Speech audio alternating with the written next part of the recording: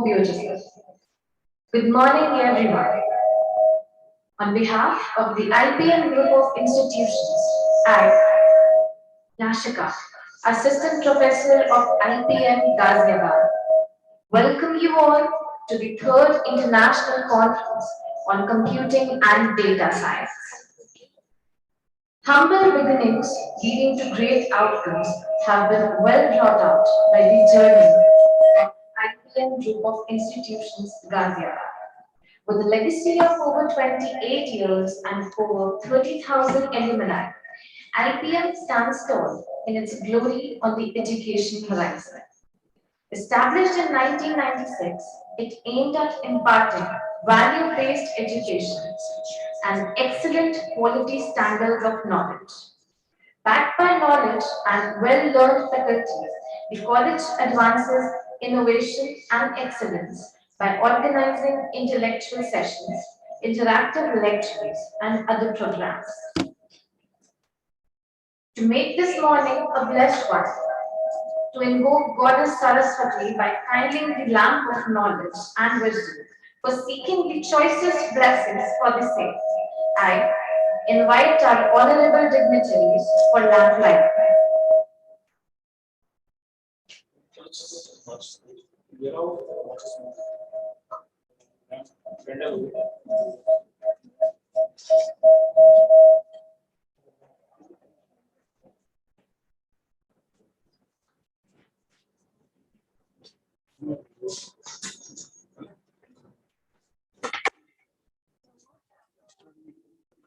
अरे इसका थोड़ी करना है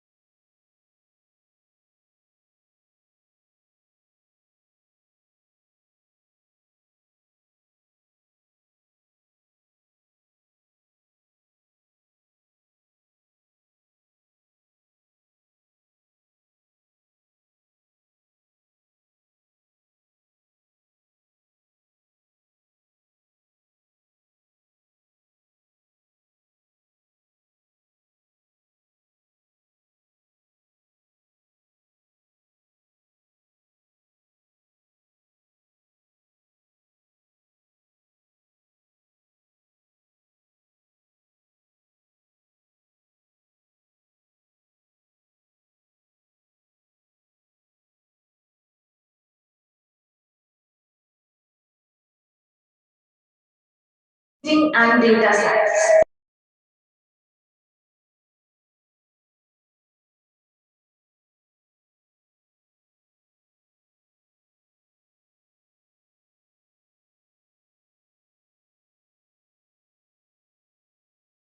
Practitioners from academic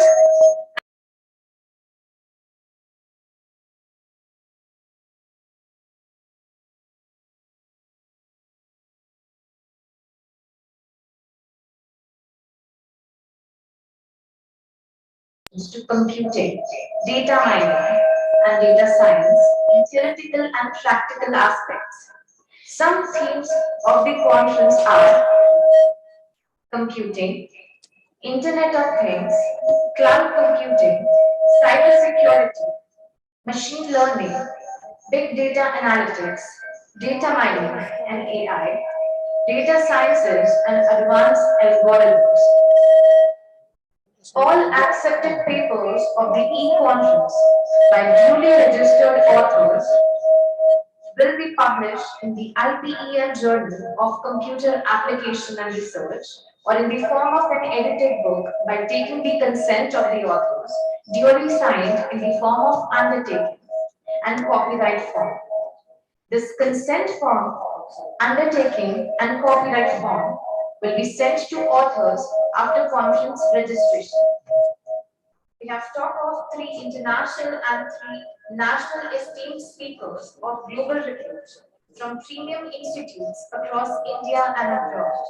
The contributed papers in the conference has been from the authors across all over India. We wish that this conference, ICCDS 2023, will bring all academic fraternity across India and the whole world in terms of knowledge sharing, research, and contribution in the field of computing and data science. Now, I request Mr. Shashank Sir, Dean Academics and HOD Management, to address the speakers.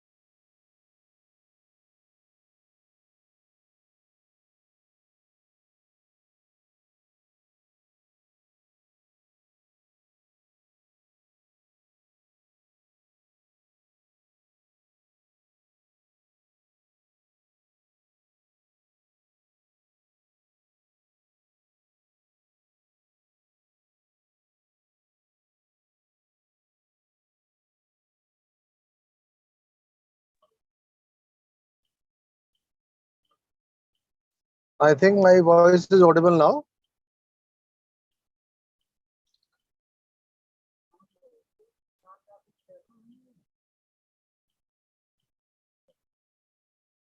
I will request Yashika ji to please confirm. Am I audible?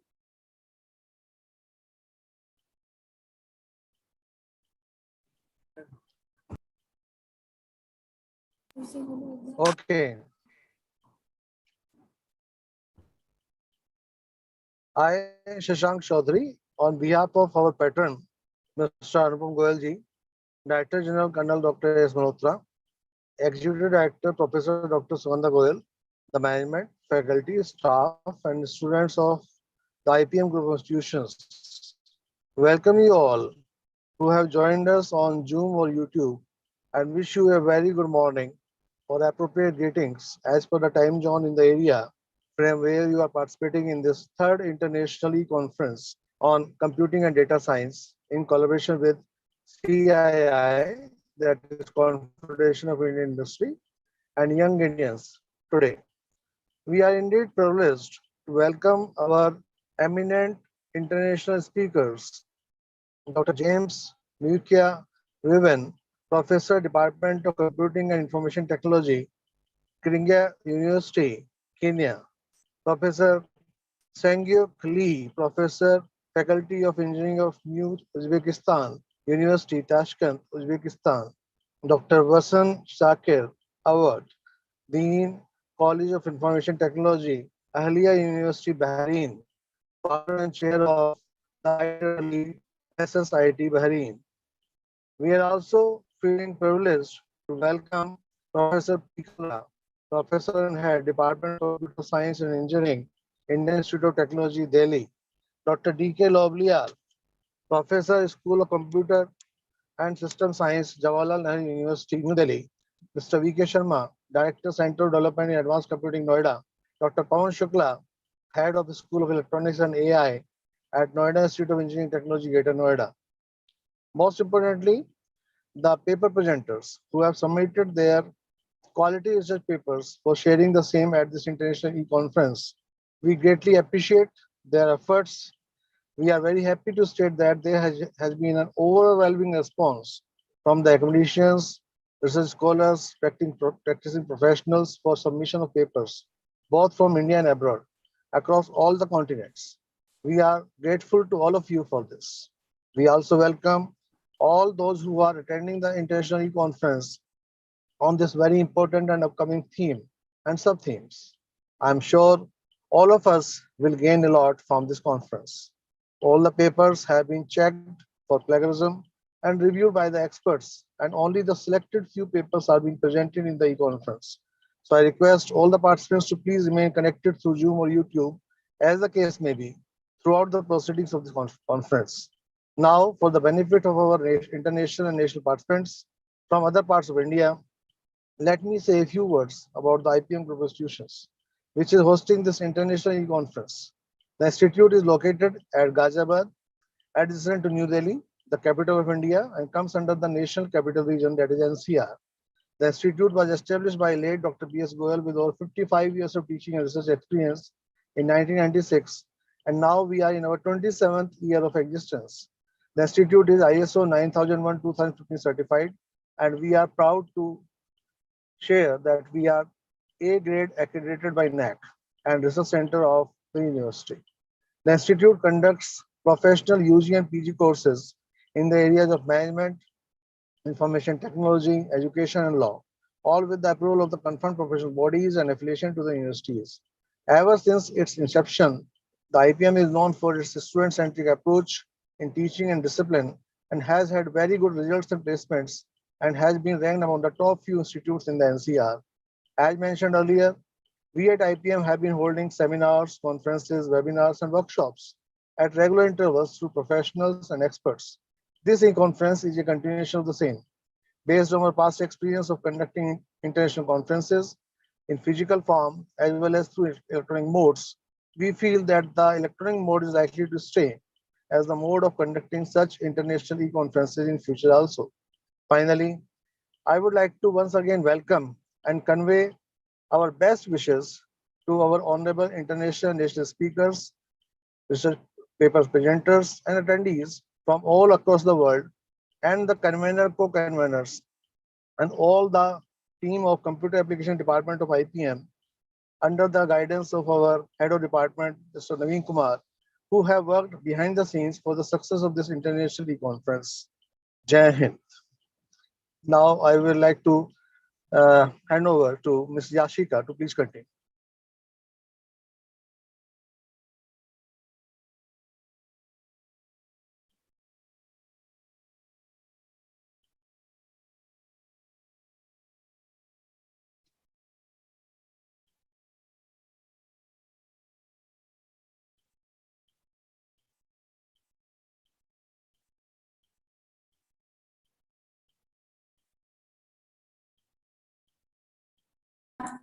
A very refreshing morning to all of you.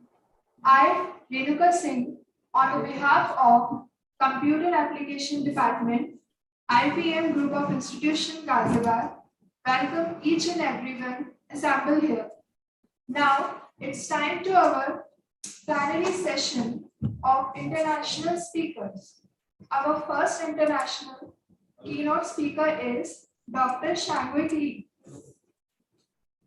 Shangwei Lee received doctorate degree from Seoul National University, Seoul, Korea, in electrical engineering. His main research interests include data evaluation with similarity measures, human signal analysis, high-dimensional data analysis, controller design for linear nonlinear system, and observer design for linear nonlinear system. Dr. Lee is currently working as a professor in Faculty of Engineering of New Uzbekistan University, Tashkent since 2023. He has also been working as a founder, director of the Center for Smart Grid and Information Convergence in Liverpool University. He has been serving as a vice president of Korean Convergence Society from 2012 to 2019. Dr. Lee organized several international conferences with KCS and was awarded multiple honors such as Outstanding Scholar, Best Paper Award from KCS and Korean Fuzzy Society. Dr. Lee is a senior member of IEEE. Now, I would like to invite Dr. Lee to deliver his eminent speech. Sir? Hello, can you hear? Can you hear what I'm talking? So you may start your talk. Yes, can you hear what I'm talking? Yes, sir. Okay, so hi everyone. Glad to see you in this morning, and I'm happy to join this beautiful conference, and so also happy to share my research idea, right? Then I directly share my screen. Okay. Sorry, there is not. Okay.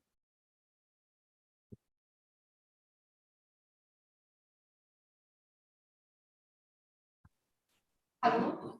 Okay, but you can Now see you're the visible, shared you screen, may start right? your talk. You can see the shared screen now, right?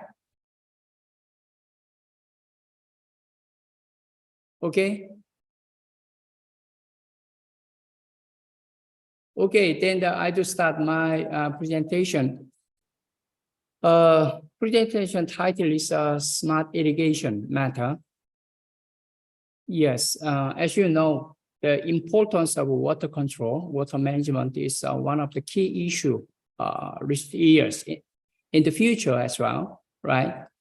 So it is very long-lasting history from the Egyptian period before the BC 1800 ago, right?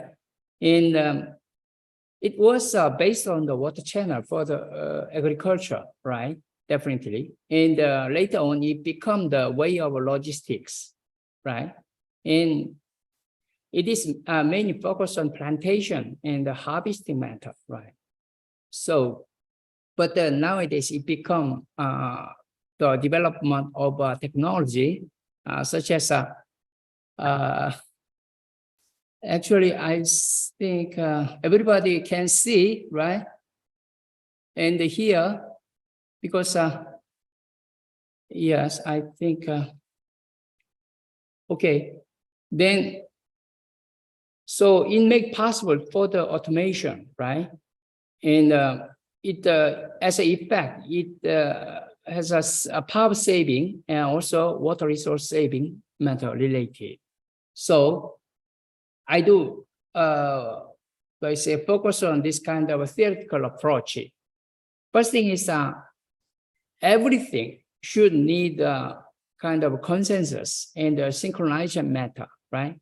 For each plantation area is just operate by individually, that might be not quite effective.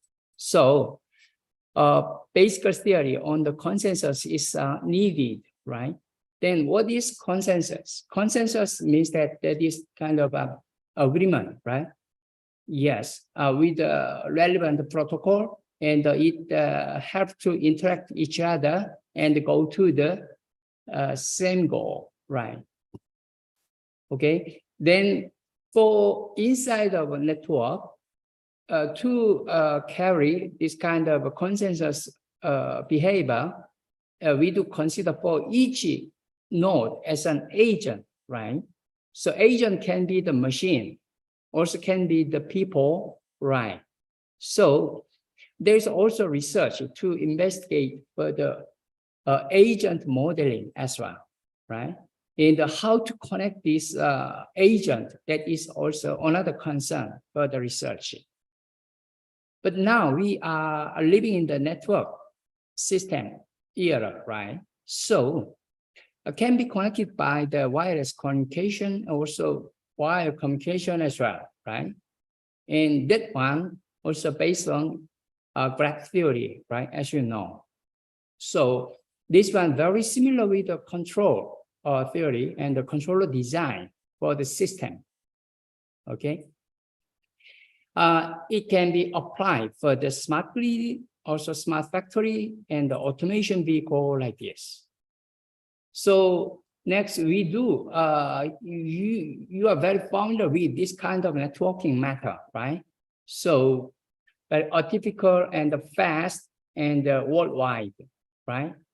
And it make the very also similar and related with the big data method, right? So it becomes the game changer, right, in the next generation, okay? To understanding this networking, we need to understand what is the graph theory, right? Graph theory was based on the and I say it's Euler, right? Euler era, right? And I will explain what is the start of graph theory, right? And because now every system and the human network also connected with the graph modeling, right? And for each agent, we do consider as a node or the other notation, but kind of vertex like this, right? Can be composed of VG for the graph and the VG. And for each vertex and node is connected by edge, right? This EG, right? And their connection behavior expressed by incidence function YG. That is, if there is a connection, we can say that, yes, that is, if, for example, U and V vertex is connected, then we say that is 5GE same as a UV, right? Yeah, this kind of mathematical definition after, you can think about this Königsberg region, right? This one is Prussia in 18th centuries. Yes, there is a 4 node considered as a 2 bank A and B, and 2 islands C and D, right? For each ABCD is connected by this bridge, right? Okay, the people in the Königsberg, they do consider, is it possible starting from A and return to A without any duplicated bridging, they say cross the bridge twice? Is it possible? They do, yes, try to serve. But finally, no, not possible. Because it's breaking the law of graph theory, right? To satisfy this, for example, thinking about there's ABCD4 node, but for the node, there is 3 edges to other node, right? C and D, something like that. C also 5, D also 3, like this, right? But in this case, should neither, yes, 2, do I say 3 connection? Because one is inlet, one is outlet, right? It breaks the law. So Euler find this fact, and it's not possible. It's a start of graph theory. This application, yeah, this one is the same thing for the two bank and the two island is connected, right? You can see this kind of graph on the subway line, right? If the subway line described is a connection, but it's not the real distance, right? Okay. So based on this implication from this actual, let's say, map to this graph, and we do investigate is their relation, right? Okay. For each node and the edge, they are described by this graph G, like this. Okay. Okay, I do continue for this connection. For example, as a same structure, ABCD is connected from the F1 to the F7 edge, like this. And there are several expressions for this connection matter. For this graph G, is specified from ABCD node to the edge F1 to the F7. As if there's a connection like this one, if there's no connection from A to F3, no. A to F3, no, nothing. F3 in here, but A is in here, right? Like this matrix indicate incidence matrix, right?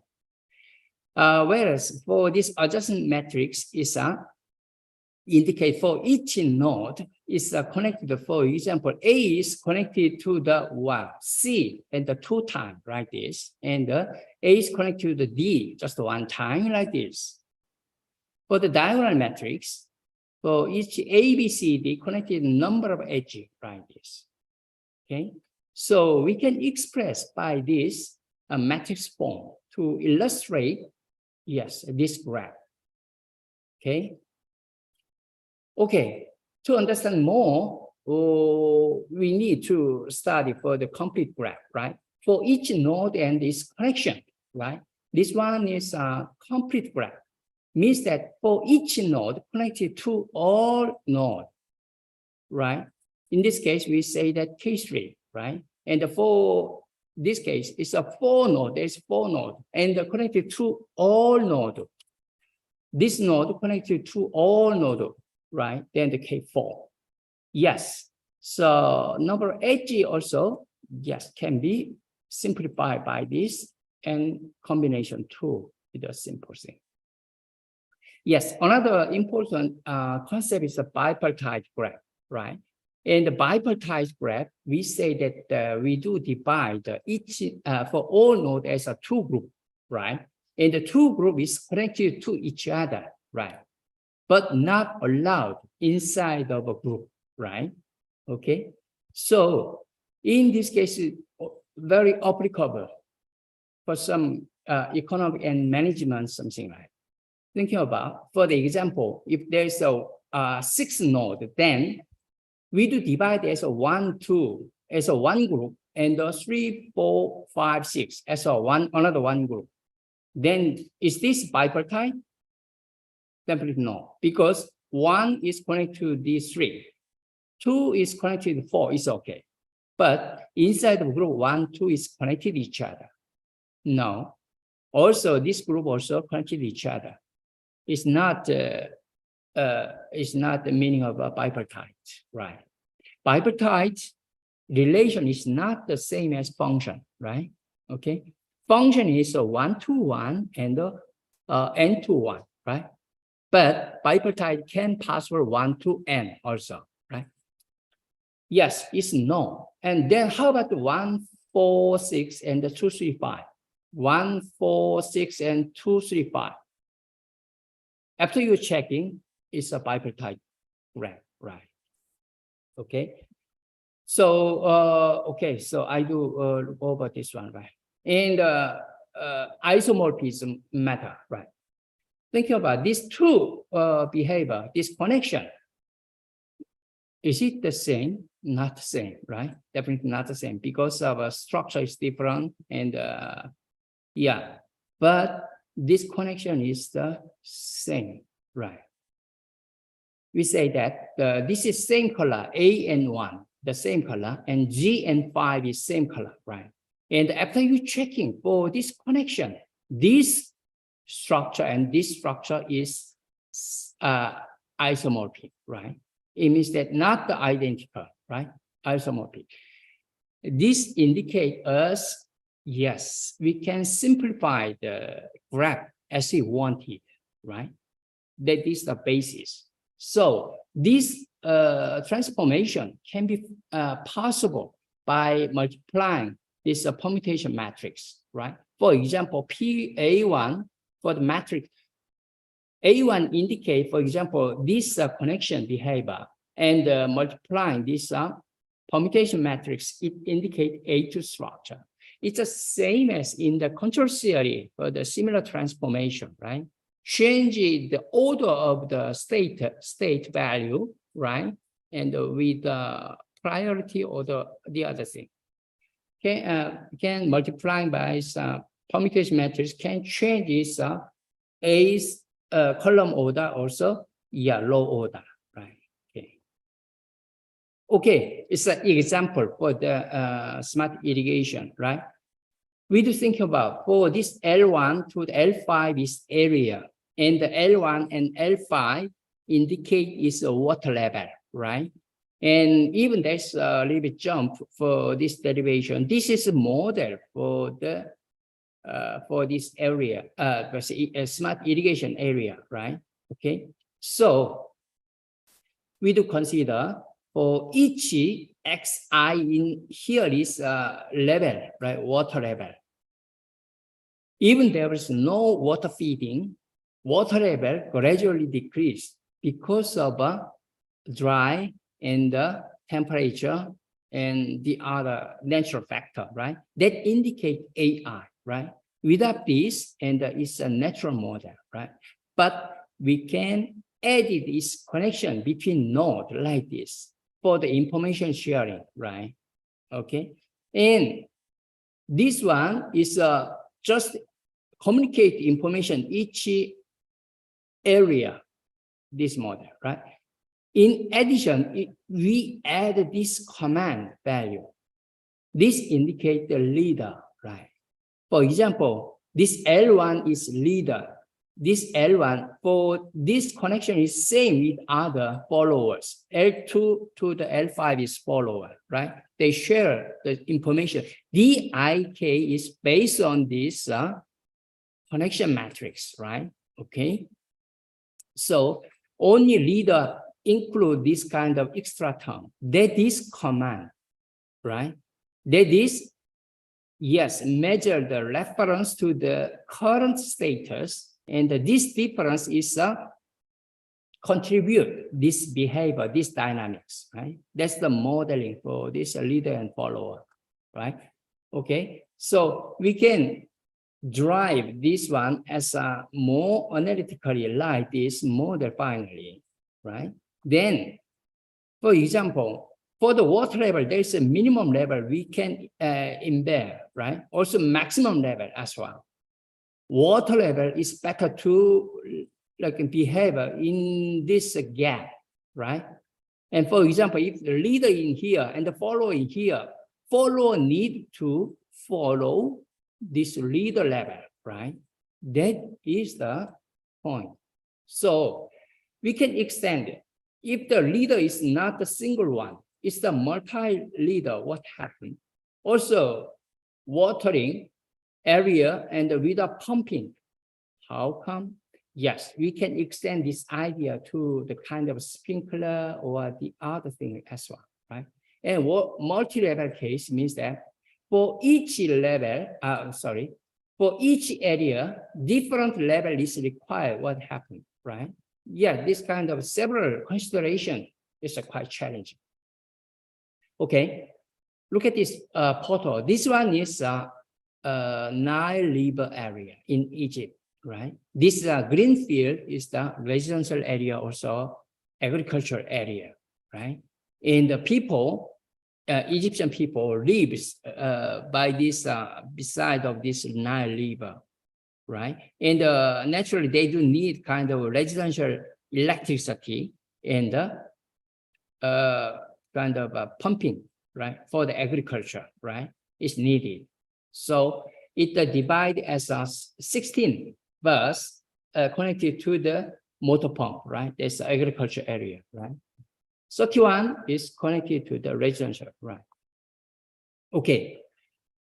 As an example, for each this square is indicate this agriculture area and connected to the power line, right? Okay, and the sensor as well, right? If this red color indicate this leader, let's say indicating, and this also get the information of water level as well, right? Okay. By the there's a model base, and we do simulate. This one is a single leader case, right? For the water level command, this one, and the leader move first, and by the information sharing, they do follow this level, right? Water level. Yes, it's we say that this one is a minimum level, right? We do give. Okay. How about this? We also consider for the time delay. So just simply added for the time delay case. Then what happened? Yes, this kind of time delay for each difference. But if it's a quite long time delay, there's messing, right? And this one is a simulation result, but actually it's not, let's say, following this level, right? Definitely. Okay. And how about the multi-leader? We do consider L3 and L2 as a leader. L5 is very, very clear here, right? How about L1 and L4? So belong to L2 group, otherwise L3 group. Yes, there is a challenge, right? To solve this problem, we do apply for this Shapley value, Shapley index.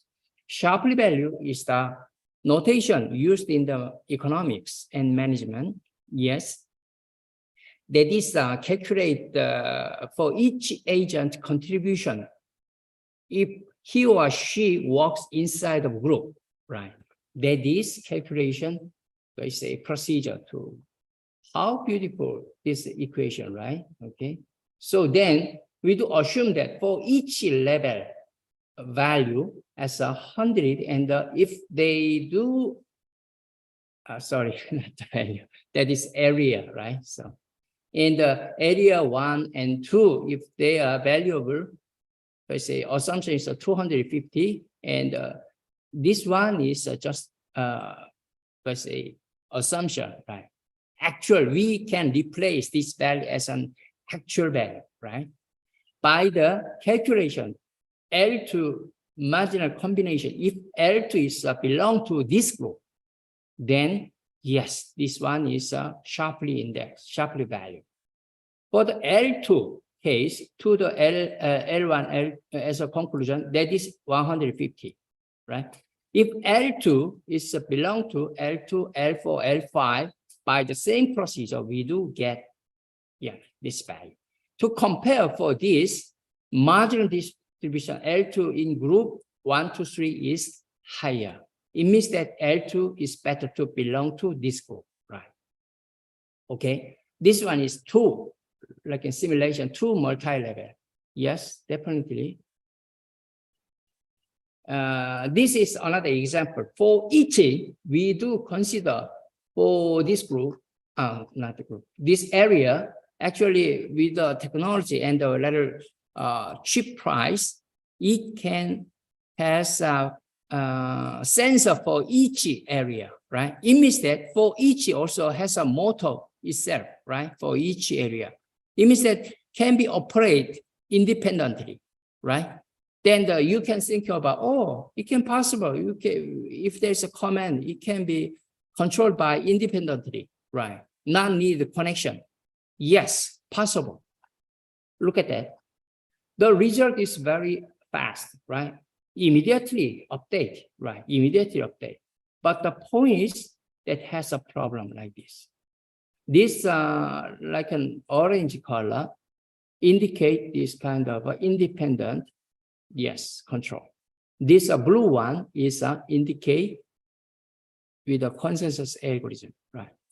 How this works to the motor or the system is kind of surge effect, right? As a power. It's a very worse effect to the machine. That is the reason, okay? There's a comparison. Okay, today I do talking for the graph theory, very simple touching, and consensus, what is the consensus and why it is important in the modern configuration and application to the smart irrigation, like that, right? Also, additionally, for the leader follow model and time delay, and the other case also checked by simulation.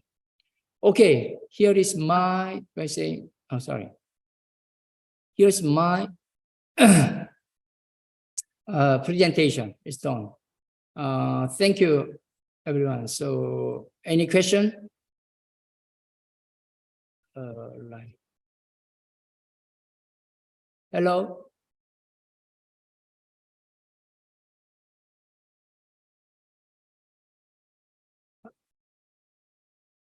Hello. Any question? Anyone?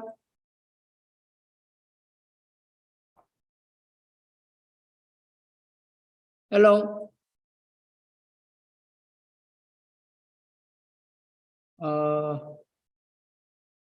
What is that? Sorry. Okay, thank you. So there's no question at all. And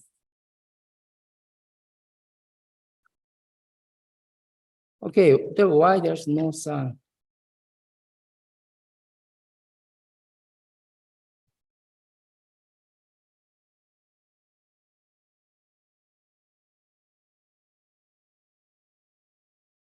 Okay, Miss Sharma, can you take your, do I say, host?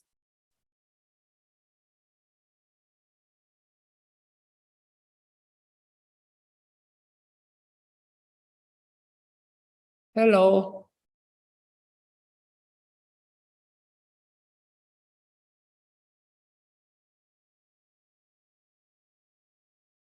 I, I don't know what happened. Okay. Okay, I just stop my, let's say, talking anymore.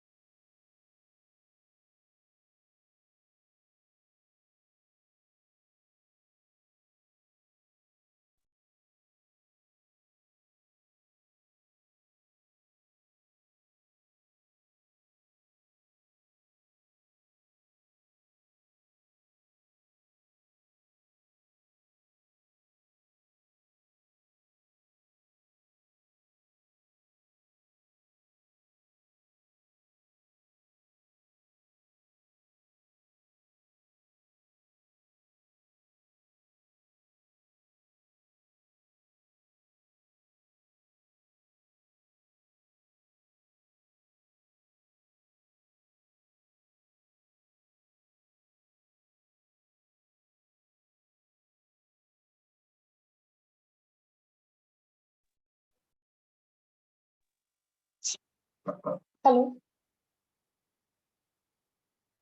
Hello. Am I audible? Hello, how are you?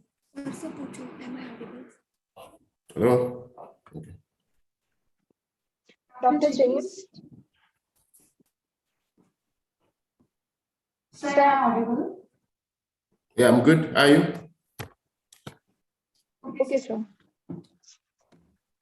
Hello? Sorry for the inconvenience. Moving on further, our next international keynote speaker is Dr. James Rubin. Dr. James Rubin is a professor at Yaga University, Department of Computer and Information Technology. He holds PhD in Management, Information System, from Sino University, Kenya. He is also Cisco certified network professional and a member of Computer Society of Kenya. Dr. James has over 12 years of experience in ICT administration and management in various organizations, where he oversaw development and implementation of information systems for process efficiency and management effectiveness of the organization. Dr. James has more than 10-year experience in teaching at the university level in various universities. He has authored and co-authored more than 25 papers in peer-reviewed journals and made presentations in various international conferences. Dr. James has successfully supervised postgraduate students at PhD and master's level and also been involved in curriculum development from undergraduate to PhD level. At Kiriaga University, Dr. James is in charge of research, science, technology, and innovation, where he mainstreams STI education, communication, talent development, and next generation workforce and champions. Dr. James was ranked among the top 100 researchers in Africa in 2023. Now, I would like to invite our honorable eminent speaker, Dr. James Rubin, to deliver his speech. Sir, Okay. Dr. James, Thank you. kindly deliver your speech. Thank you, Navin. Good morning. Let me share my screen. I hope I'm audible.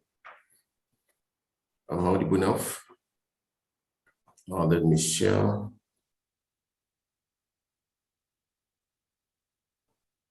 Okay, let me just share.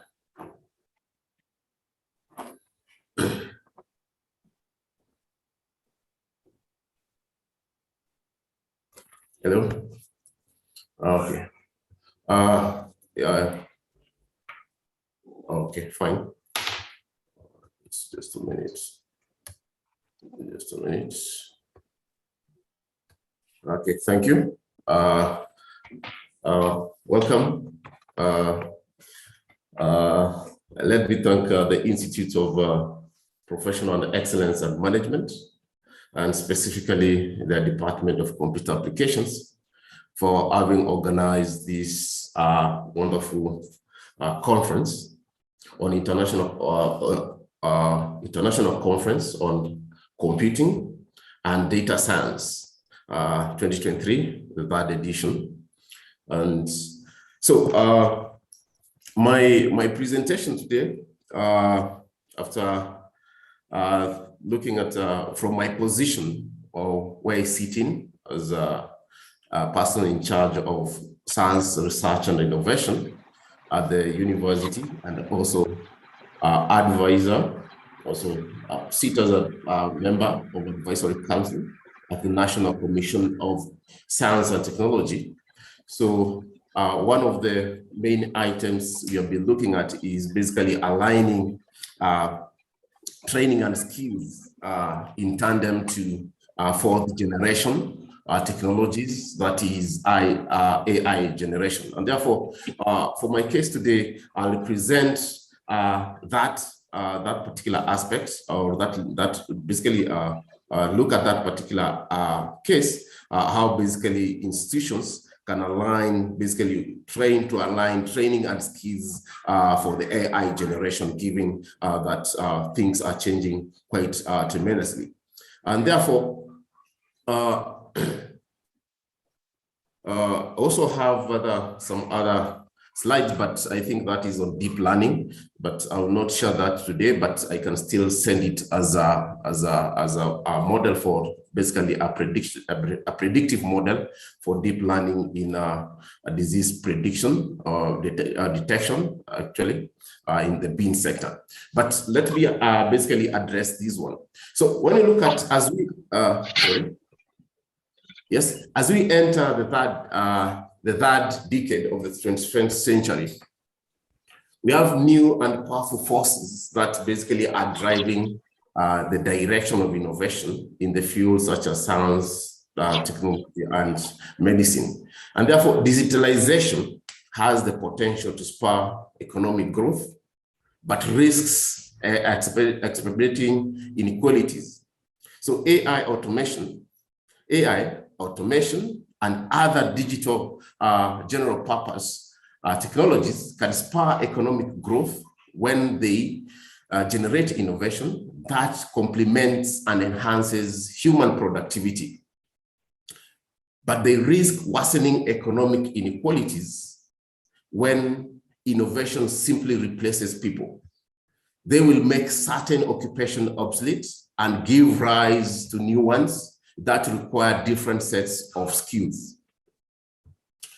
So while they may create leapfrogging opportunities for some less developed economies, others may miss out due to a lack of large capital investment and the high-skilled labor force necessary for those technologies to thrive.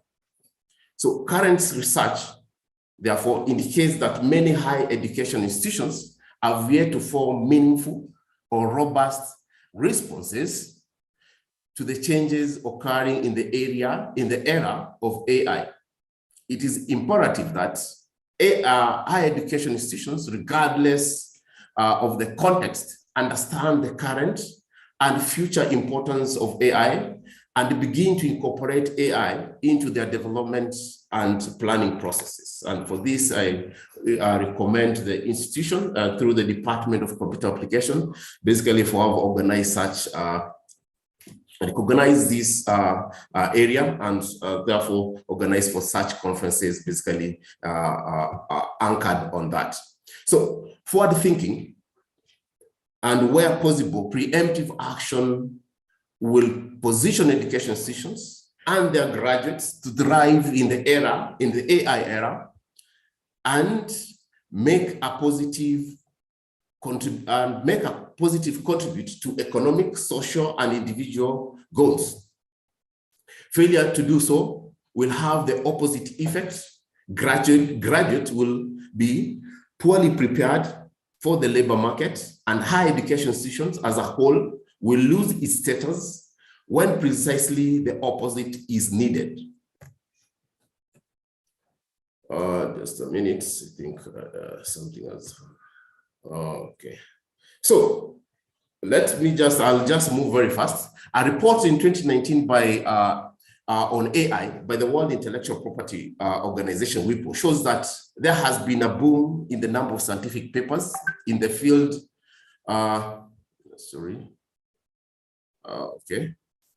In the field, yes, a boom in the number of scientific papers in the field of AI field since the start of the century, followed by upsurge in patents applications between 2013 to 2026. So this could indicate a switch from theoretical research to the practical application of AI technologies in commercial products and services.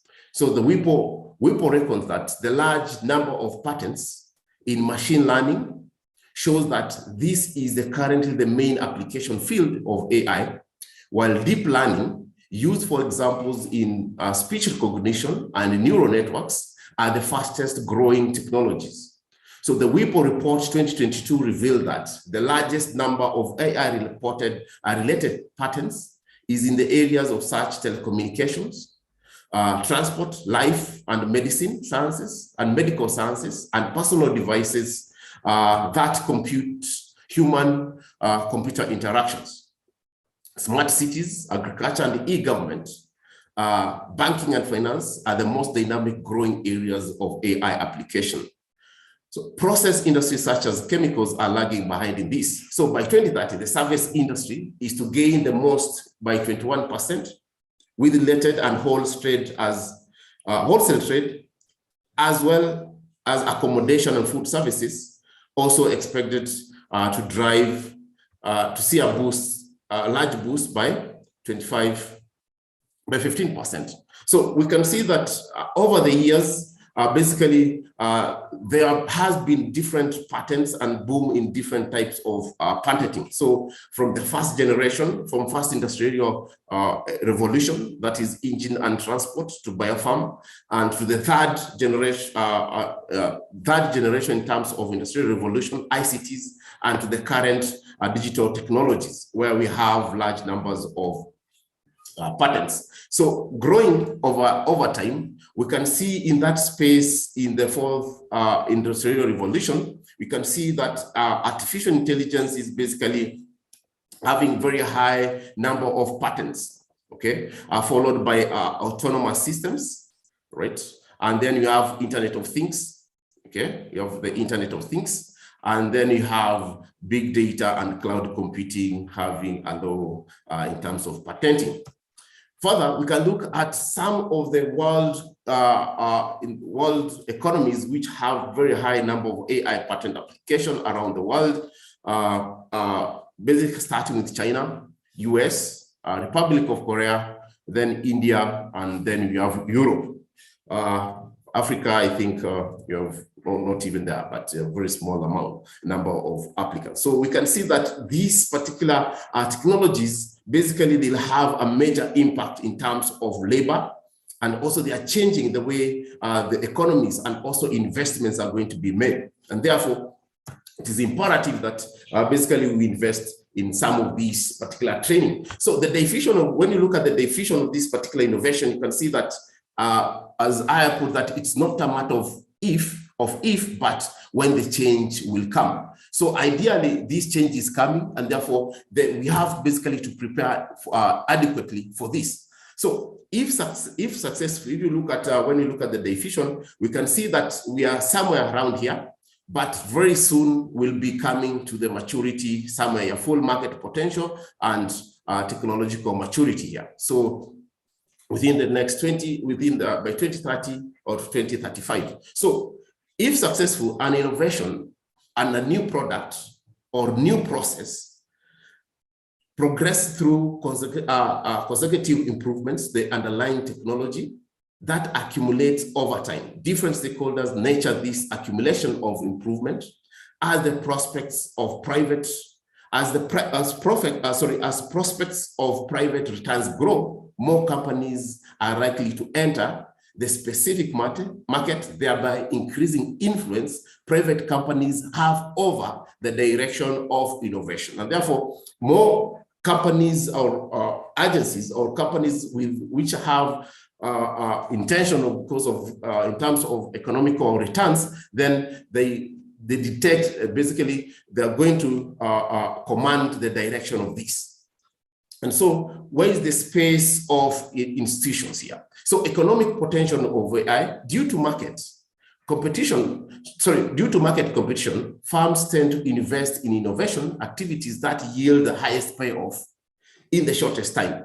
Established firms avoid innovation activities that are risky and uncertain.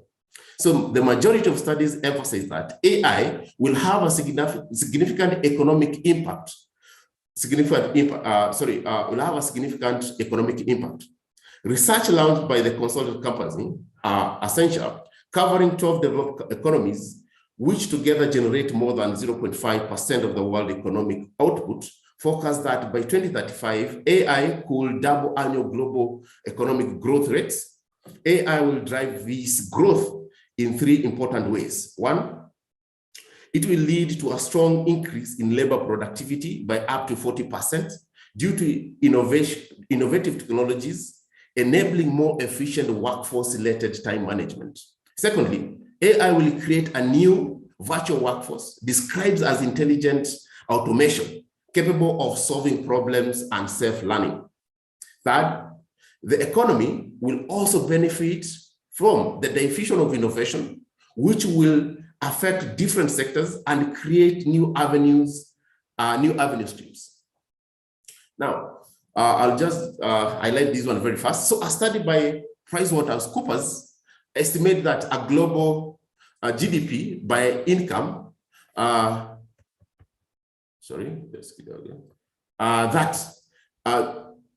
estimated that the GDP, the global GDP may increase by up to 14%, the equivalent of 15.7 trillion by 2030 as a result of accelerated development and uptake of AI. So the report anticipates the next wave of digital revolution to be unleashed with the help of the data generated by the Internet of Things, which is likely to be more times greater than data generated by the current Internet of People. So it will boost standardization and consequently automation, as well as enhancing personalization of products and services. So PwC sees that two main channels through which AI will impact the global economy. So we have those particular two involving, the first one involves AI leading to productivity gains in the near term. So most of those basically show was almost the same report in terms of prediction as that one for Essential. And therefore, the same case also applies to McKinsey, estimate that AI may deliver an additional economic output of around 13 trillion by 2030. So most of those particular reports show almost that AI has a very big impact in terms of GDP and returns to companies. So we say a focus by think tank Gruel warns that as many as 54% of jobs in the developed countries and above 60% in developing countries face the probability of risk of computerization within 20 years. So the effect is likely to be more distinct, and there seems to be a consensus among researchers that there will be significant workforce shift across sectors of the economy, accompanied by changes in the nature and content of jobs, which will require reskilling. Okay, so the disruptive effect of AI may also influence wages, income distribution, and income inequalities. Rising demand for high-skilled workers capable of using AI could push their wages up, while many others may face a wage squeeze or unemployment. So this could affect even middle-skilled workers whose wages may be pushed down by the fact that high-skilled workers are not only more productive than them, thanks to the use of AI, but also are also able to complete more tasks. So the changes in demand of labor could therefore worsen overall income distribution by affecting overall wages. There are indeed fears that the current trends of shifting the distribution of national income away from labor, which leads to deeper inequality and the concentration of wealth in superstar companies and sectors, will indeed only be exacerbated by AI. So AI has significant potential to boost economic growth and productivity. So a precondition to successful harnessing the potential of AI is to develop relevant skills in education, work, as well as funding research and pooling resources to deliver true AI added value. So innovation ecosystem, and when you look at innovation ecosystem and in education as players in that particular space, and we see that the direction of innovation is constantly changing and is influenced by choices and interaction of public and private stakeholders looking to benefit from innovation. It is this innovation ecosystem that sets the direction of innovation for decades to come. So what is the space for researchers? So researchers like us here, basically we explore new scientific fields and engineers to experiment with new technologies. So scientific institutions can decide to influence the direction of innovation toward given fields for by, for example, developing more applied programs to train specialized engineers, or by transferring technology to specific industries. And also companies in that particular ecosystem, companies, entrepreneurs, and governments alike identify innovation opportunities. Sorry? Okay. Sorry. Companies, entrepreneurs, and governments alike identify innovation opportunities based on prediction of potential private and social returns. Industries and companies can decide to invest more intensively in R&D and other innovation generating activities. They do so either by creating new technologies or absorb existing ones. Government also must promote both social and private returns of innovation. So government will design policies to influence the provision of public goods related to health, security, or education. So governments influence the direction of innovation by allocating human and financial resources through a diverse range of public policy instruments. So we have this particular conceptual framework, interaction of this particular ecosystem of academia, companies, and government. So academia provide researchers, companies provide resources in terms of funds, and government create policies. And therefore, academia basically can influence the direction of innovation, and where they say this innovation is the right for humanity, and this vis-a-vis given as compared to private companies or companies which look at in terms of returns. So ecosystem stakeholders engage in nonlinear and strong interdependent flows of knowledge and ideas that ultimately result in innovation. In innovation ecosystem, every stakeholder contributes to and makes use of knowledge sets.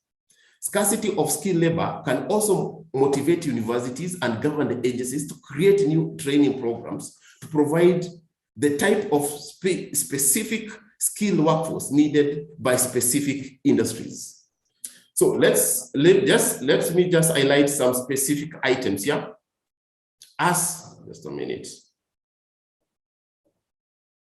Okay. Okay. Sorry. So we can look at this training and reskilling within the institution of high institution. So more of a growing. So in this, how can education and training institution harness new technological and procedural development to improve their own responses to the demand of the labor market and the society? So this basically it can be anchored through the recommendation of the Beijing Consensus on Artificial Intelligence and Education of 2019.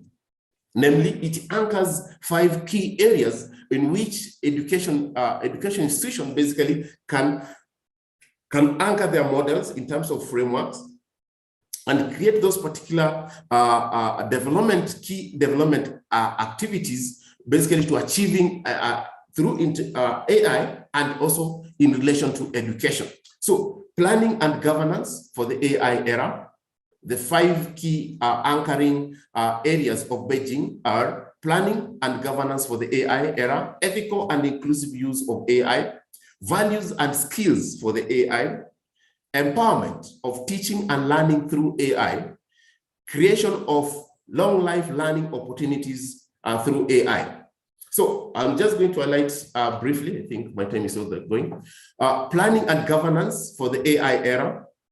So the Beijing Consensus on Artificial Intelligence and Education commends that the use of data and new data analysis methods to improve decision-making and planning processes, the identification of innovative new funding mechanisms, and the adoption of intersectoral and multi-stakeholder approaches to the planning and governance of AI education. So it's the first planning and governance, it has 3 particular anchoring recommendations. And in this, you have countries have embarked on all 3 of these recommendations, okay, through policies focused primarily on skills development and the links between government, industry, and academia, most often through the development of research centers, hubs, or industrial parks equipped for AI development to pool the expertise of academia and industry, as we had looked through the ecosystem. As crucially, important links to AI, talent development, and workforce transformation, education institutions may be able to establish new links to industry, government, and higher education through such initiative if they are lucky enough to operate close to those particular hubs. When you look at the second recommendation of the Beijing, we say that the consensus recommends that a concerted effort to reduce the gender gap in digital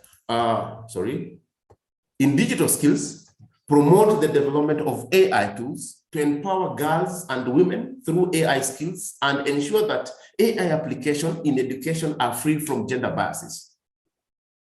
So frameworks and principles for ethical AI are currently being developed by a wide range of stakeholders, including intergovernmental organizations, government research institutions, private companies and profit organizations, and professional bodies, all with differing approaches and sometimes even differing definition of concepts.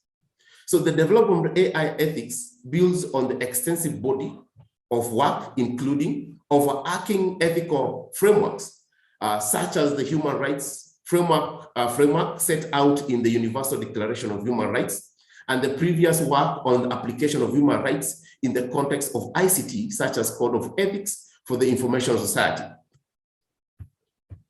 So that is the second concept. So when you look at the ethics, the overarching principles of ethical in terms of artificial intelligence is responsibility, human oversight, where there's a need for someone basically to be able to change an algorithm and redress the situation, explainability of that particular AI in terms of accountability, accuracy, auditability, fairness, safety and security, privacy, well-being.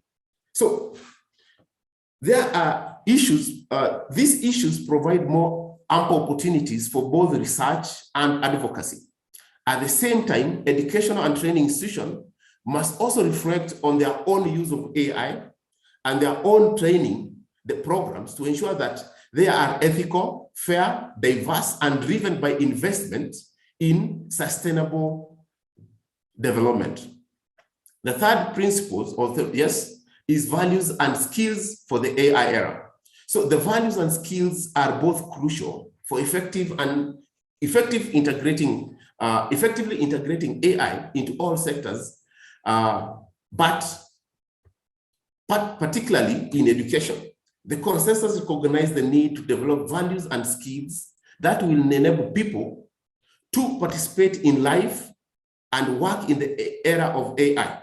So this requires the development and the use of tools to quickly identify shifts in the skills required by the labor market and update curricula accordingly, and also reveal the need for AI literacy skills across all levels. Yes, all levels.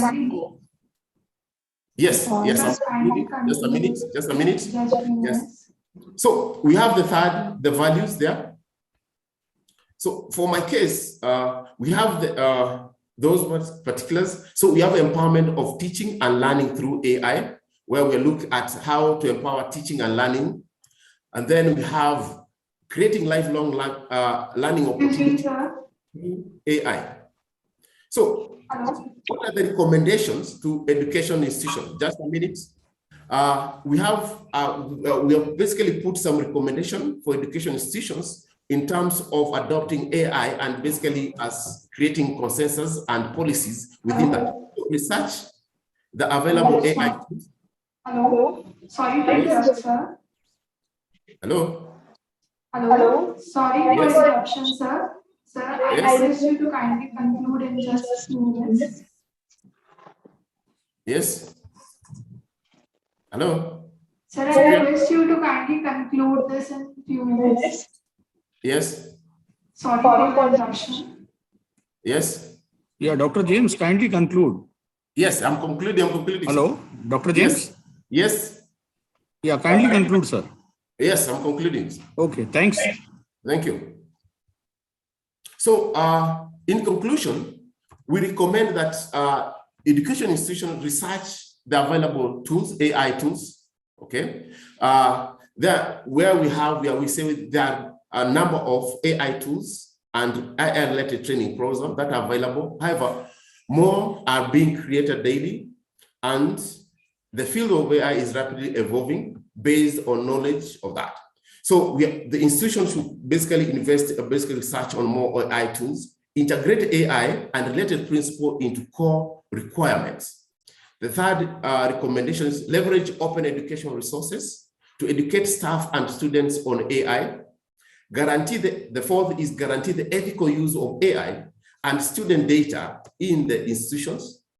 The fifth one, make continuous efforts to integrate AI into education administration, teaching and learning. The sixth is capitalize on and create diversity initiative in technology. Invest in academia. The seventh, invest in academia to industry pathways. And in such, institution will have basically achieved the skilled and training for AI or to their students and also in the industry. Thank you.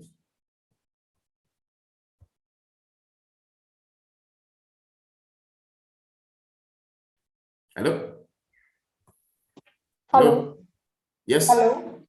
Yes, Thank I'm you so done. much for using the influencer speech, Sir? sir. Yes. Thank you so much, sir, for such an informative and knowledgeable speech.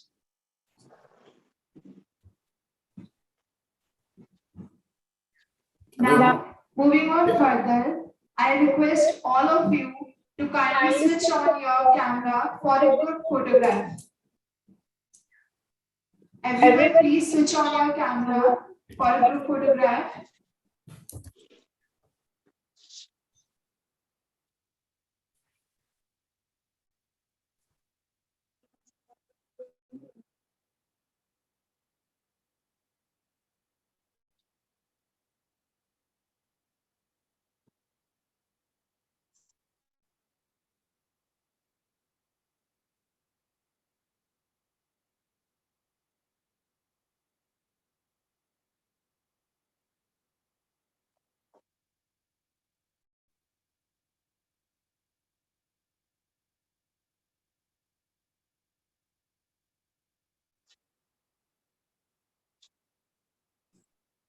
All dignitaries, kindly switch on your videos for group photograph. I am audible. All dignitaries, it is requested to kindly switch on your cameras for good group photograph.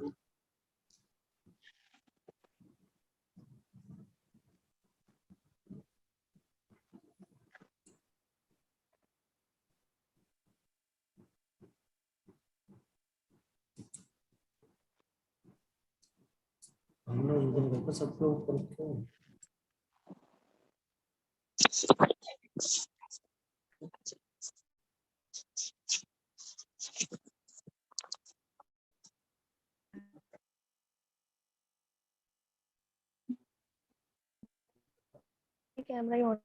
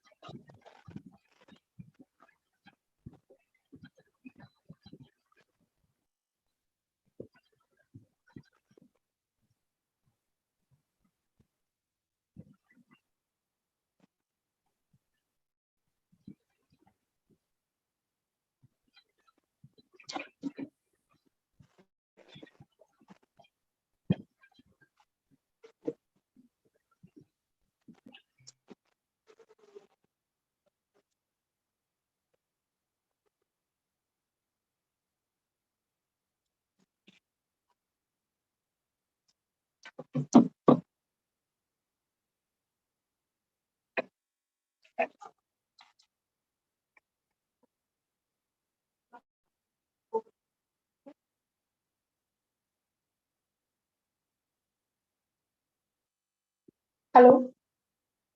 Thank you, all of you. Now, our next international keynote speaker is Dr. Goshen Sakir Agar, but she has not been able to join due to some reasons.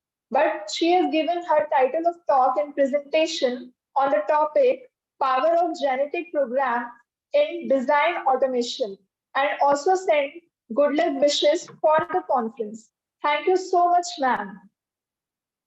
Now, we are pleased to have our honorable guest of honor, Professor P. Kalra.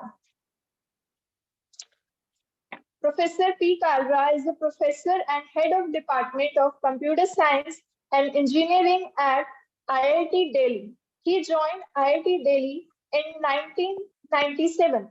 Earlier to that, he worked at University of Geneva, Switzerland.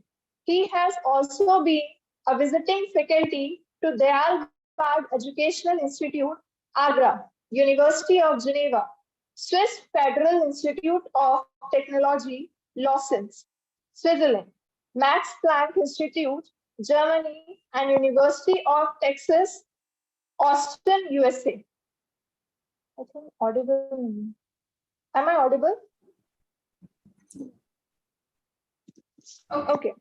He did his PhD in computer science from Swiss Federal Institute of Technology, Lausanne, Switzerland in 1993. MS from University of New Brunswick, Canada in 1988. MTech from IIT Delhi in 1985 and BSc Engineering from Dayal Bagh Educational Institute, Agra in 1983. He has published over 100 papers in reputed international journals and conferences. Now, I would like to invite her to deliver his speech. Kindly deliver your talk, sir. Good morning and thank you for your introduction. I will just share the screen and start my talk. Yes, sir. Sure, Can sir. I be made presenter? It says you, if you can allow Yes, sir, me. you can share your screen. It says you cannot start screen share while the other participant is sharing. So it seems there is somebody else who is sharing.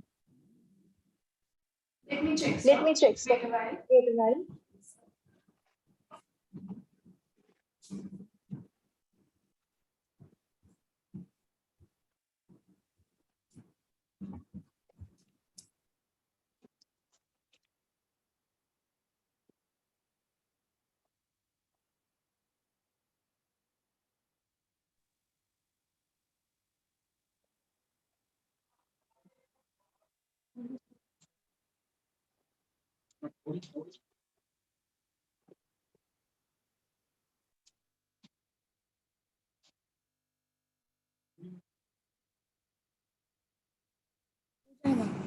Sir, now you can start your talk, sir. Now it is you are able to share your screen. Okay.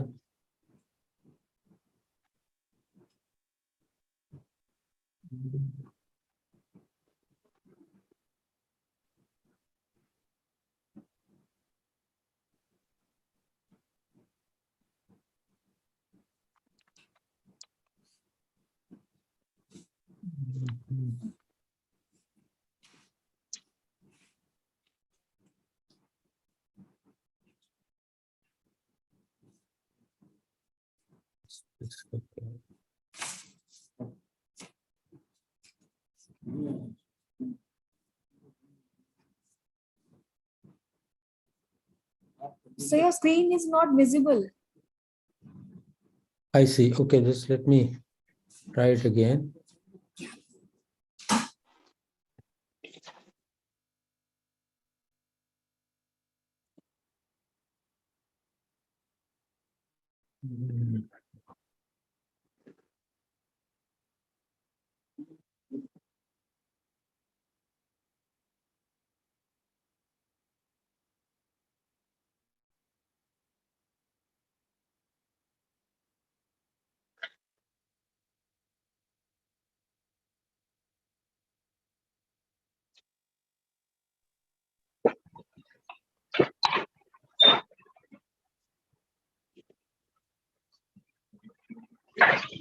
So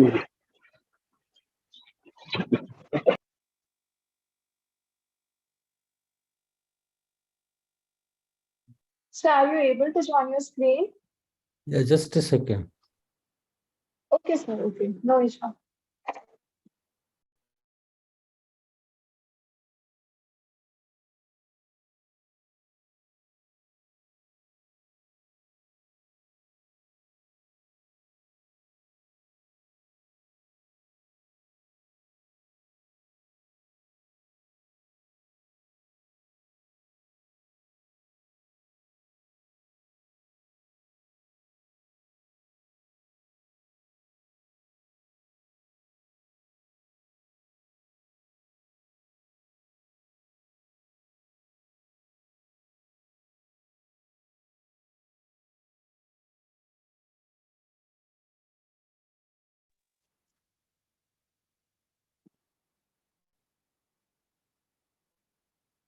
Oh,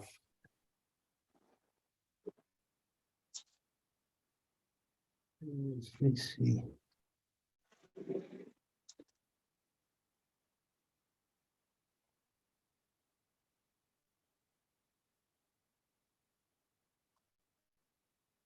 Hello. Yeah, just give me 1 second. I think I should be able to.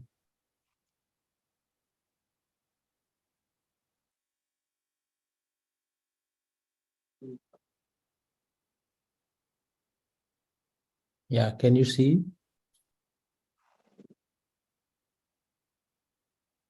Yes, sir. Now it is visible.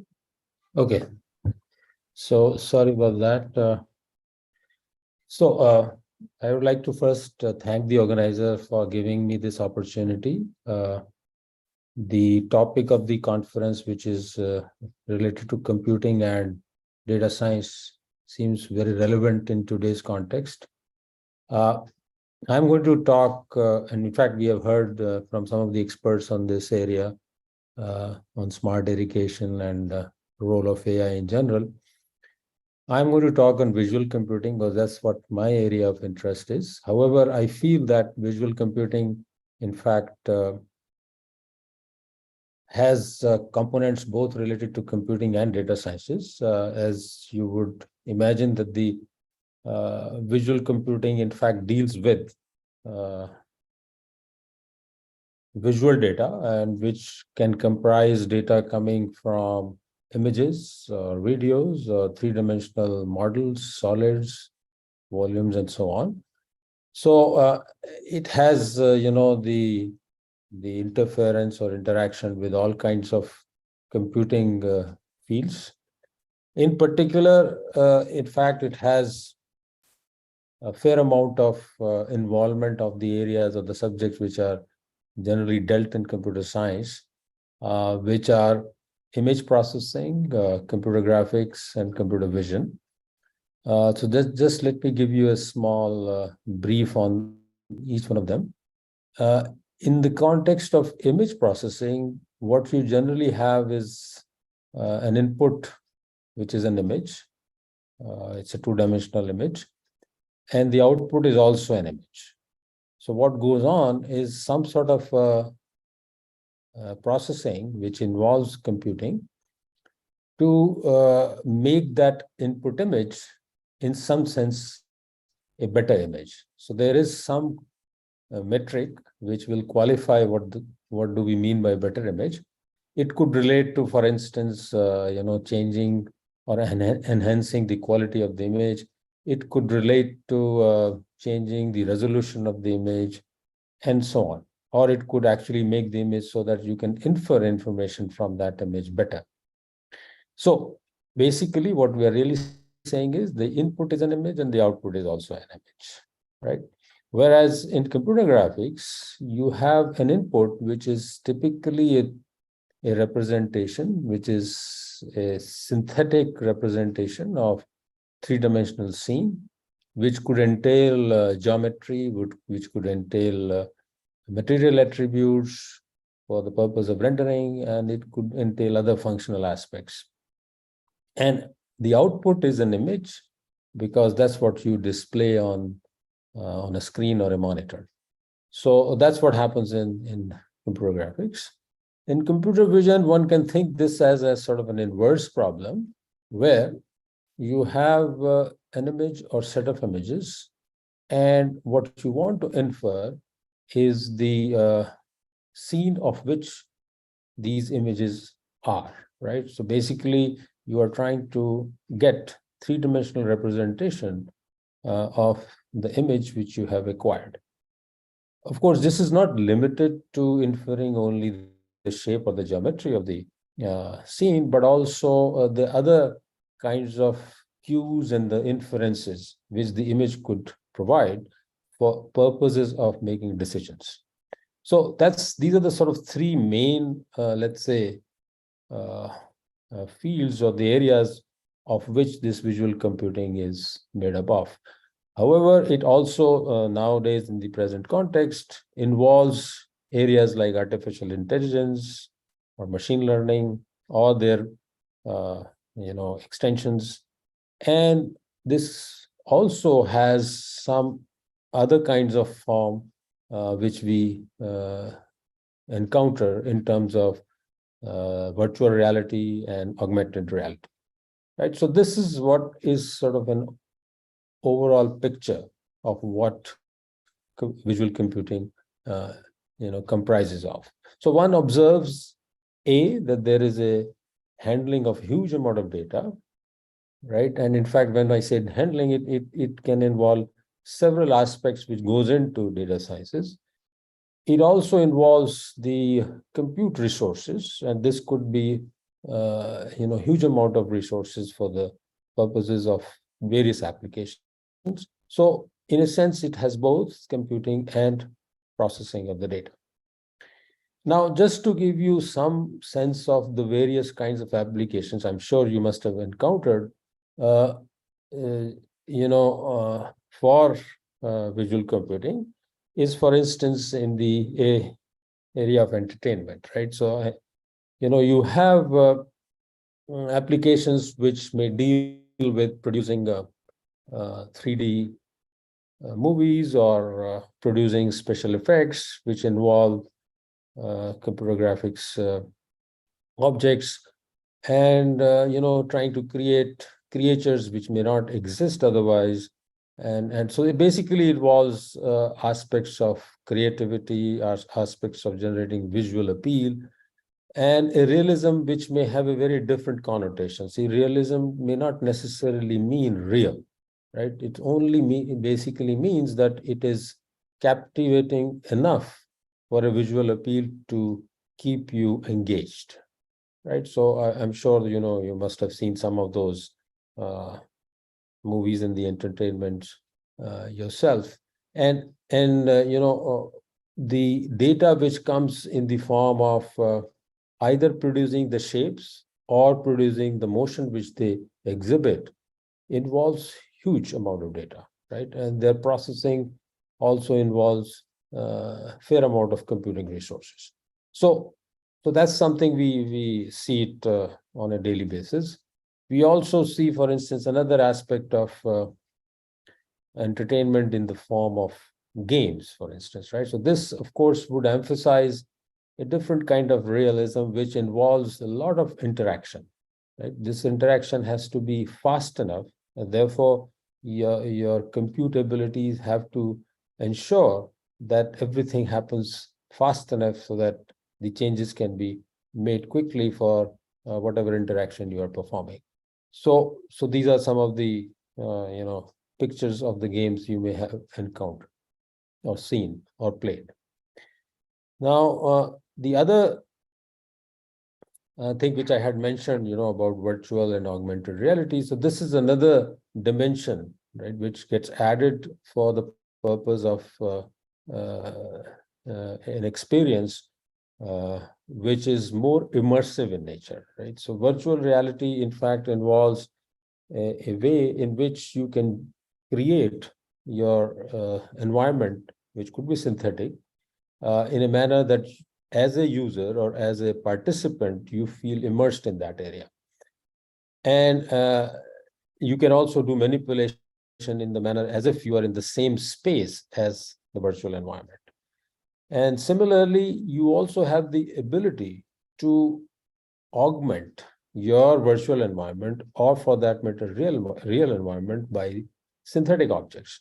So you can actually mix and blend these real and synthetic environments, and again do interactions in a seamless manner where you cannot actually distinguish one thing from the other. Or some of those augmentations are adding information in terms of what you want for the purpose of interaction and visualization. So you may have seen these high head-mounted displays, which are something like 3D glasses, which allow you to have a stereoscopic viewing of the scene, which makes you feel having the perception of depth, and therefore there's a much more feeling of being immersed in that scene. And in a recent launch, you may have heard about Vision Pro, which has come from Apple very recently, which seems to be fairly light and does not have those disadvantages which the others had in the past. In fact, there has been a regular advancement in this area. We had Oculus, we had HoloLens, and so on. So these are some of the technologies which are advancing with time and providing you the desired features which we would like for the purpose of having interaction. So this is just to give you that. And this involves, of course, visual computing, because you need to process the data which is of the visual nature, and also mix them together. You will have to mix in a manner that they are in the right position, then they have the right behavior, and so on. We also, see these days the role of visual computing in the context of image synthesis. So, and in fact, you must have seen lots of images are floating around in this social media and other media, which are like AI generated images, where either you give an image and then do a modification of that image as you would like that image to be modified, or you may actually create an image with that may not even exist, and provide that narration of that image which you want in terms of the text, right? So for instance, you may want to have an astronaut riding a horse, right? And which still looks realistic in terms of photorealism. However, this may not be a real image at all. So that, of course, imposes lots of challenges, because once you start to create an image which is indistinguishable from so-called real image, then there is a problem, because then there could be fake images which may lead to different kind of scenarios, and then so there's a concern of security, there's a concern of privacy, and so on. So, but anyway, this has its own research challenges, and both in terms of generating them and also in terms of detecting whether they are fake or not. Of course, we have been hearing about autonomous vehicles and cars, which also involve visual data processing, in terms of that there are lots of sensors, in particular camera sensors, which may acquire information from different places and process it in a manner so that these vehicles can be guided properly, detecting lanes, detecting zebra lines, detecting obstructions, detecting what kind of vehicle is coming, and so on. All that requires processing of visual data. So this is something we hope that will be there soon, at least in the places where we follow strictly the regulations and the rules for traffic management. In some places, in particular in India, this may not be practical soon. But anyway, that poses different kinds of challenges and problems which we need to handle if we want such kinds of autonomous cars even here. Of course, there are even today problems and challenges in terms of that. Let's say if somebody tries to put a phantom, right, which is still and not a real object, or just to confuse the autonomous cars. So now the question is, if that is being done, then how do you detect whether it is a phantom or is a real thing, right? So again, you need to process that information, and there has been a recent report in the communication ACM uh, uh, issue in April 2023, where they talk about how one can combine different kinds of attributes which you infer from such kinds of phantoms. That could be in terms of finding out the kind of surface they are in, finding out their illumination, finding out the placement, locations, and so on. So, and then do the analysis in a sort of combined fashion so that you can say whether this is a phantom or it's a real thing. So there is a lot of things which need to be done to be able to have real solutions for these autonomous cars. We also have, the whole application in terms of visualization, right? So there are lots of things which may look abstract in nature, right? And we still want to visualize, and as we understand, there's a fairly large portion of the brain which actually processes visual information, right? So there is a lot of information we infer through visual cues. So, for instance, there has been a recent finding in terms of getting the pictures and the visualization of black holes, right? So, and in fact, it now allows to be able to recreate those effects even in the lab and see how these rings move and transit. So that's a big way to understand the phenomena and see what goes on. Similarly, you may have applications related to medical field where you want to do visualization for the purpose of diagnosis or for the purpose of doing planning of your interventions which you want to do.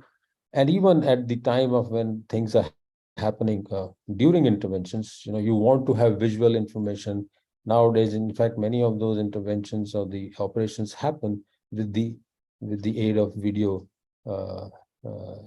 streams. So all this is providing these visualizations, right? Similarly, you may also investigate about the simulations which are happening, right? What kinds of things which are changing, whether they are stable or not stable, and so on. So this is only a very limited set of examples which I'm showing, and one can actually find a huge number of applications for this purpose. Now what I'll do is in the next 5 or 7 minutes is to actually go through some of the projects where I've been involved related to, let's say, broadly in the area of visual computing, which has certain kinds of aspects which I just mentioned earlier. So this was a project which was dealing with digital heritage. So the idea there was that we wanted to have reconstruction of some of the heritage sites. So we actually chose the site of Hampi, a portion of it, which is a heritage site declared by UNESCO, situated in Karnataka. And the idea was then we applied different kinds and developed different kinds of techniques to be able to get different artifacts and the monuments in their 3D representations, both in terms of shapes and in terms of their materials and the rendering properties, and put them together. So did the registration part of it, and also use the photographs which we took for various parts, and then created tools and applications around those for people to be able to do walkthroughs and navigations, and even go closer and do the interactions in some way or the other. And then we put up the whole kind of display and this whole set up in the Science Express, which is something DST had launched earlier for the purpose of young students for their exposure to science, and it was very well received. So this was one object, one of the projects where I worked. In fact, later on there was one startup which was incubated from this and taking this technology further for the purpose of doing this 3D reconstruction for other sites. It's called Vizara. So this was one such, and in fact, we have extended that now in similar kind of activities for doing things which are underwater. So underwater artifacts, in fact, poses different kind of challenges in terms of acquiring the data and also processing that data, because we need to understand and take into account what is the interaction of a medium like water with different kinds of objects. We also did a kind of a project which had some application in terms of immersive experience for the purpose of doing teleoperation, right? So here the idea is that you want to do certain kinds of activities which are at a remote site where there may be a robo which you want to manipulate or do actions through that. And for that purpose, you may actually develop a virtual environment, right? And use certain kinds of tools which provide triggers in a natural form, as you would do for the purpose of doing manipulation of these robots. So in a sense, you are experiencing something similar what is happening at the remote site, but without being there. And this is important for situations which could be hazardous, for instance, right? So this was done for BRC, right, where you may be dealing with the kind of settings where you don't want humans to be there physically. And then, of course, we have been working very in different projects with the All India Institute of Medical Sciences for different applications. So here, in particular, with the Department of Neurosurgery.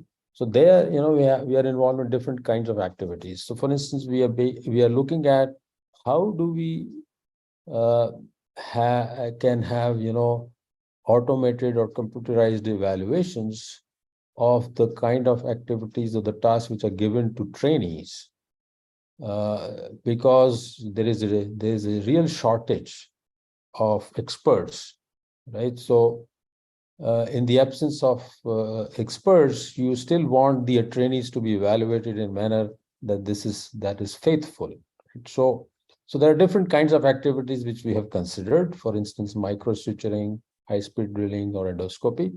So they perform their activities and there is a recording of their activities, and when we do a sort of an appraisal of that activity, provide a score which is fairly accurate in terms of what an expert does. So this is something we are in the process of deploying it with the help of AIMS to other medical institutions where they can use such a tool. And similarly, we are also dealing with developing virtual simulations for certain kinds of interventions. So that's another activity. And we are also trying to see how can we scale all that in a sense that we can then use the e-learning platforms and make other institutions benefit from such kinds of resources. And then, as I said, there are simulators which we're developing, and also looking at the development of instrumentations, right? So, which is another kind of area where we are taking help from other departments. So these are some of the projects, we have been involved. Now, let me just give you one small example of something similar to what I mentioned about image synthesis. So this is another example and project we did for DST, which basically dealt with the image synthesis or image modification, if I can say, where the idea is that you are actually sort of taking an image and trying to do a reshaping of it. In fact, nowadays we do find such kinds of tools available. However, the approach which is perhaps involved is different from what we attempted. So here the idea is that you have this sort of a human being, right? And all you want is maybe perhaps change the height of this, right? So when we change the height, of course, it's not just a matter of doing a scaling of this, right? You all want that there is a consistency in terms of the variation of different parts so that everything looks consistent. So now, in order to be able to do that, it actually requires some information of what you would want in 3D. And this is a work which was done quite some time back, where, you know, they took the face image, and then they had this sort of a database of different kinds of shapes where they could, you know, do the reconstruction of the most, let's say, close or matching face shape in 3D for a given picture, right? And then you can do manipulation of that picture, you know, make it fatter or whatever, and you know, be able to create a different instance or a variety of that input image. This got further extended by taking a skeletal or a body here, and then you can change the pose of this, right? So that's the extension. And then, you know, we basically put them together and, you know, applied techniques for doing a segmentation of taking the human shape out and then do the in-painting of the background so that, you know, everything is as if there was nobody, and then perform these manipulations using 3D models to change the shape of the person or the foreground and change the height of this person, or that, for that matter, weight. And this can be extended even for videos, which is what we did, right? And then because this way we are dealing with basically different frames of the image, which are nothing but images. Okay, so let me stop here, and I'd like to thank again the organizers for giving me this possibility. Those of you who are interested to get any further information, may please contact me through email, which is given here. Thank you. Hello. Thank you so much, sir, for such an informative and knowledgeable speech. Thank you, sir. Now, moving on further, our next guest of honor is Mr. V.K. Sharma. Mr. V.K. Sharma is Dept from NIT Kurukshetra in 1990. Dr. V.K. Sharma has about 32 years of experience training, project planning, designing, coordination, and execution of various programs and projects at national and international levels. Sri Sharma is presently working as Senior Director, CDAT, Noida, and Center Head of CDAT, Mohali. At CDAT, he has actively been involved for monitoring and guiding the projects of national importance in areas of educational technologies, including e-learning, health informative, e-governance, and embedded system. Now, I would like to welcome Dr. V.K. Sharma to deliver his speech. Sir, Am I audible? to kindly deliver your talk. Am I audible? Hello, am I audible? Yes, you are audible, sir. Yes, sir. Okay, okay. So, distinguished guests, speakers from academia, faculties, students, ladies and gentlemen, good afternoon to all. I feel honored to be part of this event. And first of all, at the outset, I would like to congratulate Department of Computer Application, IPM, Ghaziabad, for organizing international conference on computing and data science, that is ICCDS 2023. Hello, am I audible? Am I audible? Yes, sir, you are audible. Okay. Definitely, theme of this conference, that is on computing and data science, is the need of hour and quite relevant. Dear participants, before coming to theme of the conference, that is on computing and data science, let us look why we need to discuss and deliberate. No doubt, availability of internet has changed our life. Therefore, it is imperative to discuss it because anyone and everyone needs services are available or given quickly, speedily, securely, without any problem, be it in the health domain, be it online registration, clinical, non-clinical services, educational content, banking transactions, payments, DBTs, scholarship, utility payments, electricity, telephone, mobile, water, taxes, income tax, passport services, driving license, online examinations.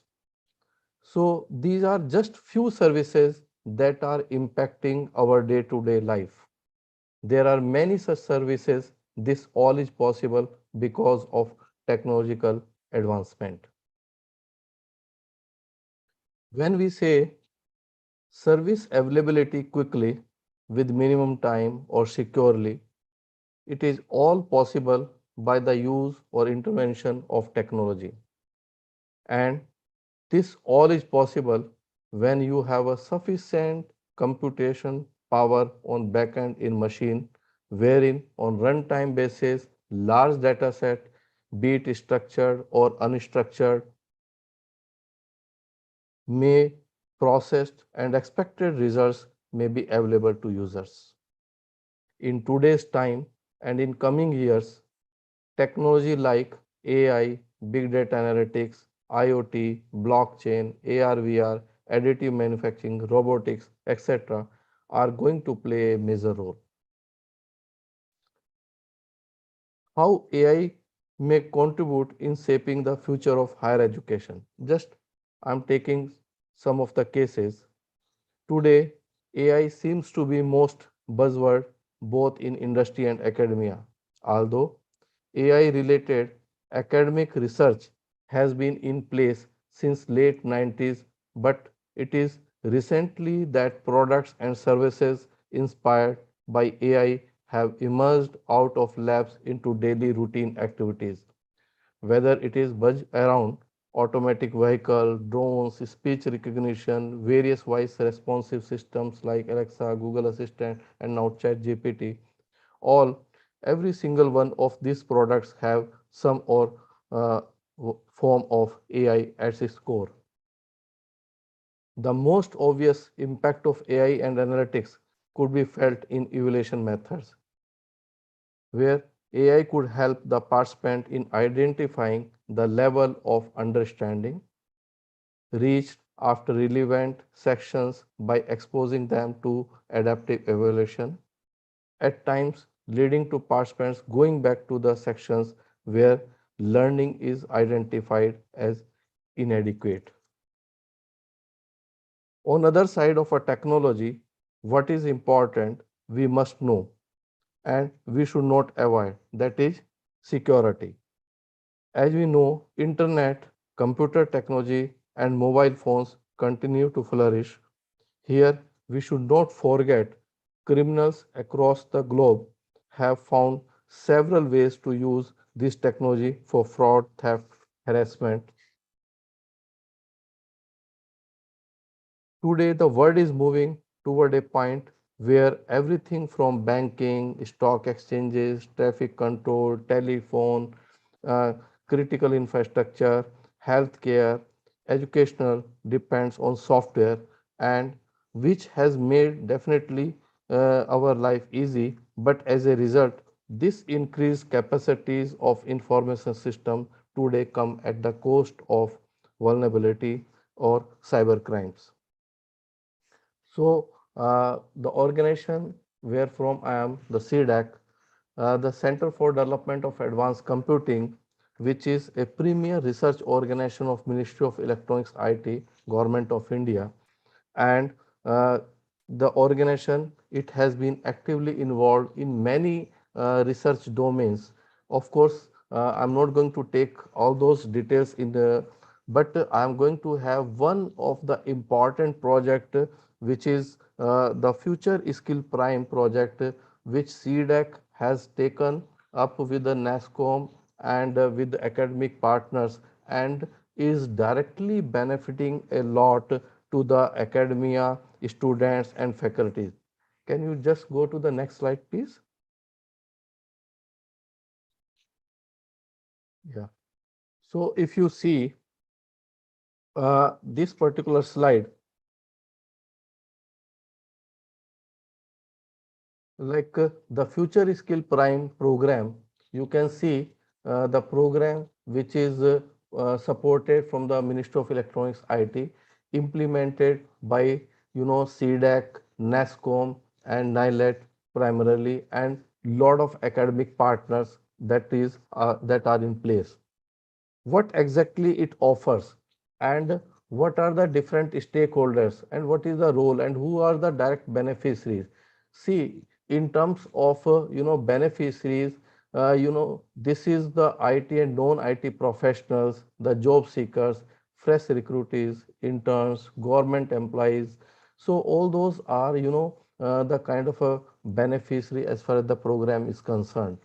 And directly, as I mentioned, the government is involved, industry is involved, academia is involved, and learners are there. And what exactly it offers? It offers the free learning content for beginners, the foundation courses, and the deep skilling, diagnostics, learning recommendation, and the industry recognized certification and badges. See, it is a unique model in terms of the skilling courses, especially reskilling, upskilling courses in the different technology. It is available on the platform which is called the skilling platform for the citizen of India. And the complete it provides the blended mode of a learning where e-lab it is also available directly from your own places. The participant can have the complete exposure of the practical work, and based on the use case of the different domains and all.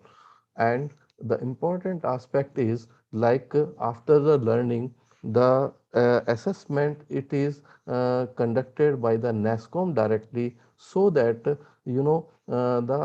after the qualification of the courses and all, the students or any participant, they could have the complete details in terms of the industry requirement, and how does they fit for the requirement of the industry. All those is possible. One of the important aspect is which is from the government side primarily, like to incentivize the learning of the participant in terms of the course fee as well as the kind of assessment fee. It is being given back to the participant through the skilling platform itself. So that is the one of the important thing, and the maximum amount of the fees it is being refunded back, but it is through once the examination, the assessment, the candidate who qualify. Next slide, please. If you see that the kind of a technological areas, it has the artificial intelligence, blockchain, big data analytics, cyber security, cloud computing, Internet of Things, robotics, process automation, web mobile development and marketing, AR and VR, 3D printing and modeling. So these all are the 10 technologies. It is available through this platform. And the kind, as I mentioned, that there is a hub and spoke model. So there are resource centers created wherein this kind of a the kind of a e-lab is created, and these e-labs are directly accessed by the participant institution for having the practicals. At the same time, they could have the kind of a blended learning through this platform itself. And what kind of a professional skills, it is also mapped in terms of these positions which are directly from the industry side also. Yeah, next slide, please.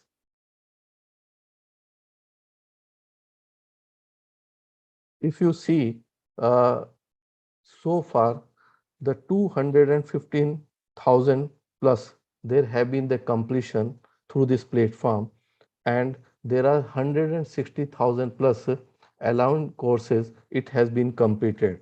So this shows the kind of a success of this complete program, and the courses are available which is of NSQF Alliance in terms of uh, National Skill Qualification Framework, and NSQF level 5 and above courses are available in this 10 technology through this platform only.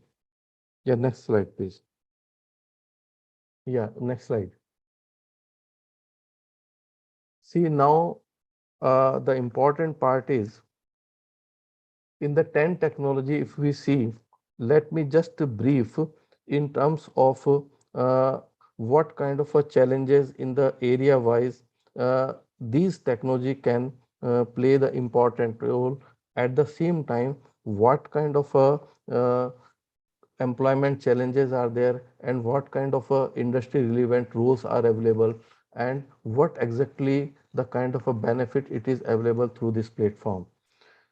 Uh, if I see the healthcare domain for the big data technology, managing and analyzing large volume of patient data is one of the challenge. How the big data technology can help? It can help in identifying trends, patterns, and potential treatments, personalized medicine, predicting disease outbreaks. Similarly, the challenge in terms of the manufacturing sectors are ensuring optimal production efficiency, minimizing downtime, and improving product quality. This could be helped by big data technology, ensuring optimal production efficiency, minimizing downtime, optimizing production schedules, reducing waste. So this could play a very important role in terms of the requirement, and the kind of courses it is available on this platform which could take care of the challenges as I mentioned, digital disruption, because as soon as that new technology come, we lose the kind of a confidence on the existing one. So somewhere or other we need to have the reskilling, upskilling in a continuous fashion. Similarly, there are many challenges of this nature, and the kind of a job roles from the NESCOM side which is available from the industries directly. So these are business analyst, solution architect, data integrated, data architect, data analyst, and data scientist. So once you go through the courses of through this platform and all, not only you develop the skills, rather on assessment and qualifying the courses and all, your database is available to the industries or industry's requirement it is available to you, so that could directly benefit to the students. At the same time, the faculties also can have the complete learning through these courses and all, which could further benefit to their students right in the colleges. There is a hub and spoke model already in place. So that hub and spoke model, it directly connects as a spoke as a college to the resource centers, which takes a direct benefit of this scheme to their students and of course to the faculty members. Next slide, please. If we see the cloud computing, again, the challenges involved, if I take the education area, the providing scalable and flexible infrastructure for e-learning platform is one of the challenge. And how the cloud computing technology can solve this problem or help out, it could help out in scalable infrastructure for hosting e-learning platform, seamless access to educational resources, remote access to course materials, and secure storage and management of student data. If I take one challenge of retail sectors, then scaling e-commerce platform to handle high website traffic. So this technology, the cloud computing, can help in terms of scalability to handle fluctuation in website traffic, inventory management systems across retail locations, integration of data processes, efficient analysis of customer data. And the employment challenges, if you see on the left side, and once you go through the kind of again the courses through this platform, so you would have the various job roles in terms of the cloud professionals, cloud developer, cloud security manager, cloud solution architect, which again it is available from NASCOM, which is collated from various industries. And if you see like more organizations shift their operation to the cloud infrastructure. This slide, it is from the NESCOM side, we received it. So you can see the 2022, but if you see the today's situation, like the more organization, they are shifting their operation to the cloud infrastructure. And AWS report is like Indian workers may seek cloud computing skills. So that is what it is. So this is also playing the very, very important role. And the students, faculties, and the other members, they could be, they can have upskilling through this particular platform and all. Next slide, please.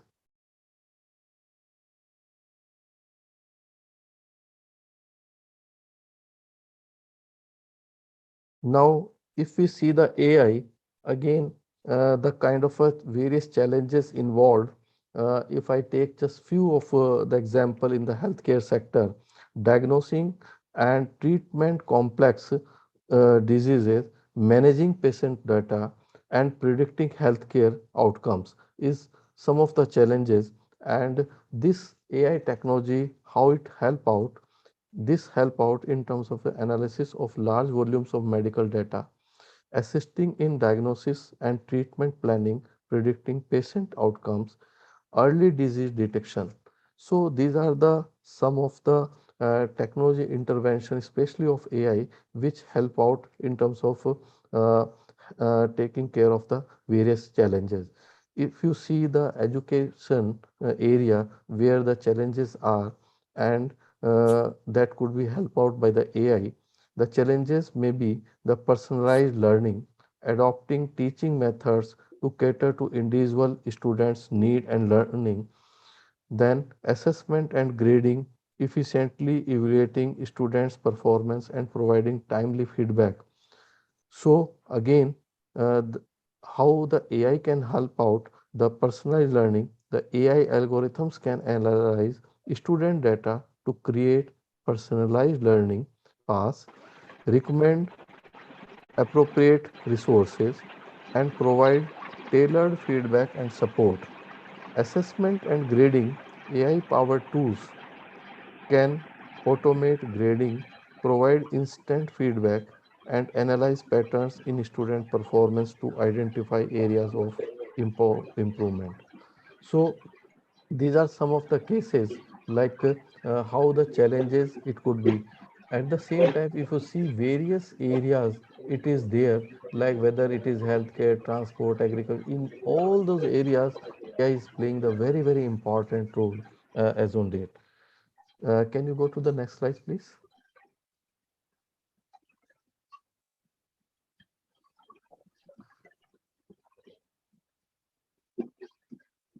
The blockchain, again, the various challenges, if I take the example of a finance and payments, the slow and costly cross-border transaction, lack of a trust in traditional financial systems is some of the challenges which definitely blockchain play a very, very important role.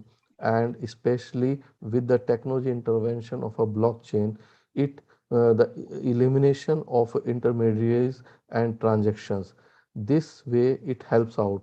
Reduction in transaction fees, near instantaneous settlement, reduce risk of fraud, all those things it is addressed by the use of a blockchain.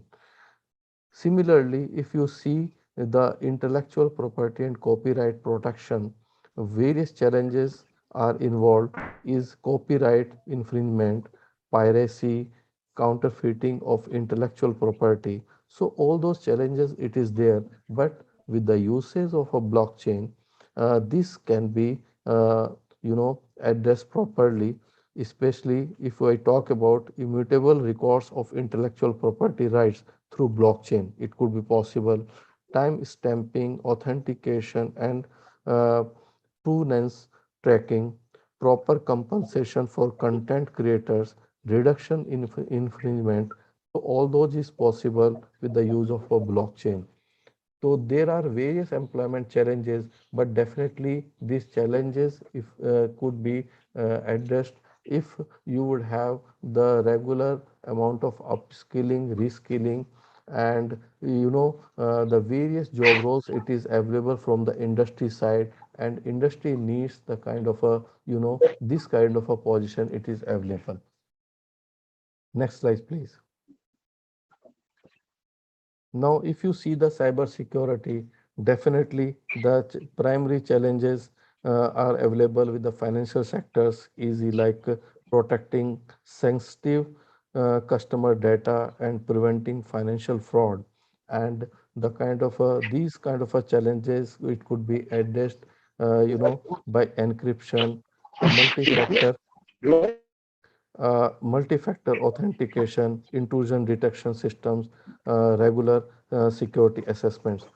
So this way, all technology, all details, it is available on the future skill platform where the reskilling and upskilling, the courses it is available for the students.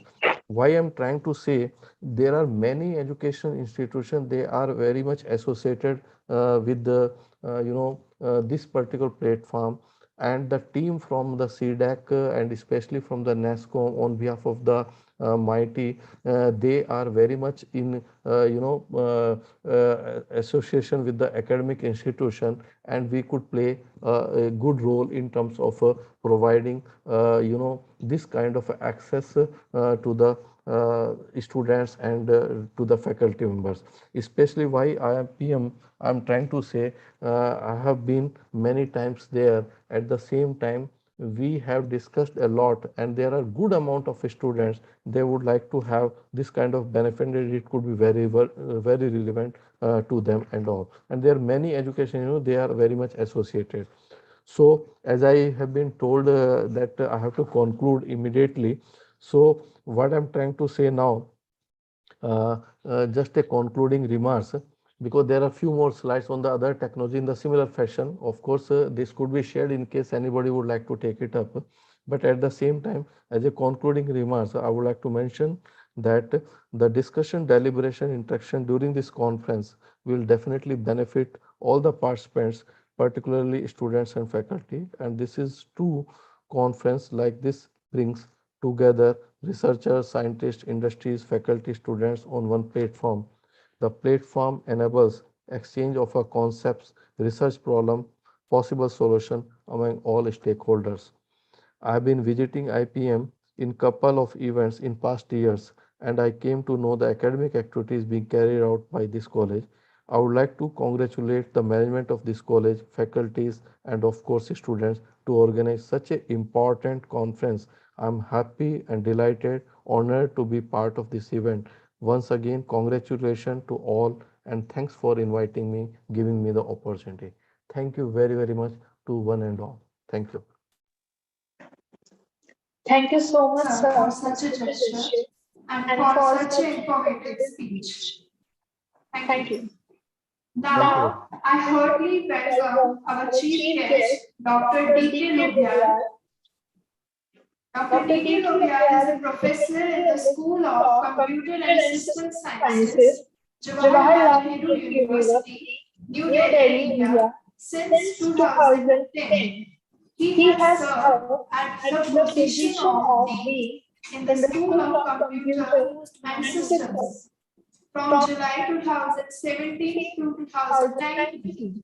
he He has has worked worked as as an an associate associate professor professor from from 2004 to 10, 2010, and and before before this, this, as an as an assistant assistant professor professor from from 1997 to 1997 to 2004. 2004. He He is a is a senior senior member member of of IEEE IPEM Society, Society, fellow fellow of of IEEE, IEEE, member member ACM, ACM, and and member member of CSI. CSI. He is He is also also serving serving as as Government Government Council Council member member of of IEEE. IEEE. Now, Now, I welcome Sir to kindly kindly deliver deliver his his speech. speech. Sir, Sir,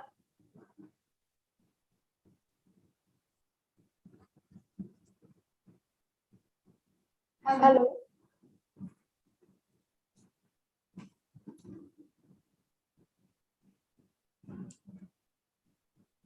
Hello.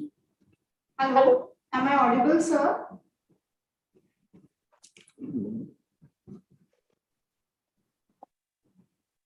Hello. Hello.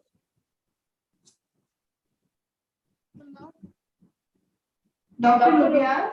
Yeah, am I audible? Yes, Yes, sir, sir, you you are are audible. audible. Sir, Now Kindly start your talk. audible, right? Yes, sir, you are audible.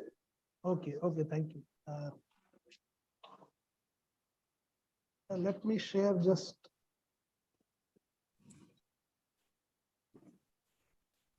Yeah, Dr.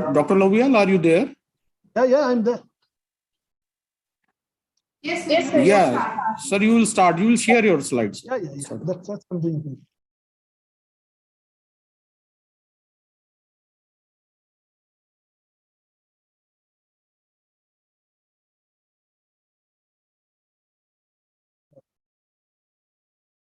Now visible, right?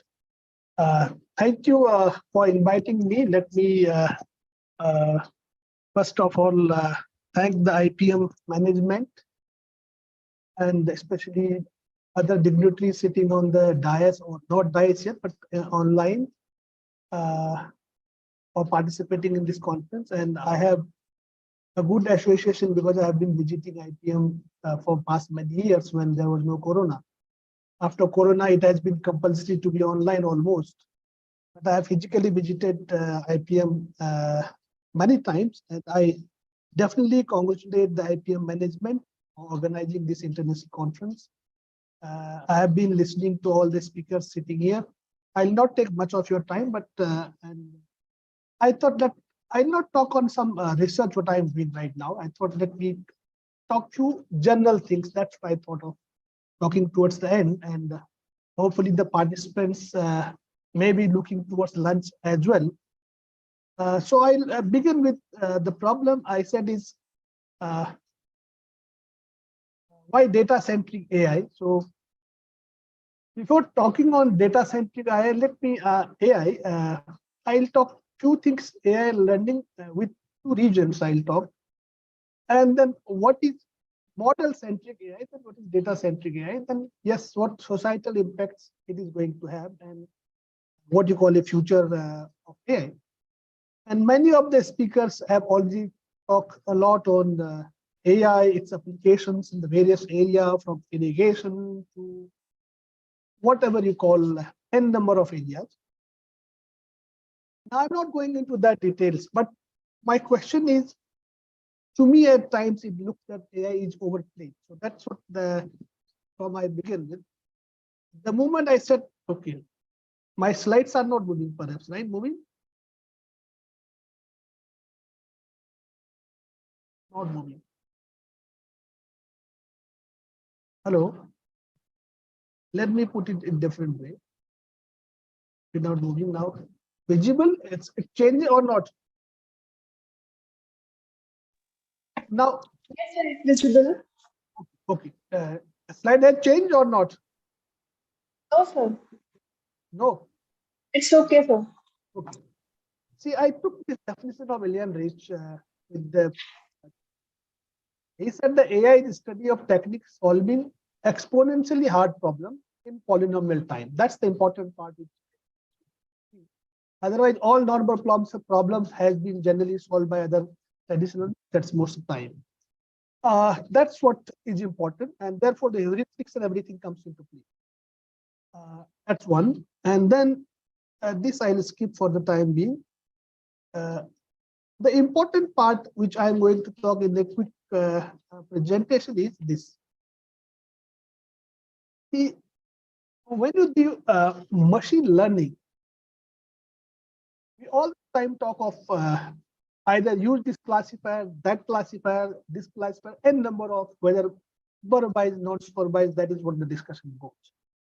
But ultimately, look at, we have a model and how do you select the model? That's the important part. And the whole performance of a classifier also is depending on selecting the right model. And that's where we lack most of the time. And while you select a model, then you have to learn the parameters of the model. That's what learning means. While you're training your data, you're learning the parameters of a model.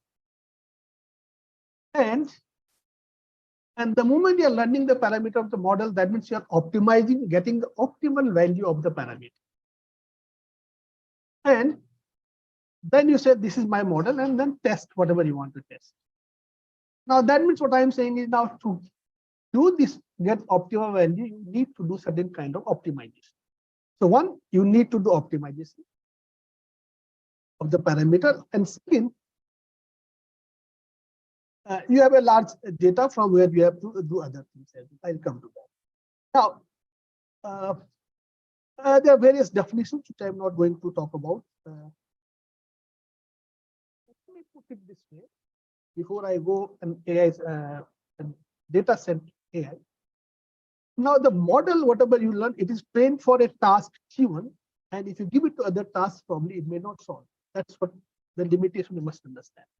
But humans has a capability, which we call a rationality or a common sense knowledge.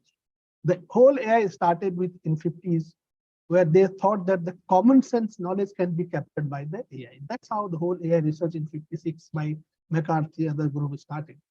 But ultimately they felt that it cannot be done. Therefore, in 70s, the whole AI research gone on the back seats.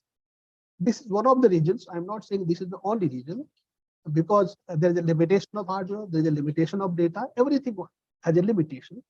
And this is one of the reasons is that they thought now the common sense which humans have cannot be captured, and that's why the focus shifted. There is the humans have an advantage. That's what I'm saying. And that means humans have certain innate structure built into the brain where they are able to learn. How do when a child born, how does it learn? That means there's an innate structure of learning. That's what I'm trying to say. Can we capture that innate structure of learning and can make a model? That's where the AI, the ML and the learning of humans differs.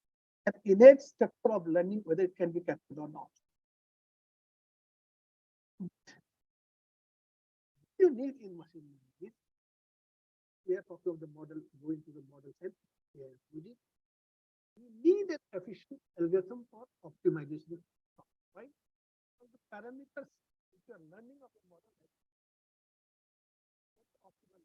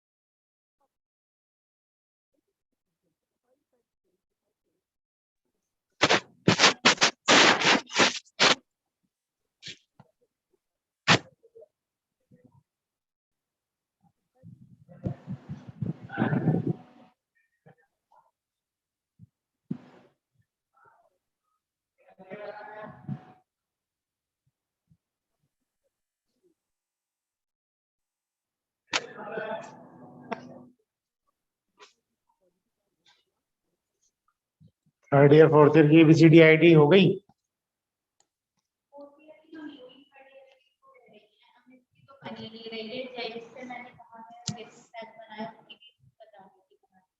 तो बोल दो exam cell में contact करें बच्चे जिनको दिक्कत आ रही है। और फोर्थ ईयर का क्या स्टेटस है?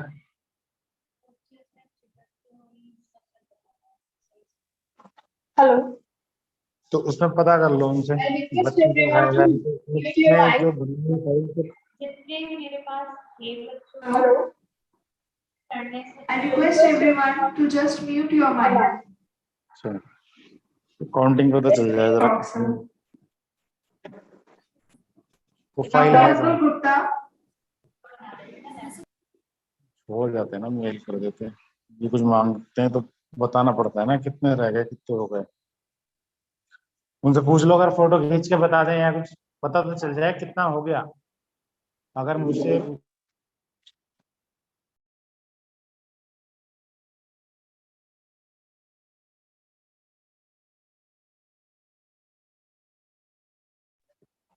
Yes, sir. You may talk, sir. Dr. Rubial, sir.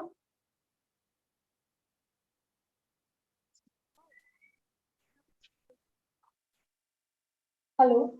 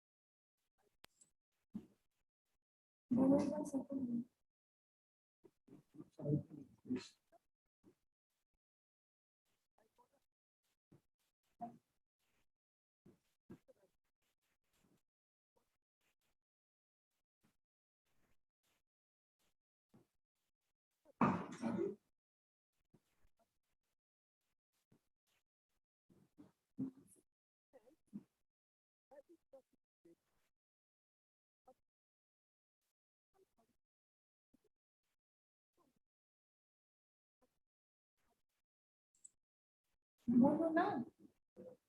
Hello.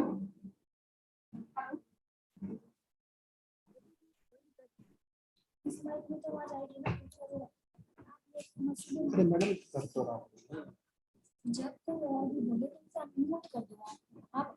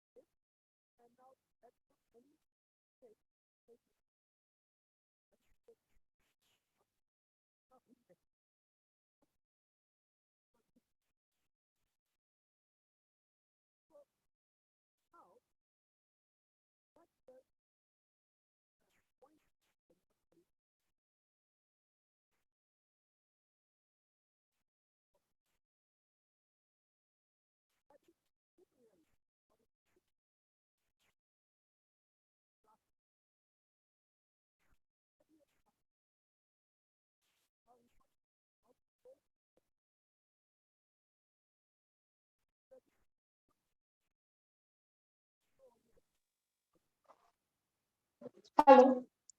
Hello. Sir, kindly check your mic. Not audible. Sir. So you are not audible. Kindly check your mic.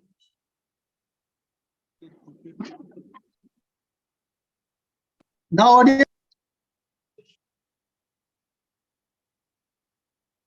Hello. Hello. Without this, am I audible without this? Yes, sir. Yes, sir. Now you are audible. Yeah, I'll remove this.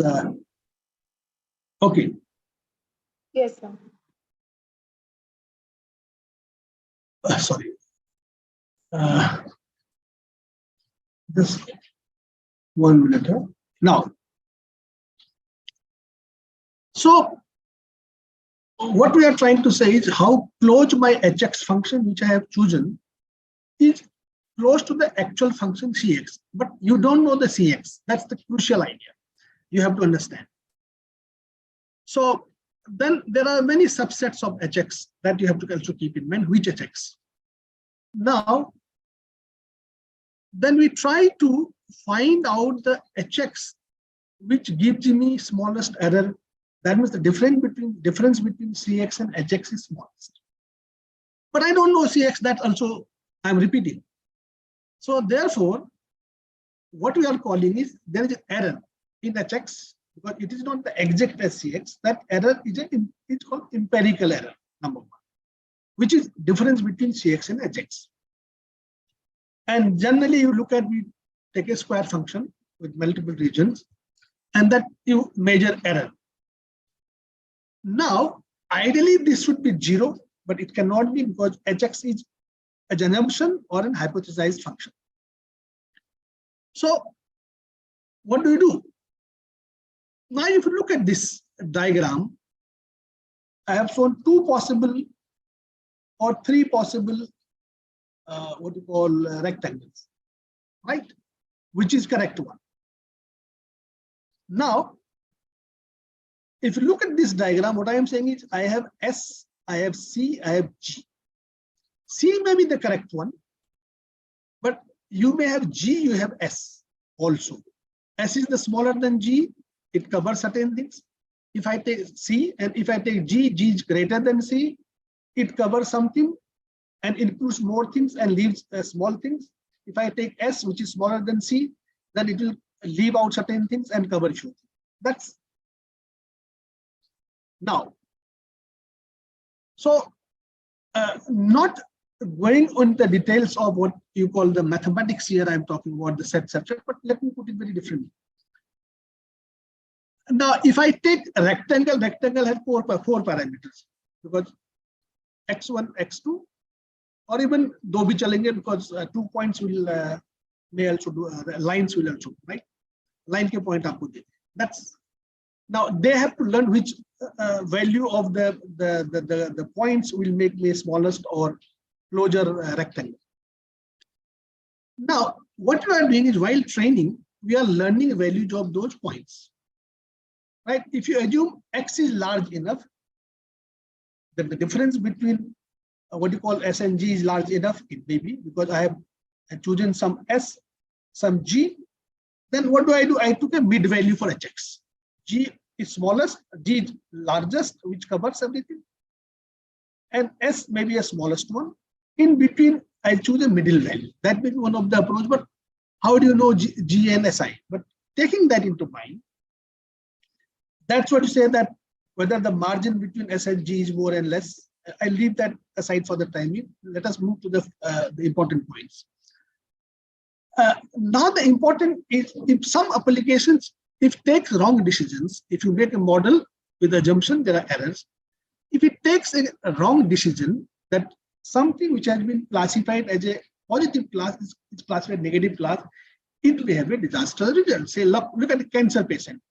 If he is not detected as a cancer patient, he will not be given the treatment and he may die or she may die. Right? Whereas if you choose a person who is not a cancer patient as a cancer patient, you may give unnecessary treatment to him and the further side effects may occur. In both the cases, there's a problem.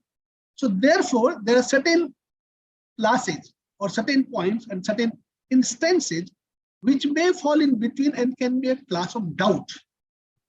So that means what I'm saying is any algorithm you take, it is not going to classify everything positive and negative. There will be certain instances which fall in the class of doubt.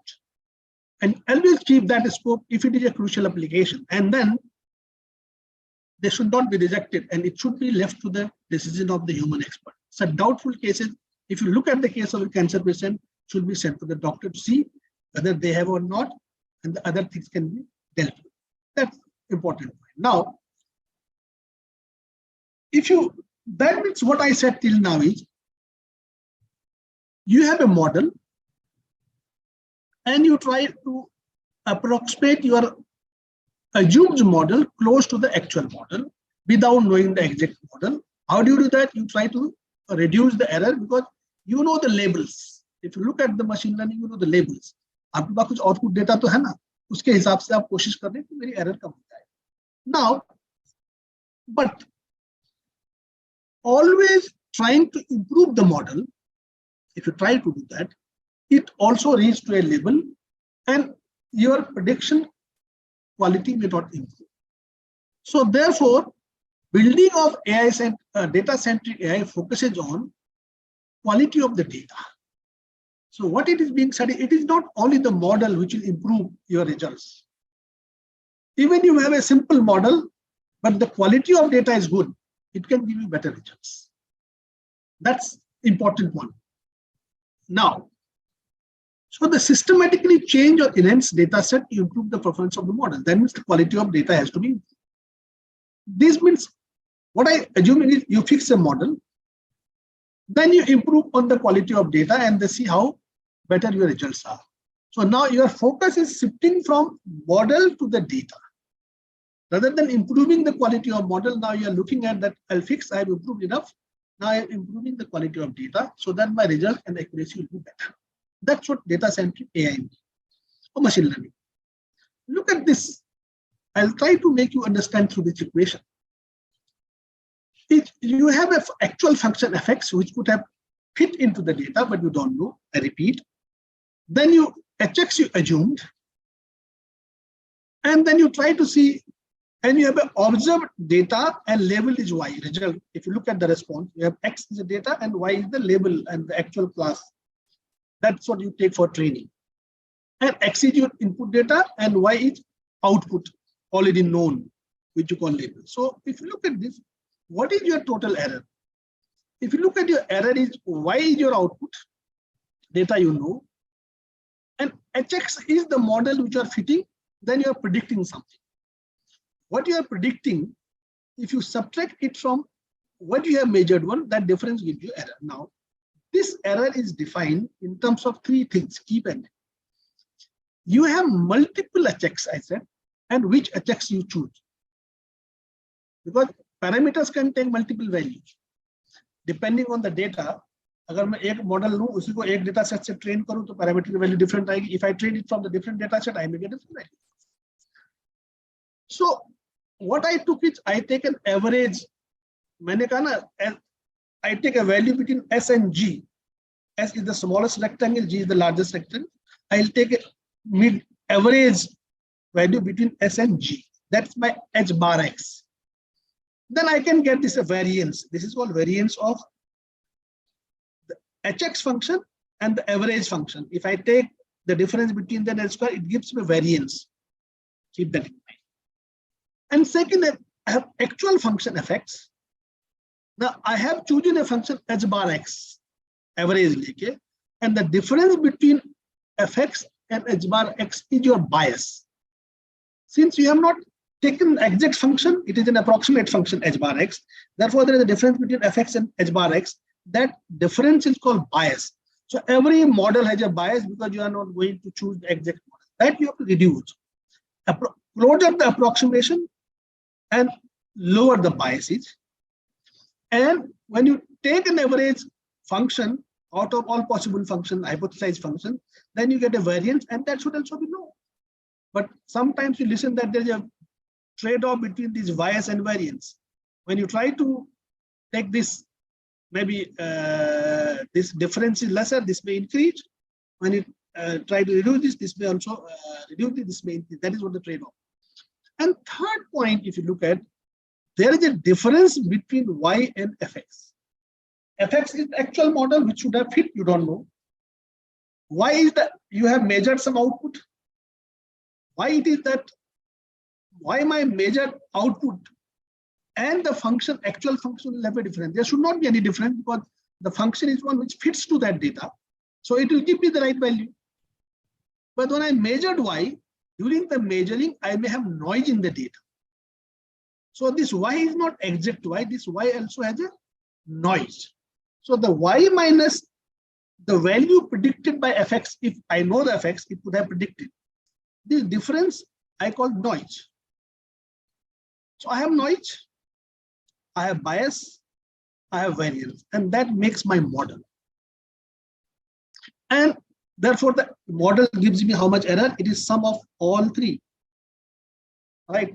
When you try to make a model-centric AI, then we focus on what? We focus on hx minus h bar x square and fx minus h bar x.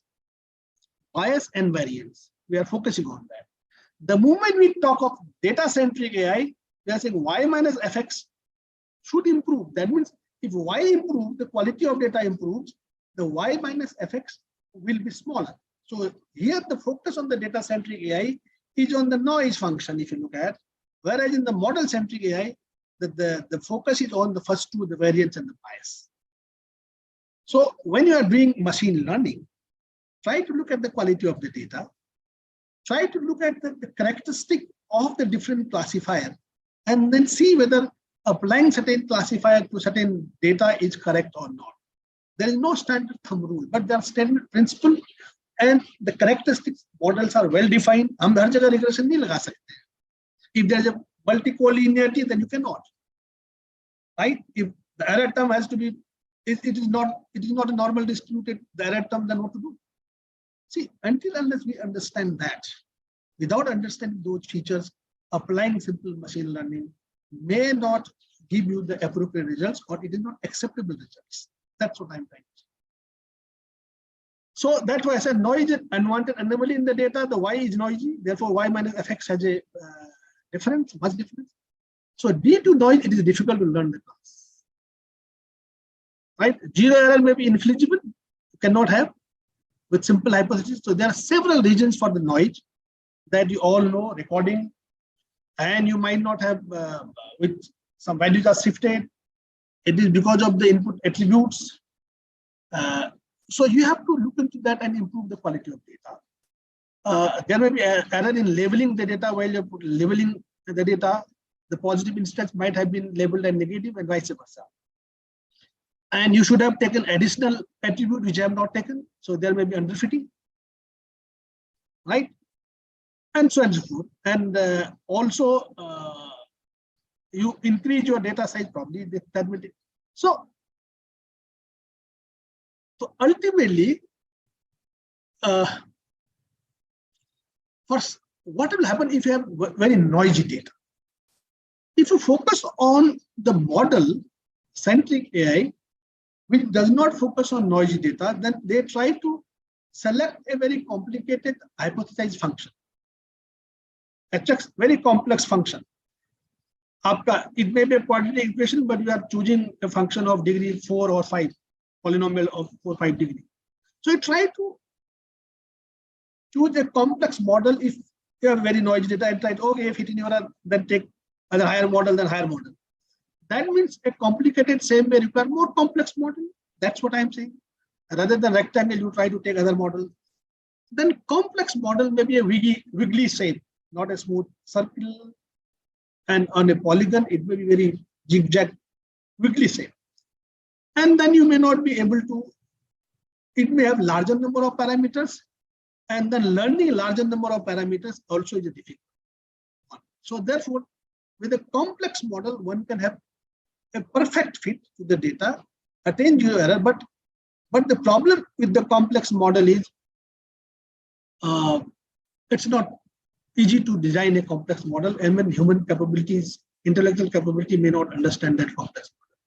So for convenience, what is said now is keep the model simple, allow some error. Right? That's what the most of the machine learning scientists are working. They are saying keep the model simple, allow certain error. But simple model with small training errors makes more sense because, right? That means training error should be small even if the model is small. Why? It is simple model to use. Point can be easily checked, and it is simple to train as has fewer parameters. If you have smaller number of parameters, simple model, you can easily train. Training time will be less, and model can be easily trained. But simple model changes less. It is a rigidity because you have a lot of assumptions. Simple model means more assumptions. But a simple model will have less variance, but its bias will increase. Simple the model, more simpler the model, it is not closer to the edge bar is not very close to fx. Therefore, the bias is more. So on the other hand, simple model has rigid assumptions and it fails. If underlying class is not simple, it fails. It has more bias.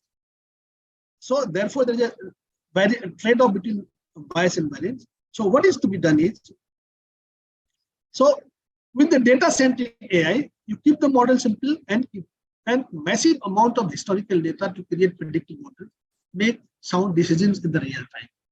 But it's not only massive amount of data, but the quality of data. Noise should be least.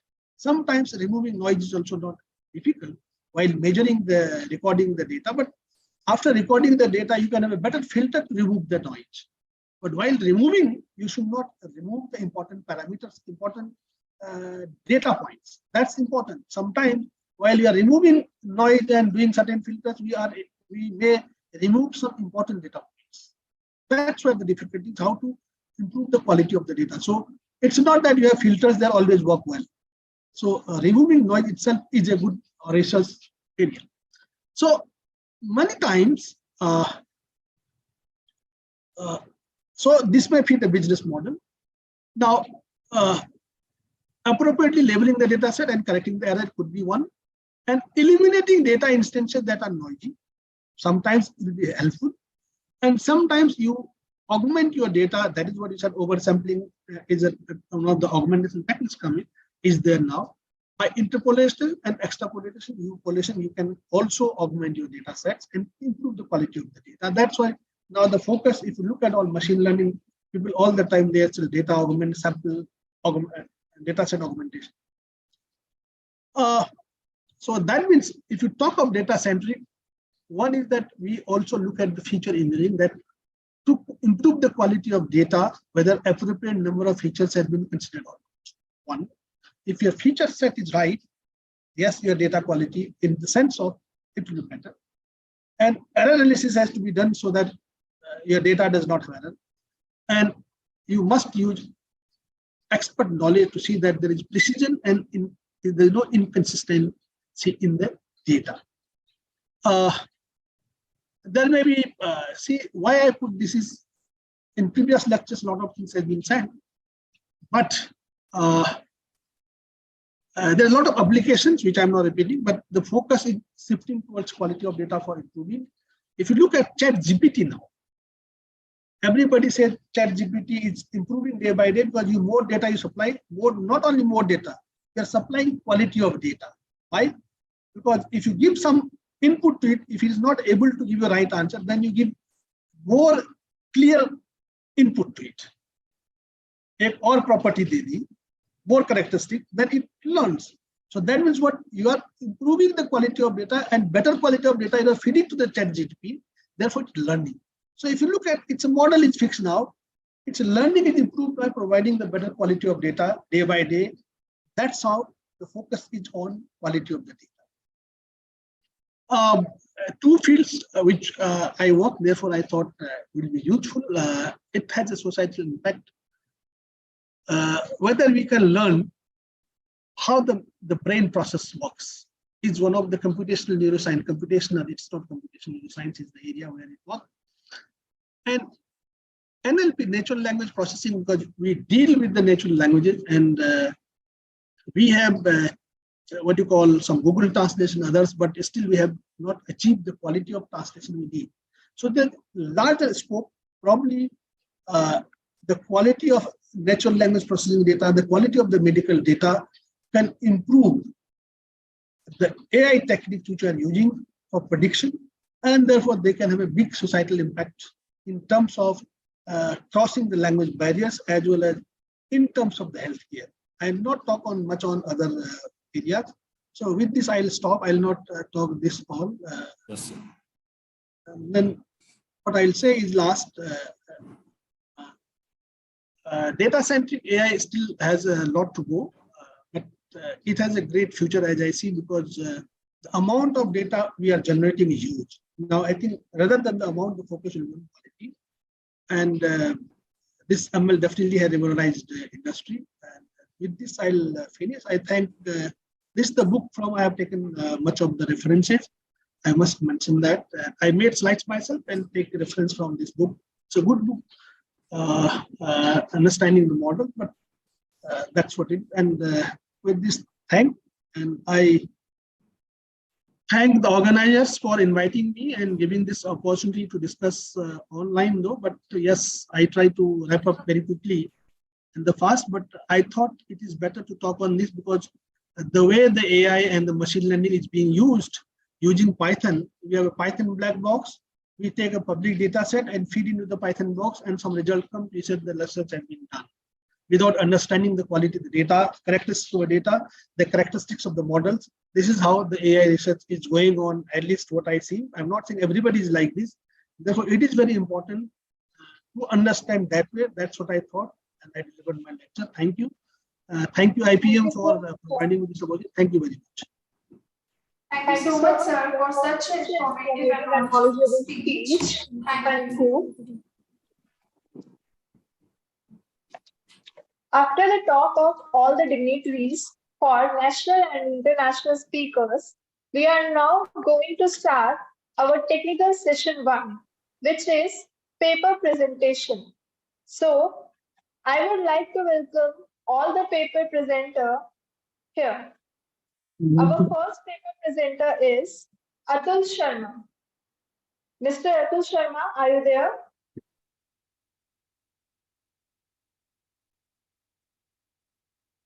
Yes, Mr. Atul Sharma.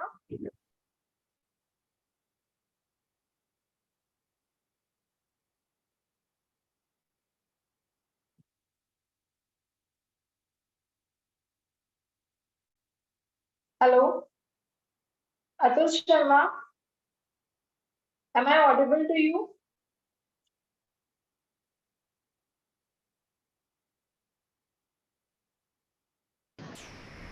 Okay. Can you hear me? Yes, sir. Yes, sir. Thank You you are very much. audible. You may start with your I'm going to. presentation. Thank you very much. I'm going to just turn my this video on. First of all, let me thank the management of IPEM who have been doing this fabulous job for the researchers. That's the first thing.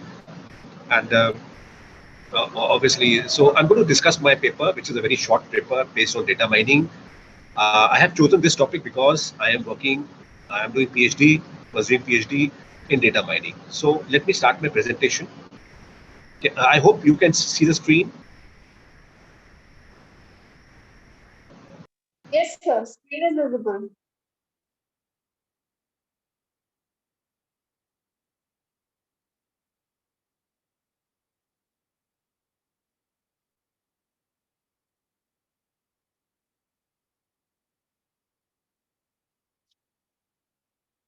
Hello? Hello? Sir, kindly unmute your mic.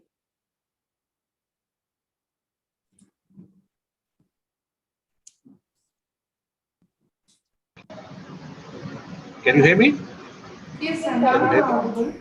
All right, all right. And then there has been contribution by Dr. Naveen as well. So let me start. First of all,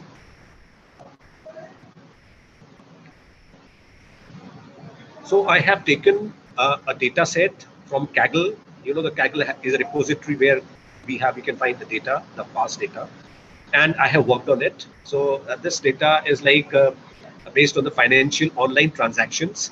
I have developed a model uh, taking, I have taken the views from other researchers as well and incorporated it. I have used Python as my mode because Python is very, very, it's very critical in terms of research. Very mathematics, if you can say precisely. Then probably we can also do the same thing in R also, but R has little restrictions. So let me explain you. This is my data that I have, structure of my data that I have pulled out from Kaggle. This is like the screen that we have, and I'm going to explain you what are the fields. What are the fields here? As you can see, payment, transfer, cash out. Cash out is like going out, and these are the amounts. This is like the name of the originator who has done the transaction, old balance of the person who has done it, new balance of the person who has done it. Then name destination is like the person whose account it is being transferred.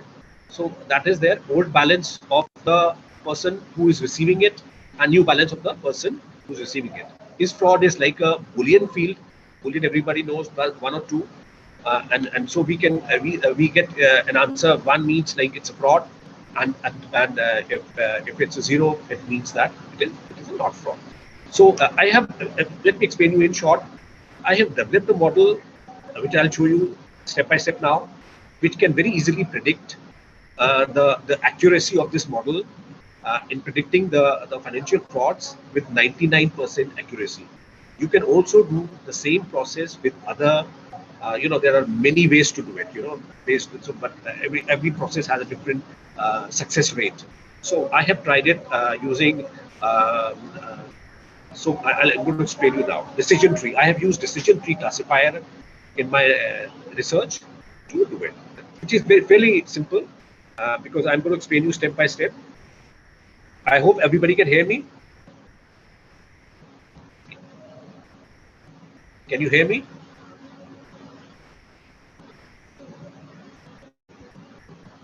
I hope you can hear me. Yes, sir. All right. So as I was telling you, these are the fields that are being used. Step.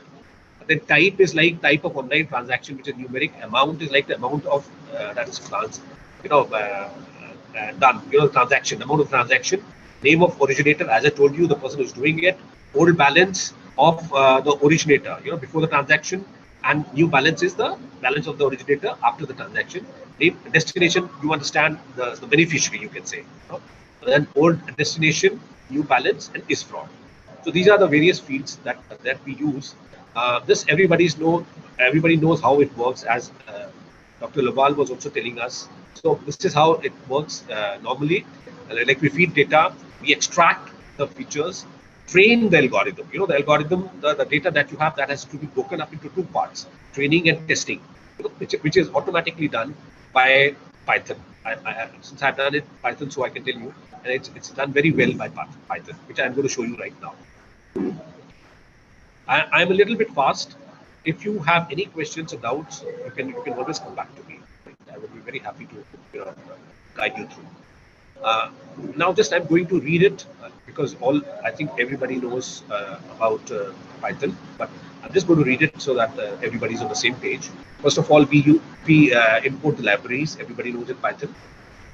Then we read the data set. Now, this data set has to be in the CSV format, comma separated values. Then we read the data. This is the like reading the data header. Header. So this is just to confirm. What's. Then the next step is like analyze the data, as sir was telling earlier. We analyze the data. So we check out whether it is null or not null. So that you can do it in many ways. There are many ways to do it. One, you can sum it, and there is also the null function in Python, which can very easily tell us whether any field is null or not.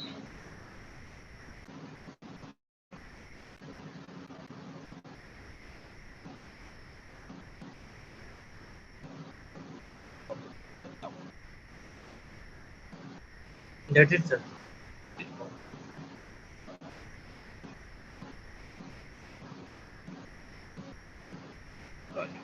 Okay. Then we try to do the count.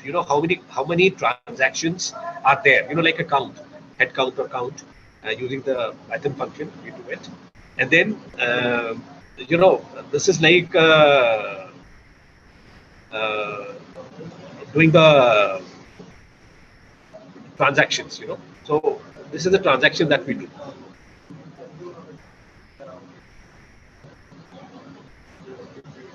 Understand?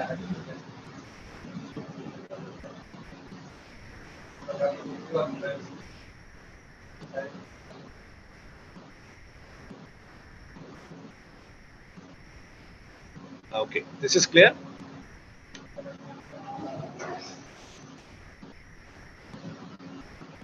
Can you hear me?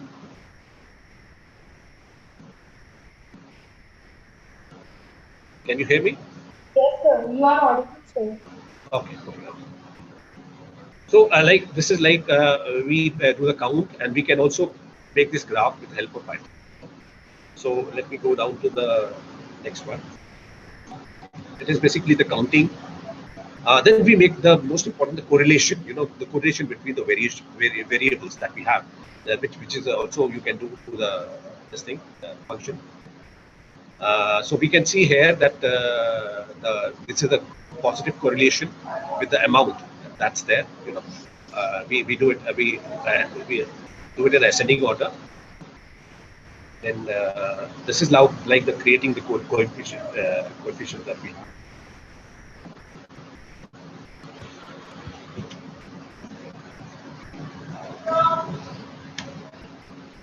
All right. The next is like we have done the coefficient. Now we have to we just change the field names using the replace function. We can change the field so that it is clear. Now, is fraud was Boolean, so we just change it to fraud or not fraud to have a better understanding. Okay. The field and numeric, and then further some fields have to be changed to numeric type because we understand the correlation works only on the numeric part of the fields. Okay, now this is important. Like we split the data, using the function into two parts for the train and the test. And we use the decision tree classifier here, as I told you, and we print the model score. What is the percentage that we get?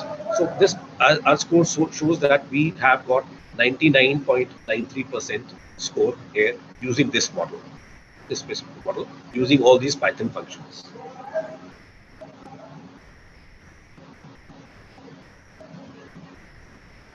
So here we come and we see here that when I put these values, if I put these values into the system, it automatically prints fraud.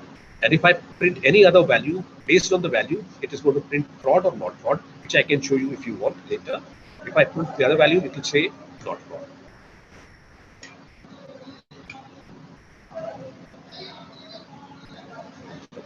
That's all in this presentation. So let me just make it understand you again that this is a purely model based on this thing. And future work, I'm just going to explain you in words. Future work, there is a lot of scope that you do. You can make a lot of predictions based on the data sets, and you use various tools that you have. And so this is my small presentation, but very useful, and you can apply it in many fields. Like the sir was telling about the cancer diagnosis, there also you can apply a similar type of model. Thank you, everyone. Thank you.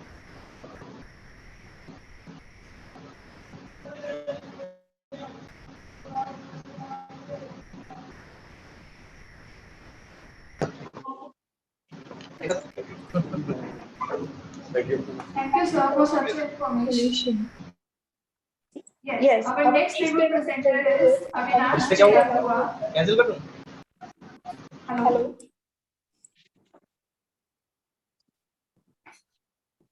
Yes, our next presenter is Avinash Chedapua. So kindly present your paper. Avinash, unmute yourself. Hello, am I audible? Yeah, you are audible. Good afternoon, everyone. My name is Avinash, and I am a Bachelor of Computer Science student from VR Siddhartha Engineering College, Ghaziabad.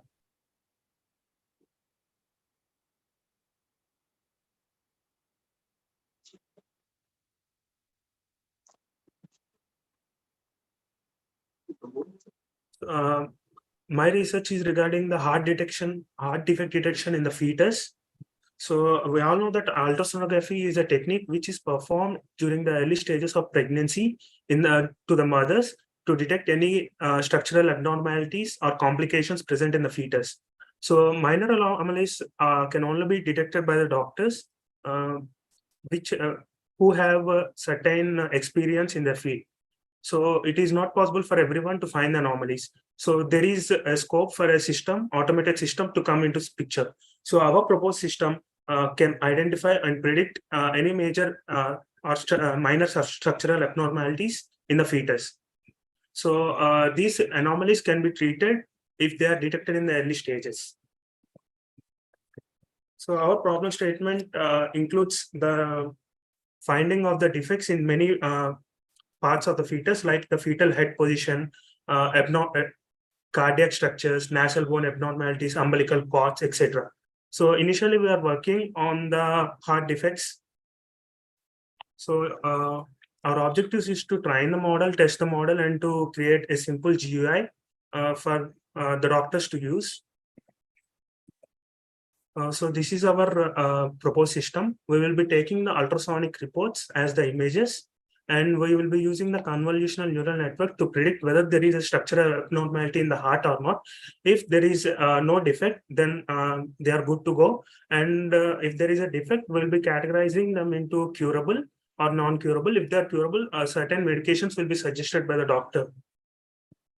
So we all know that the convolutional neural network is a deep learning method, and it is trained based on the data of the healthy and the defect hearts of the fetus, which we have taken from a medical institution in our city, which have collaboration with our institution. As you know that the convolutional neural network can easily capture the spatial dependencies and the temporal dependencies, we have chosen this model. This model is tested against the new data, and the model is giving an accuracy of about 92%. We all know that the convolutional neural network consists of the layer, pooling, and classification stages. For pooling, we have considered the max pooling technique in order to retain all the important features in the image. And the multi-class image classifier is being used in order to separate all the training data into two different classes, which is healthy and defect. So this is a simple graphical user interface in order to for the doctors to upload the heart images of the fetus. So we'll be uploading all the images into a folder, and this is the accuracy graph, which is giving about 92%. on being find a different number of epochs. So this is how the output will be given, whether the predicted picture is healthy or it may have a chance of defect. And our future work is concerning the remaining structural abnormalities and providing this system to the doctors, mainly radiologists and the gynecologists, in order for them to assess more easily the defects in the fetus. Thank you. Yeah, Avinash, I have one question for you. Yes, sir. What is the basic application you think it is available in artificial intelligence, or you can connect it with that?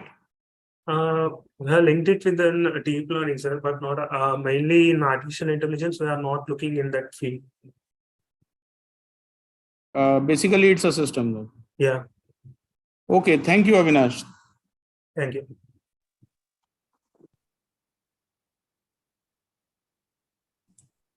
Yes, thank you. Our next paper presenter is Shivanshi. Shivanshi, are you there?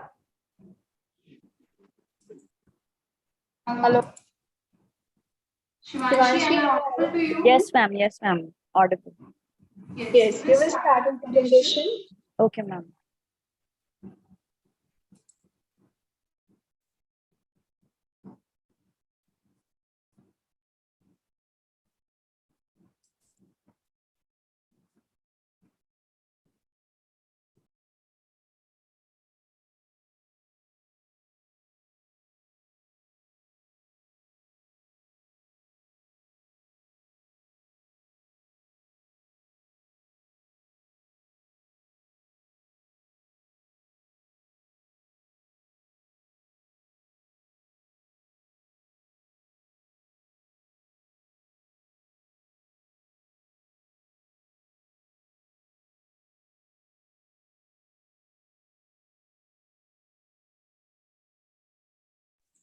Unmute yourself, Shivanshi.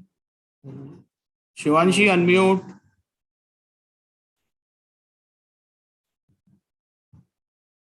Hello, am I audible, sir? Yeah, now you are audible. Please start. Okay, so hello everyone. My name is Shivanshi. I'm from DIT University. So I completed my bachelor's in computer science and engineering from DIT University. So my research paper topic is audio classification using machine learning. So begin with the presentation. So first we start with the introduction. So basically the process of analyzing audio recordings is referred to as audio classification. So audio classification has many applications in the field of AI and data science, like many things that we use in our daily life, like virtual assistant and speech recognition, chatbots, all these things use artificial intelligence. And there are many different types of audio classifications like NLC, MC, ESC, and in machine learning also we have many fields to explore. So basically, in our world, there are so many sounds. There are different sounds that we need to classify.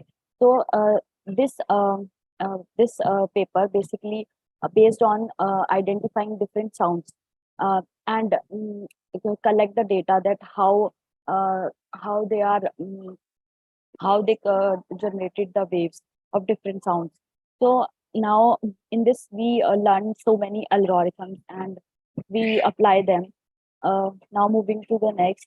So in this paper, basically, if we talk about this world, then around 285 million, which is approximately equal to 20% of the Indian populations, are impaired persons.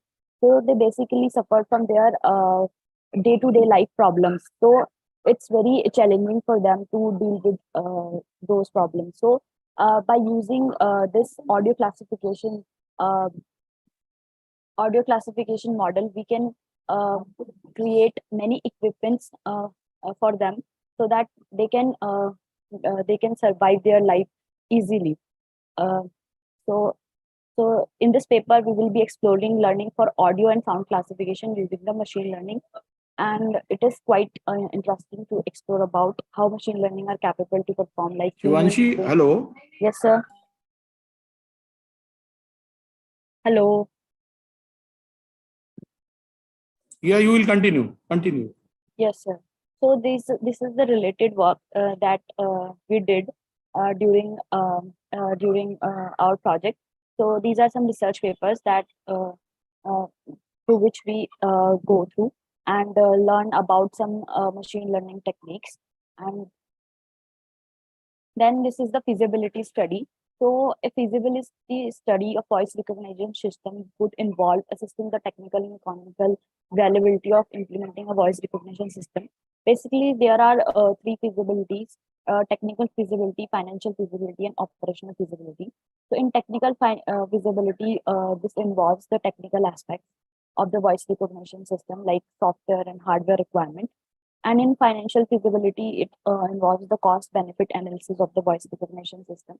Then we have operational feasibility. And this basically, it includes the training and support requirement for the users, the impact on current business process, and the potential for resistance to change.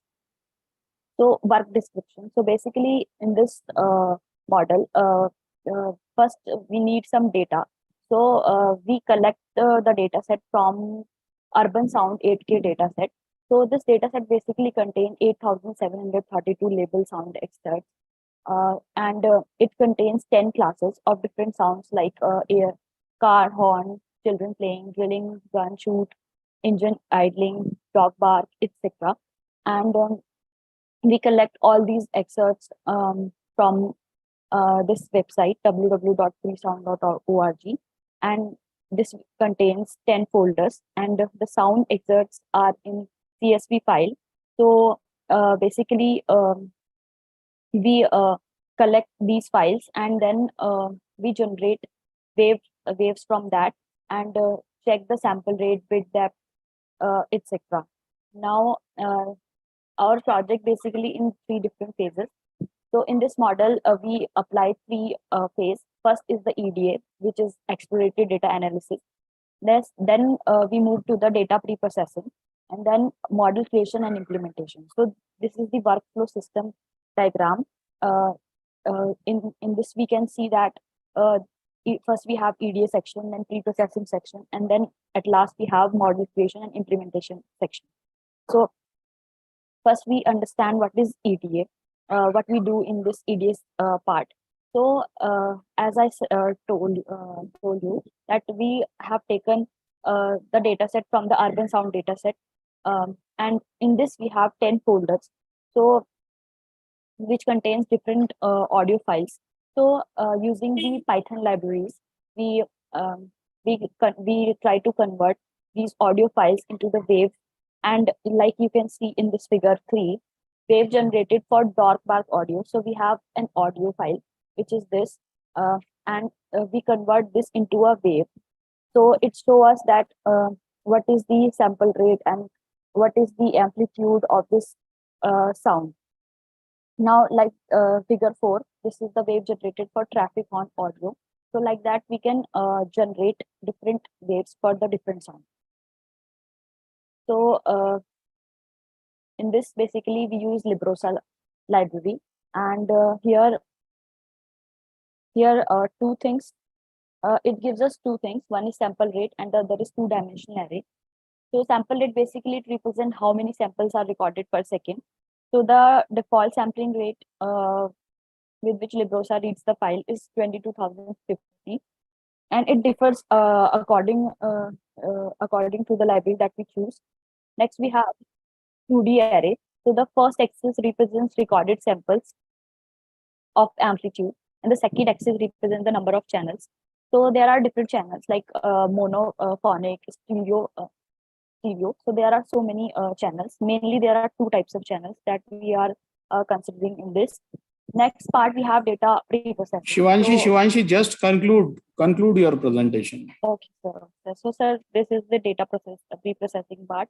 So in this, basically, we process the data, and these are the figures for one channel audio signal, and this is for two channel audio signal. Then at last we have model creation and implementation. In this, basically we create a model which is an ANN model using the Keras sequential API. In this, we have 3 dense layers basically.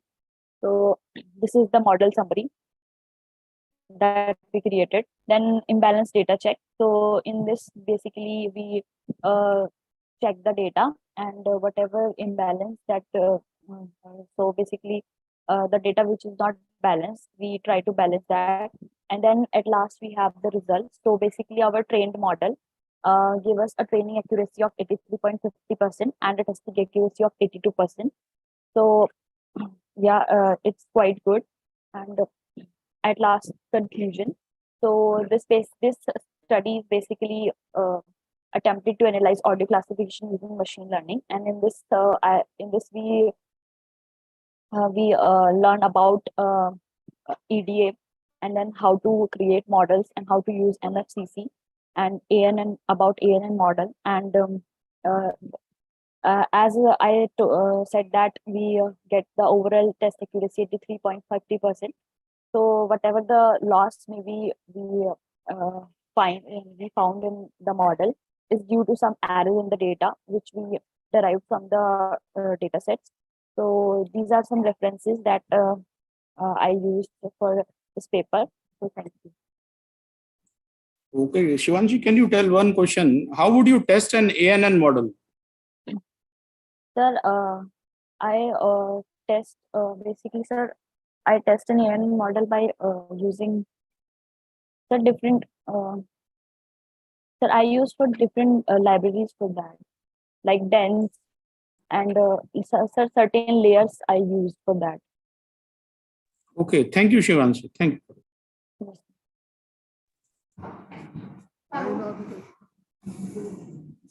Yes, thank you for such information. Yes, our next paper presenter is Meet Bulsara. Meet Bulsara, can you hear me? Yes, ma'am. Yes, ma'am. I'm starting my presentation. Yes, sir.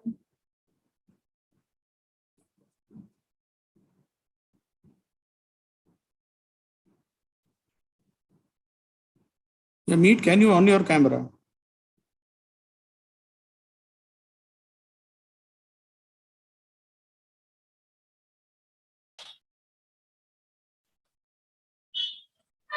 Yeah, okay, start your presentation.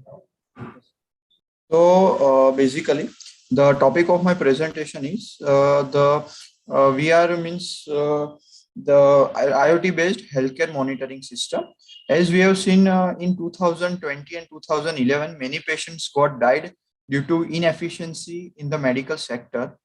And there was a very high ratio among the nurses, doctors, and the patients.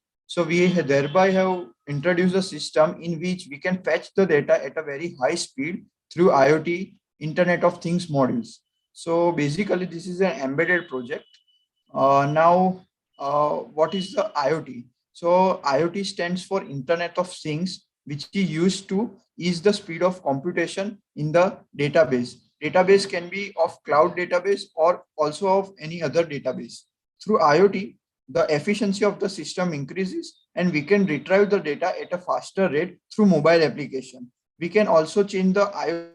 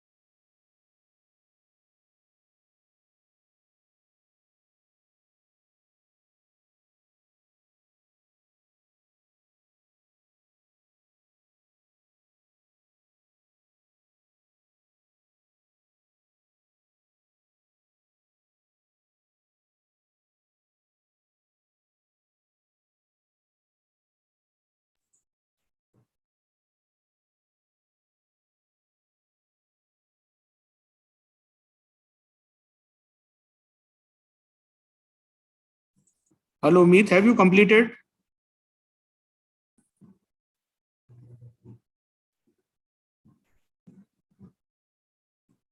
Hello, am I audible?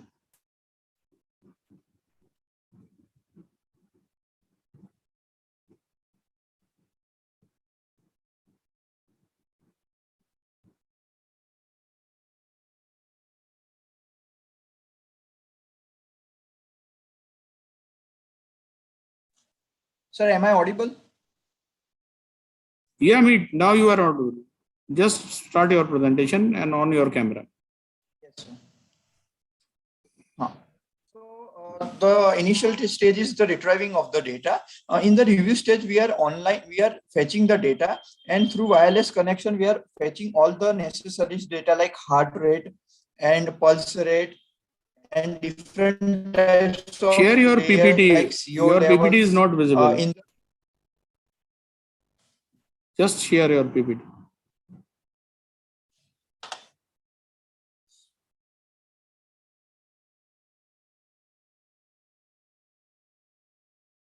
Yes, sir. So in the review stage, so there are many methods of online monitoring system. In the review stage, we are monitoring the we are fetching all the data of the patient through wireless connection in the Blink application. The range of this is nearly 500 meters. So we are fetching all the necessary data through Blink application via IoT modules. So as you can see here, we have interfaced the Node MCU ESP32 with the ECG sensor. The ESP32 Node MCU has rich capabilities. It has its own Wi-Fi, and the cloud range of it is to a greater extent, which helps us to fetch the data at a very frequent level and at a very faster pace.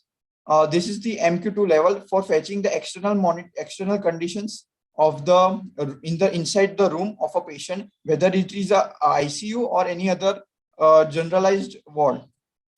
This is the MQ2 sensor, which is used to measure the level of CO inside the room temperature, and also it measures the LPG level. Since there was an incident which due to the leakage of the bottle, there was a fire in the hospital. So we have considered it as an external parameter to be monitored so that we can ensure that the patient's life is at not at a risk.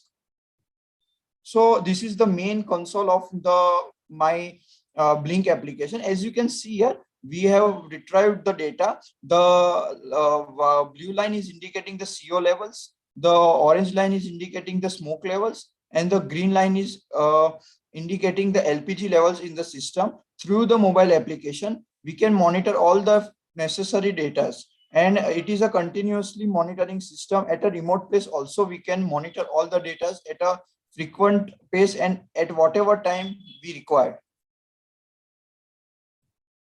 This is the main Blink console, which is available on the web page if you open the Chrome, and also available on the Blink app in the mobile application. So as you can see here, this is the heart rate, which is shown of a patient who is monitoring the system, means who is under the supervision. We can see the data for last 1 hour, 6 hours, 1 day, 1 week, 1 month, 3 months, and up to a custom level. So this is the main Blink console of my system. The humidity and the temperature levels are also shown in the figure. So through it, we can take a note of it, that whether the conditions, external conditions, are necessary for the patient's survival or not.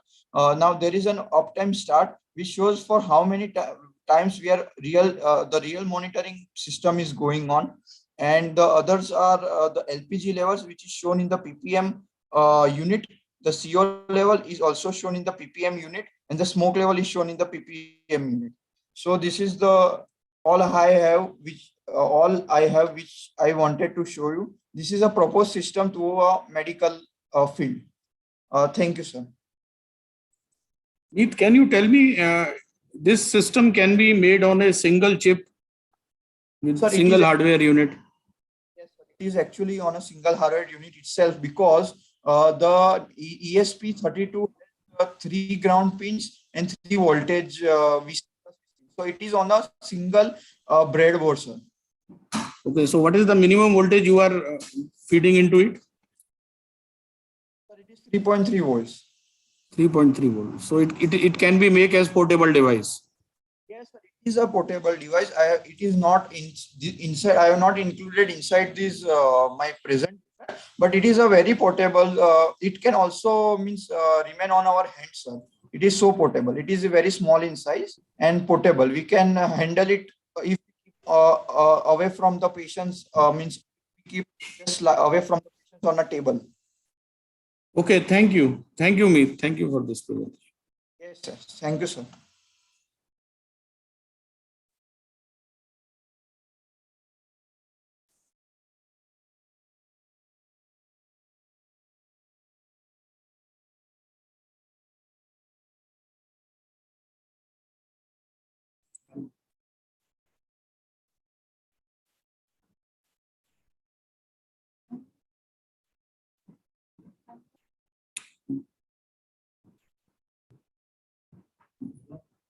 Hello.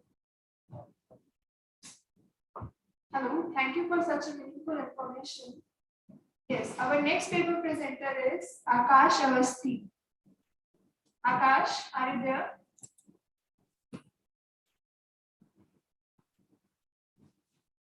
Hello.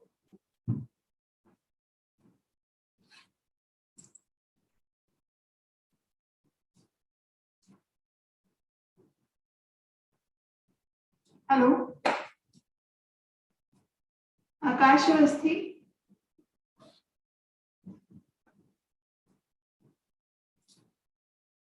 Aditya Rai, hello. Aditya Rai is there? AWS Lex Board. This is the title of the paper. Who is going to present? Okay, Aditya, you will start your presentation.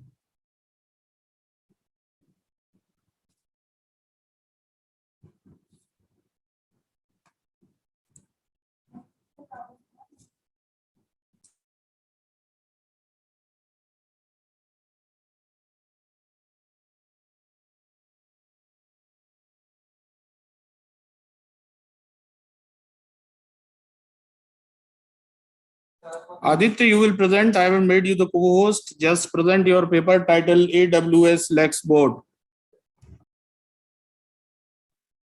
Hello, sir. Am I audible, sir? Yeah, you are audible. Just present your paper.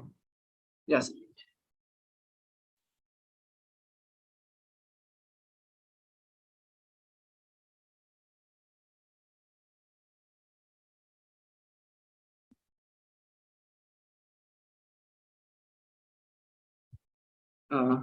Sir, is the screen visible? Hello.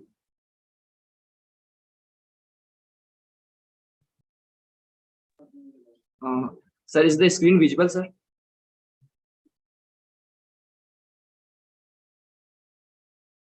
Hello.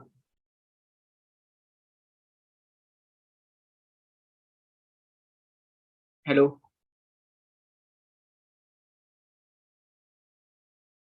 Yes, it is visible. Okay. Hello. Good afternoon to all. My name is Aditya Rai. I'm from Noida Institute of Engineering and Technology College. Aditya, please on your camera first. Sir, it is on, sir. Okay, thank you. Just start. Yeah. Sir, I am from NIT, sir, and my topic is AWS Lexbot. So basically, sir, I'm a cloud developer, sir. So basically, I'm working in cloud from nearly 1.5 years, sir. So my research started when I tried to work on Siri, sir. Basically, I was very surprised when I see how Siri works, sir, how it manages its server, sir, how it gives response within second to users, sir. So my problem statement arises from here, sir. According to my research, newly launched company or old company like Zomato, these are the giants company. Every company uses chatbots, sir. But you know the cost of the chatbots they are using. So according to the survey, sir, the cost of the chatbot per day rises from 7 rupees to 20 rupees. If we are using configuration in cloud T2 micro or T2 large, then the cost for one day is according to the survey 20 rupees. So nearly the cost for per month is 4,000 to 6,000 rupees. But the model that I am launching, sir, it will reduce cost from 6,000 to 500 rupees, sir. So basically, how the our projects work, sir. So basically, AWS Flexbot, it uses a backend. That backend is called Lambda function, sir. So basically, this is the functionality how we are working, sir. Basically, when user give input to the Flexbot, sir, the input goes to Lambda function, and for that instance, for that query, sir, AWS provided server to the Flexbot, sir. So user query and anything, less like user want to ask, sir, on which day there will be holiday, give me some facts. So on that instance, when the API will hit that Flexbot, sir, the server will be provided and user query will be solved. Like user query will be solved within 5 minutes or 7 minutes. So the cost of that server will be for within 5 minutes also, for only 5 minutes, not for 24 hours.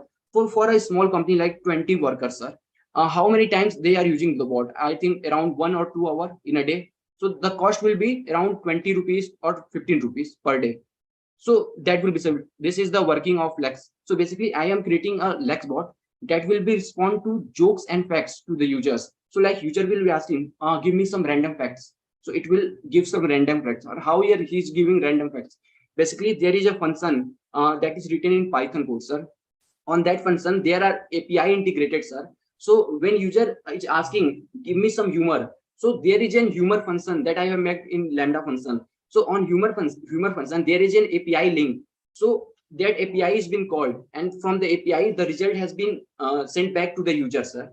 So this is the function. Basically to make it more interactive, I have interacted this Lexbot on websites and also on WhatsApp. So for website, to work it like a user can trust, yeah, I can access this site. So I have make the SSL certification on the site, sir. So for SSL certification I have used cloud provider AWS, and for AWS I have used the service Route 53. You know that Route 53 provide certification, SSL certification, so that the site is secure and people can authenticate there and use their services, like asking for some facts or some for jokes. This is for fun and entertainment purpose, and this is the visual of the project. So basically this is my Lexbot, sir, and user is using some mobile phone. So on the mobile phone he is using WhatsApp. So from WhatsApp he asked like, hey bot, can you tell me about some Hollywood facts? So the response go to Twilio. Twilio is an API service, sir. From here our Lexbot is linked through security credential, and Twilio will send API to Amazon Lex, and Amazon Lex has integrated backend AWS Lambda. Here the response go to Lambda. Lambda will integrate it and go to the API sites, and the response will be back to the Lex, and then from Lex to Twilio, Twilio to user. And basically you can also work through Lex also. So here user and Twilio will be cut off, and you can directly use the Lex to get the response. Or to make it more friendly, we have used Amazon DynamoDB storage. So what happened here? If like a company like I am using my project for Zomato, so I am asking it what is the cost of the pizza? So basically it's always responding 400 rupees, 400 rupees. So it is static, it is not changing. So if that is stored in some cache, so user can get that response from 2 seconds to microsecond. The response time limit will be cut. So that's why I've used that Amazon DynamoDB like a cache. And these are some exceptional features of my project, sir. Just like I've told you, the SSL certification I have included. Basically, the language barrier, that is most important. Suppose if a client from UK, from France, trying to access my bot, sir. So basically, there are some language barrier that will arrive there. So like if you want to work on this bot in Spanish language, so there is a selection, there is a criteria there that you can select your language there. So the bot will respond and understand your facts or your questions in Spanish language. Or you can, there is about nearly 23 languages that have I integrated in this project, sir. So you can get response and ask your query in that language also. And this is the internal working of the Lambda, sir. How the function is understanding that what user input is. So basically the user input code in JSON format, sir. In JSON format, and there are integrated functions that are in Lambda, sir. I want to show that my projects to you. Wait a minute.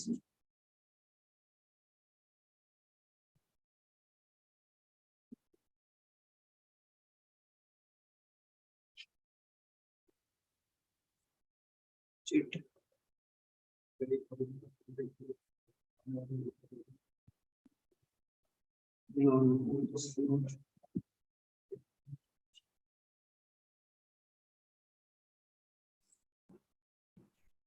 Am I audible? Yeah, you are audible. Hello. Okay, You sir. are Sir, audible, wait, Aditya. wait a minute. I'm trying to show my project, sir. Okay, just tell me what is the application of this? You have made this for a cloud developer. As a cloud developer, you have made this. How Sir, can you integrate it? How would Okay, you sir. integrate with the cloud? How This would lacks you more. integrate it with with cloud? Okay. So basically, sir, as you can see, if my screen is visible, sir, this is a AWS Lex, sir. It is a already integrated service, sir. AWS Lex is already AWS provide this service, sir, Lex. But No, its it is features provided by the AWS. Suppose you are going to make it for a remote cloud. How would you integrate it? Sir, basically, yeah, I am currently working on it, sir. Basically, in the DevOps area, sir. I know most of you are familiar with containers, sir. So I'm trying to integrate this Lex to container, and you know the container through container, and I'm trying to use Terraform, and you know that in Terraform I can just integrate any cloud services because Terraform is means bi-functional to every cloud service. Just like I want to integrate with GCP, sir. So what I will do, I will first integrate this Lex to a container, sir. And in container, I will provide the credential of GCP, sir. So basically, this Lex will be integrated to GCP by the help of container. This is my next, this is my conclusion, sir, that I want to tell you that how I will integrate with other cloud services, sir. Okay, thank you, Aditya. Thank you. Okay, Thank you okay, for sir. your presentation. Okay. Thank you. The next speaker is Rahul, Dandukia Rahul. Rahul, are you there in the meeting?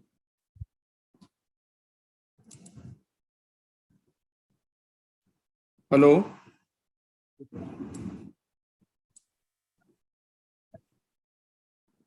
Yeah, Rahul, I am able to see you. Just unmute yourself.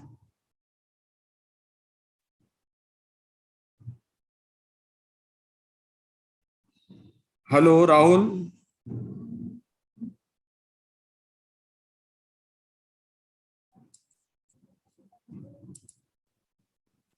Aditya, just clear your screen. Okay, Rahul. You will share your presentation and on yes. your camera. Yes, sir. Yeah, Rahul, I can see you. Just start with your presentation.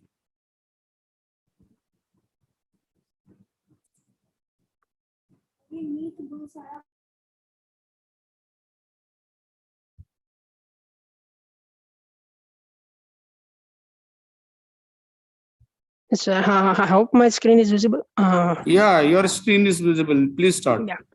Yeah. So good afternoon, everyone.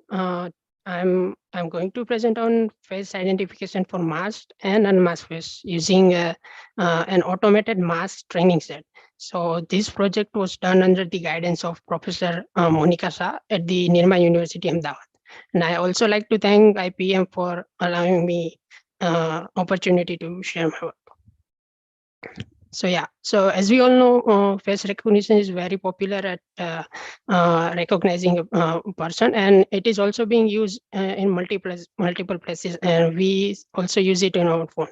But due to COVID-19 pandemic, it was mandatory to wear mask. So some of the old techniques that were used to identify a person, it actually did not work well with the person wearing mask. So my main objective of my work is create a data set from of non-masked images from a non-masked images, and then it should be person should be able to be detected using face detection method, and lastly we extract feature from the images and recognize that person. So the main motivation behind this is for example, during pandemic situation, we cannot ask every person to say come wear a mask and take images. So creating a data set of mask images is very hard. So my main motivation was to automate this mask image generation using machine learning.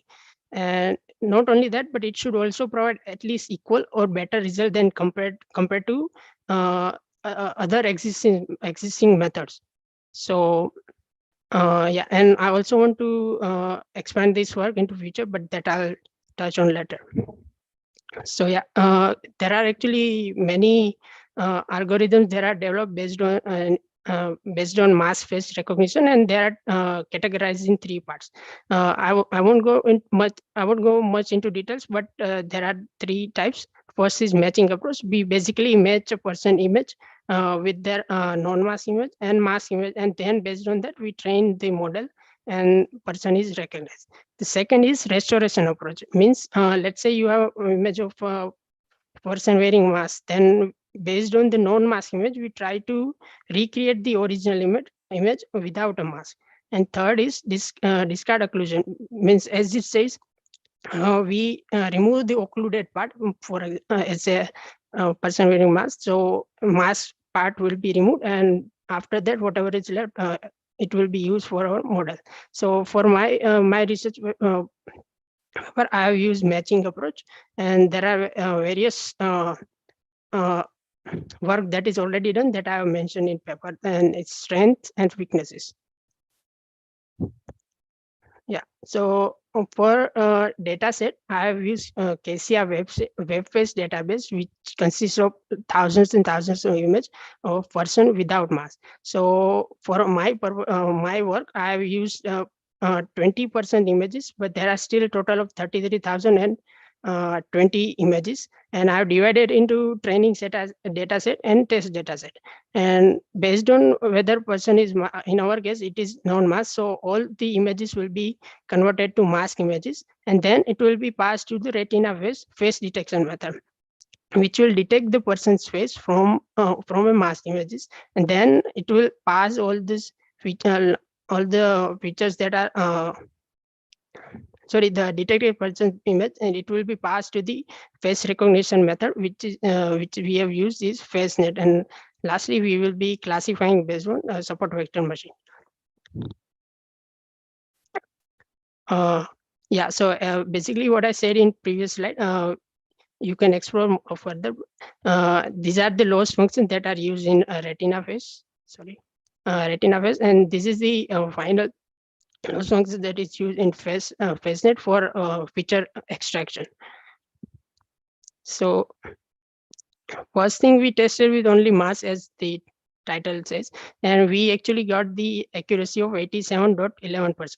But it was not enough, because when we compared it with other method, some of them are actually giving higher accuracy. So we actually decided to see if we can improve this method by introducing the non-mask images to our train and test model. And in theory it should work, and you can also see the result. As you include non-mask images, the accuracy also increases. And best result we got is when we use non-mask plus mask images in both the trained dataset and also test dataset.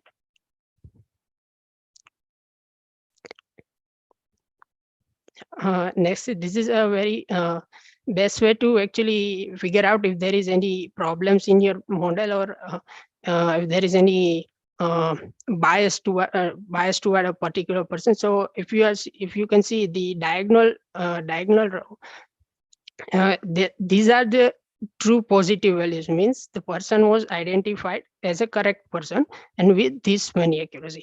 But then you see there is also in some cases there is also a person is identified as false positive. So let's say this is the 7th person, and it should be detected as 7 with total accuracy with 0.096, but in some cases it was still detected as person 0, so with accuracy of 0.022. So when you look at the images that are present in 7% folder, you can see there are some blurring issues, or person face is not clearly oriented toward the camera. So actually this gives us this provides us many ways that we can improve in the future. So yeah, actually in conclusion, I can say that we actually created a new way that we can automate the creation of a mask face from a non-mask images, and in the future we can also extend our work to include these blur images or person that face is not properly organized oriented. And later I also like this can also be expanded to include various type of occlusion images, like instead of mask you can say a person wearing glass or headphones or a person wearing scarf. So yeah, thank you. I'll take any Rahul, questions. one thing, can you tell me, how would you correlate a face identification of a unmasked object with a masked object? Sorry? Which tool you are using to differentiate it? Are To you using differentiate any whether tool? a person wears mask or not. Are you using any tool in your project, or it is just like a? No, sir. For getting the landmarks of the person from an image, I'm using face recognition library, which will give me the landmark area, and based on that landmark area, I will augment my mask images on top of the non-mask image, and that's how I will create this image that person is wearing a mask. So And you are then, using SVM method. Yeah. Lastly, for loss function, I'm using SVM. Right. Thank you, Rahul. Thank you for the presentation. Yeah. Thank you very much.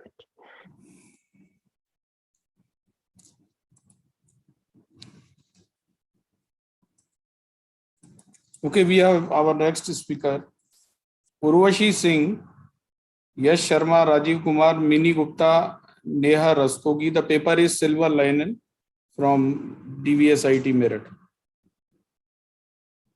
Who is the speaker?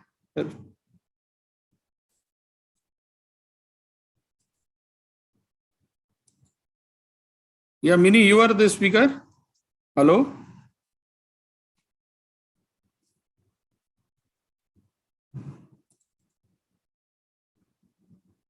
Rahul, just clear your presentation from the screen. Hello? Sir, I've already unshared. Okay, thank you. So Silver Linen, who is the speaker? Yeah, Mini, you will on your camera.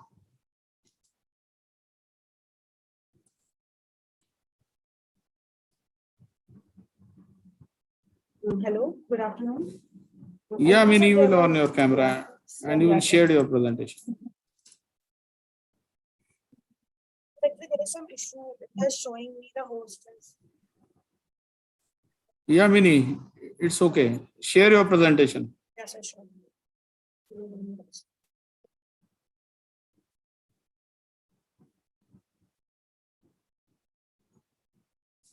Sir, so may I ask, is the screen is Yeah. You are visible. Just start with the presentation. okay, sir. Our idea is Silver Lining. It was basically based on a idea that we should help the people who are suffering from anxiety or mental stress, any kind of mental stress. So we had just a vision for the project that we should help or volunteer the people who are suffering from so many difficulties in their early ages for their life and who are able to, who are not able to balance out with their life. So the project name is Silver Lining. The members are me, Rajiv Kumar, Urvashi Singh, and Yash Sharma. And it is supervised by Ms. Neha ma'am and Harris ma'am. So let me introduce the project first. So Silver Lining is basically an online website. Basically, it was designed to help people who are suffering from social mental stress. And we are heading our goal for that we should help the people in a friendly way so that they will be like saved from things like suicide and so many depression and anxiety, all that. So Put your slide in PPT mode. Just do F5. Okay, sir.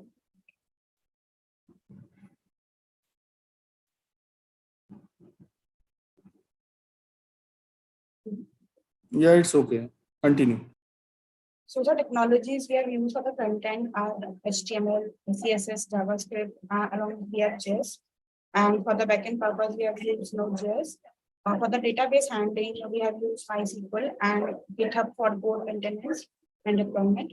So this is the outlook of our project with something like this. So we are having a chat box therapy section, and a login page like this. So the user can enter their email ID and the password and register for our project, and then they can log in another time.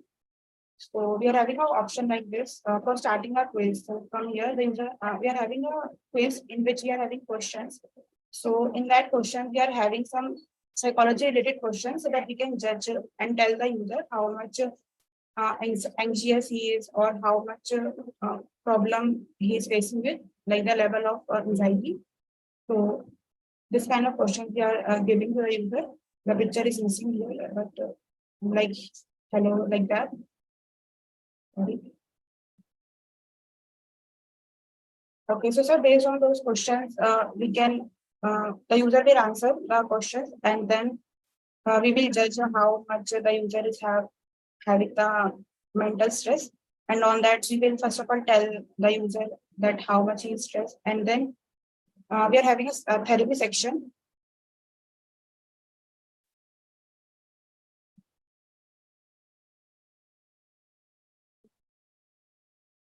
On the dashboard.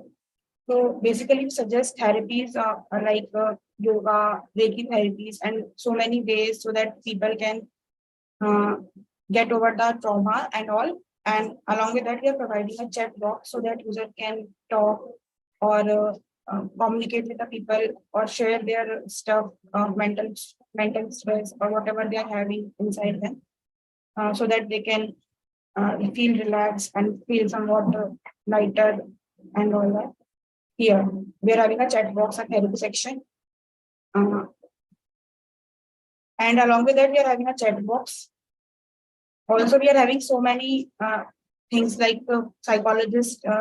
People can take help from psychologists in case they are having serious kind of issue. Psychologists can volunteer, or it can be paid as well. So this was our idea, and that's all. Okay, this name of the paper is so unique, silver lining. So how would you keep this title?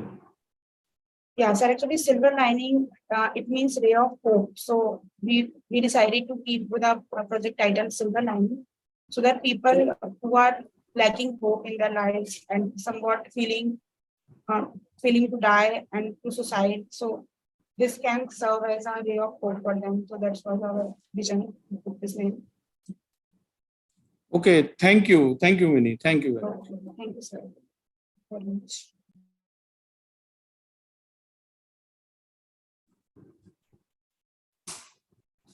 Okay, the next speaker is Memansha Sharma. Memansha, you are here, just raise your hand. Yeah, Memansha, just on your video and share your presentation.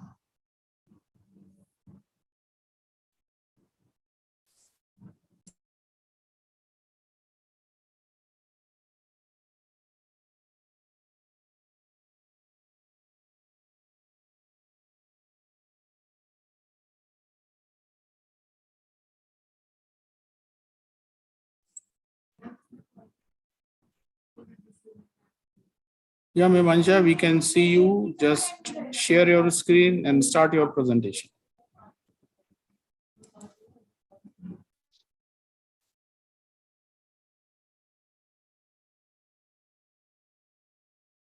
Hello everyone, I am Imansha Sharma from DVSIET, and I along with my teammates have designed an online blood bank portal with my teammates Anuj, Pushkar and Vaibhav under the guidance of Dr. KP Jayan sir. So the title of our project is Life Savior. So this is basically an online blood bank portal.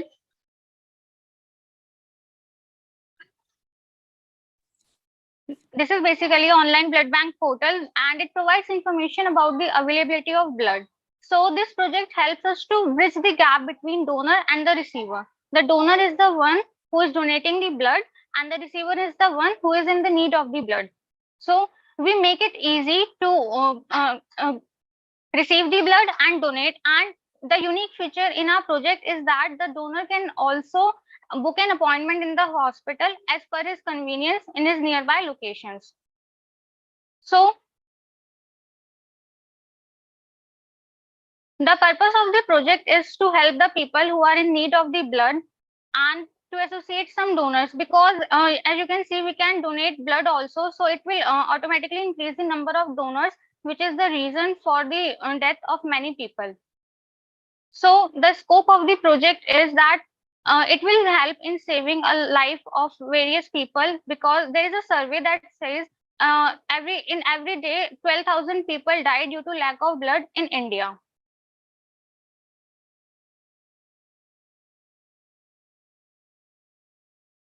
So let's see the design execution of our project. First of all, we will discuss the data flow Himansha, just diagram. make your presentation visible, make F5. We are not going to see your slideshow. Make F5 from your keyboard.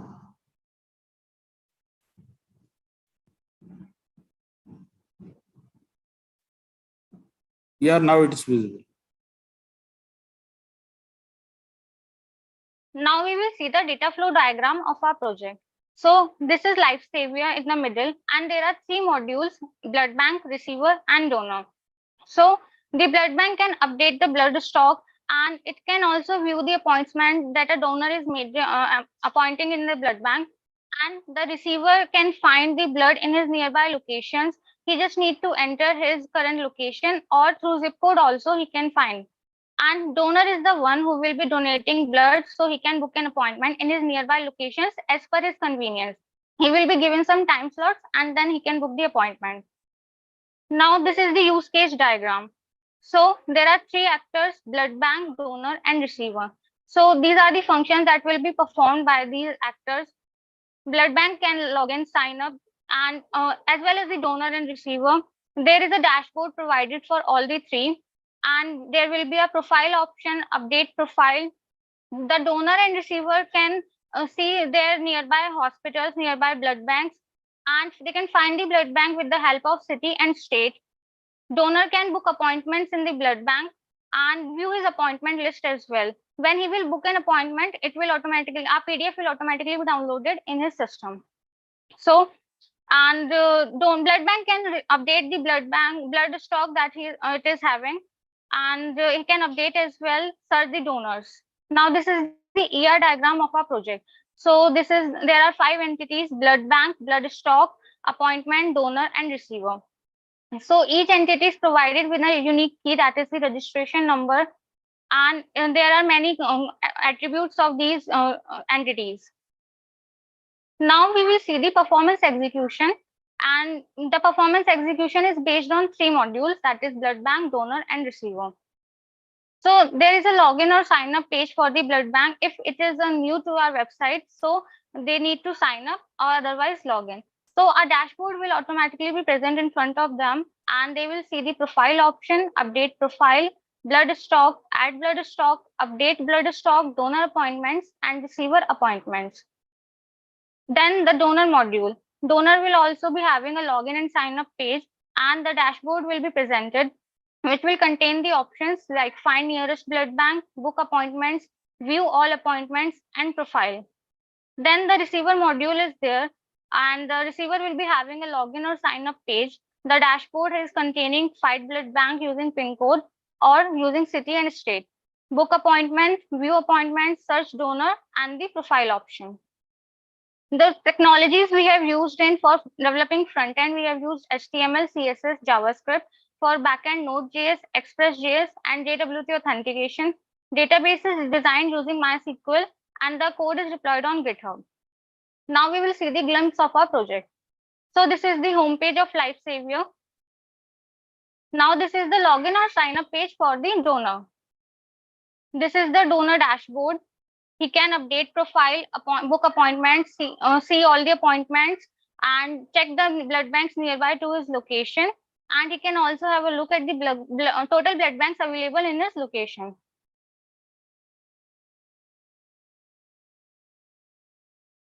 This is the appointment option for the donor.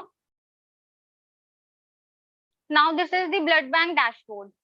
Here it can check the appointments of receiver and donors, and he can update his profile and update a stock. This is the dashboard of blood bank. This is the receiver's dashboard, which is containing all the information about the receiver, like his city and state. He can find blood with city and state. He can update his profile. He can like search for the blood banks. Thank you. Hello, Mimansha, I'm audible? Yes, sir. Yeah, can you tell me how would you differentiate between a donor and the other person? Receiver. How would you correlate that? Are you making any database for that in your project, or it is like a software type of thing just? Yes, sir. There is different tables used for donor and receiver. Donor will be if he is a new user, he will sign up and he will fill in the information, update his profile, and that will be saved in our backend. And the same goes with the receiver also. So how much time it take to reach the blood to that particular person? Is any some algorithm or database you have included in your project? Sir, we are only providing them the information about the nearly Okay, this is an available. information management system, right? Yes, sir. Okay, okay. Thank you, Mimansha. Thank you, sir.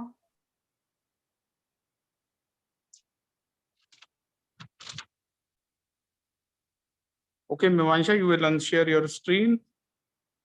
Our next speaker is Akansha Dhaya. Akansha, are you there?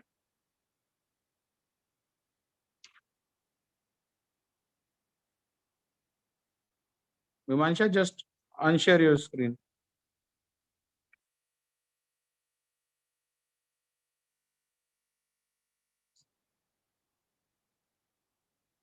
Hello, Akansha, are you there in the meeting? Yes.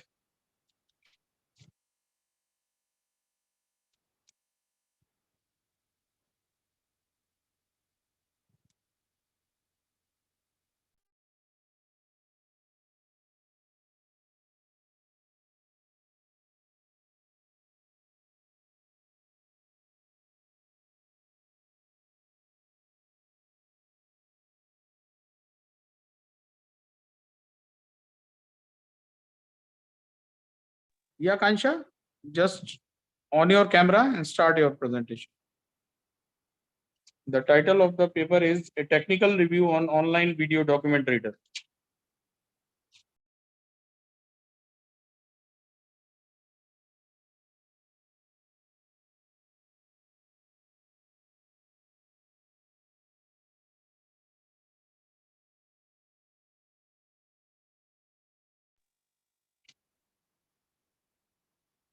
Akansha, unmute yourself. Yes, sir. Okay, on your camera and start your. Yes, you are visible. Yes, sir. Just share your presentation. Yes, sir. Actually, sir, I'm not able to share my presentation. My team member, there is a Dr. KP Jain.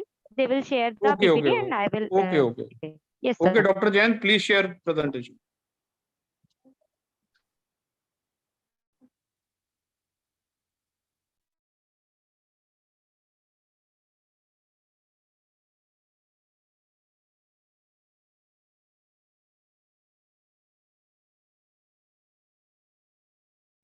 Yeah, Dr. Jain, are you there? Hello? Yes, sir. Yes, sir. Just I'm Okay, sharing. Dr. Jain, share Okay. your presentation. Just I'm sharing. Okay. Right, it's visible. Okay, go ahead. Akansha. Yes, sir. So, basically, our topic is a technical review on online video document reader. So, basically, we have created an online online video document reader. So, for Dr. Jain, just make in presentation mode F5. I think it is in F5.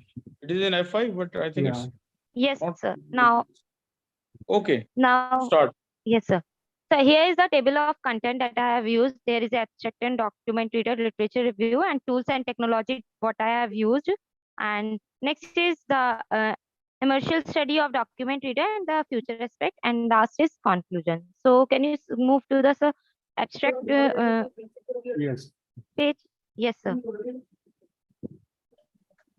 So, sir, that basically for the creating this online video document reader is the basic task is to develop a software solution for real-time text recognition in captured frame view from video. Like when we pass the video in which we extract the frames. The challenge arises when dealing with blurry or unclear image or video frames, which can hinder accurate character recognition. Various techniques are employed to analyze and convert characters from images into text format for storage in the system. The objective of the character recognition is not only to identify character but also to analyze them in real-time scenario and ensure accurate information storage. Like, sir, can you move to the third slide? Abstract slide.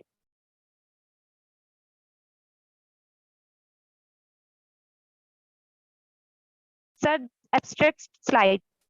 Third slide. Okay. Yes, sir.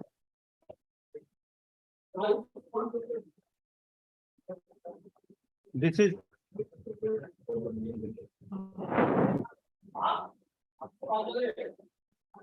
Is it okay? Sir, actually, I'm table of content is showing.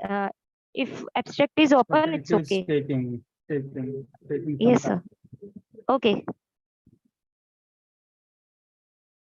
Is it visible? Yes, sir. Is it visible? Document reader. Yes, sir. Okay.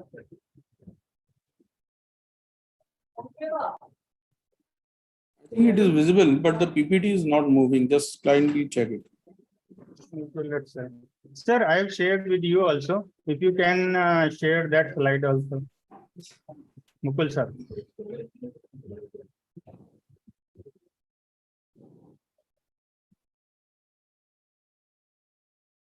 Okay, Akansha, just tell about your project, basically. Yes, sir. Just to Sir. read it doesn't matter. Okay. Okay, sir. Sir, so basically, the document reader is a system automatically read and recognize the character in the document's images, storing them for retrieval frames with text are captured from videos, and the details are scanned and stored images. However, modify the stored images content is not possible, making data segregation and use challenging. This research review explored real-time video-based customer verification using Aadhaar card information. So here is the basic document reader we have created in which they extract the frames, and in frames they extract the that frame in which the face is presented and the detail is presented. Like we have used the Aadhaar card info in which we extract the Aadhaar card number. So basically, sir, we have in this technology we have tools have used. There is a Python, and in Python, we have the Open Civil library in which we use the computer vision concept in which they extract the images from the video in real time and scan and extract that frame also in which the Aadhaar card is presented. So in those frames, we save in the database and make a PDF. So basically, the future aspect of this project is to when you like my father, I will take my father example. Like for my father, they have do the KYC process. In this, they face some issues like you they bank providers said that you show your Aadhaar card in that format and rotate it. So the uh, some people don't understand how to show their Aadhaar card and how to show their ID. So by the document reader, we make it easy. So users only show the ID card, and you by this software or by this solution, we can extract only that frame there, the ID and the video. In video, there is the face is presented. Only those frames they can store in the database or make a PDF for the storing of the document. Like for history purpose, we store the data in the database. So there is a basically future aspect of the project is.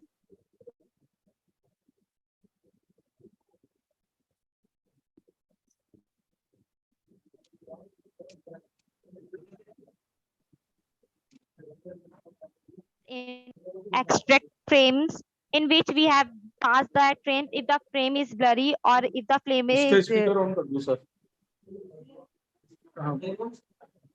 If the frame is blurry, so it will pass to the all other filters. Like if the face is blurry, it will remove that frame. If face is clear, then we will proceed to the other filters. Like it will detect face is properly presented or not. We will check their side face is not presented. So these filters I have applied for detecting the face. And for the Aadhaar card verification, we have the OpenCV library. There is a Tesseract OCR that will extract the text data from the image. So I have told you the future aspect about the document reader, and this is all about my research paper, sir. Okay, Akansha, can you tell me any application regarding video analytics of this paper? How would you analyze the video from this paper? It is Sir, a document here, reader as well as yes, video sir. analytics. So can you Yes, sir. analyze any set of videos from YouTube? Yes, sir. We for sir this research paper only work for the Aadhaar card verification, Aadhaar card and face detection. If we pass the YouTube video, it will extract the face, but it will not extract the ID if ID is not presented. It will pass the message that show your ID properly, because it will work on the ID detection or face detection. If we pass any random image, random video, it will throw some type of message so that user can understand what type of input we need to present. Okay, thank you, Akansha. Thank you. Okay, sir. Thank you, sir. Okay, the next speaker is Harsh Yadav, Paper Connect. Harsh, are you there? Just raise your hand.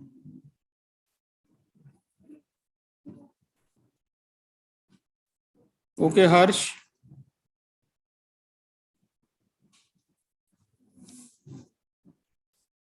Start your presentation.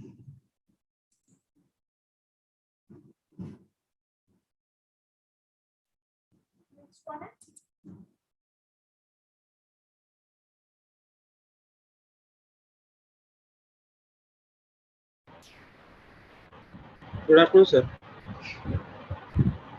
Harsh, can you on your Hello? camera? Yes, sir. On your camera so that I can see. Sir, am I visible? Yeah, you are visible. Just share your screen. Okay, sir. Yes, sir.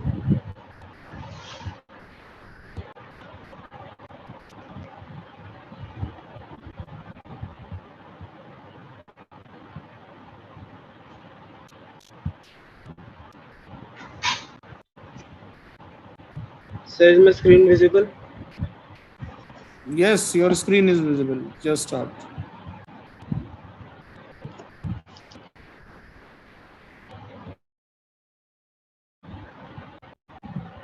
Yes, sir.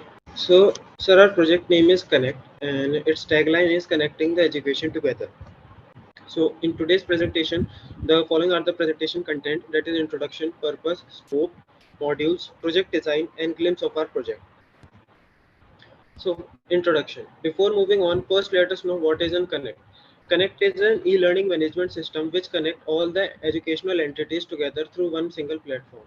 And it has been developed so that it can remove or ease the existing problems in the education system, such as the students facing problems regarding internships and job. They are not able to get educate amount of knowledge about these real world jobs and internships, and they are not able to communicate with the teachers very frequently, or are they are shy enough, and many such problems. So our project Connect tries to remove them and override the problems.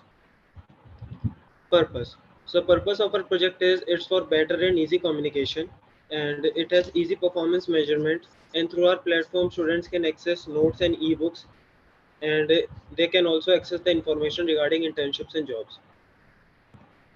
So what is the scope of our project? So scope of our project, as I said earlier, that it enhances the target of learning outcomes, because it is going to improve the, as we all know that India is digitalizing in this current era. So we are also promoting this digitalization by converting from these offline processes into online and digitalizing the educational system, so that we can save time and improve the efficiency of our education system. And as we know that in current era, e-learning in computer science plays an effective role. So we can use it in an effective manner for designing and development of student skills. So what are the resources used in the development of our project are in software we have used Visual Studio Code, Python for machine learning, Python for the APIs as well as for applying machine learning through it. And in front end we have used HTML, CSS and JavaScript and React JavaScript framework. And machine learning, and in database we have used NoSQL database MongoDB. And in hardware we have used laptop camera and server camera for the face recognition in our platform. So there are 4 types of modules in our project. First is common modules, second is student modules, third is teacher modules, and fourth is admin and HOD modules.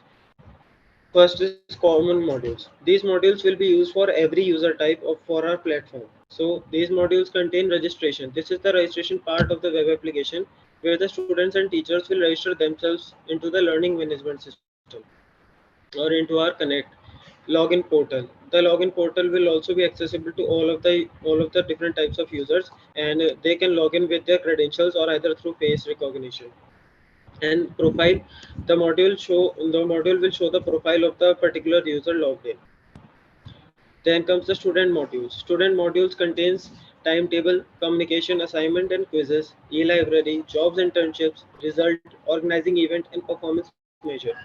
So timetable will help the student to see which classes are going to occur in some time, or his schedule for the day in college, so that he can prepare for that. Communication, through our platform the student can interact with his seniors or with the teachers through our chatting system. We have provided a chatting system in our application. Assignment and quizzes, as we all know that in Harsh, college your or in education system. PPT is not moving. Kindly do that. It's on the first slide. Okay, sir. Let me reshare it.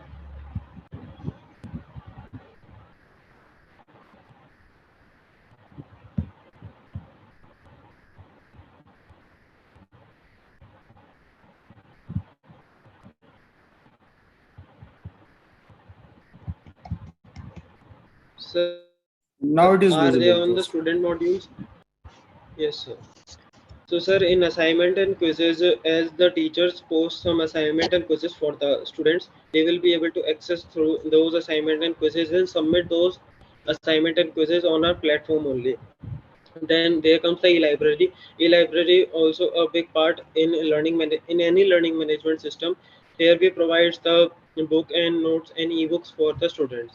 Jobs and internships. As we all know that in current era, student have to know the knowledge of have to be have to be aware of what are the skills that are present in the current scenario of the market. They just learn the trending skills which they listen, and they don't know according to the market. So I think with the help of the information regarding jobs and internship, they will be able to access the knowledge that what are the current skills or current scenario in the market, so that they can prepare according to that.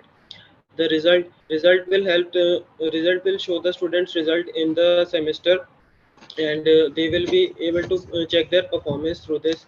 An organizing event. So in this organizing event, a student who wants to organize an event in a college, for example a coding competition or hackathon or anything else, then he can directly send a request to the head of department or admin for organizing an event. And the head of department will he can approve or reject the request basis on the information regarding the event. The student will provide the information along with the request for organizing the event. So this is through our platform, student can also organize event. And performance measure, as I already said, that student can see their performance in their assignment and quizzes through our platform.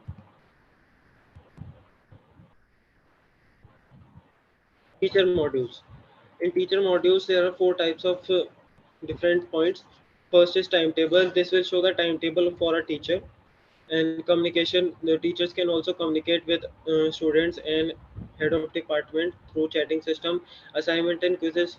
This will help the teacher to post assignment and quizzes for the students. And e-library, e-library, the teacher can post some upload books into the library using the e-library module. Admin modules. Sir, in admin modules, the admin has the power to edit the timetable.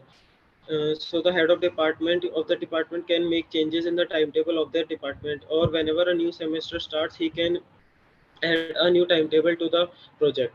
And in e-library, and timetable also, he can assign particular teachers for the particular subject.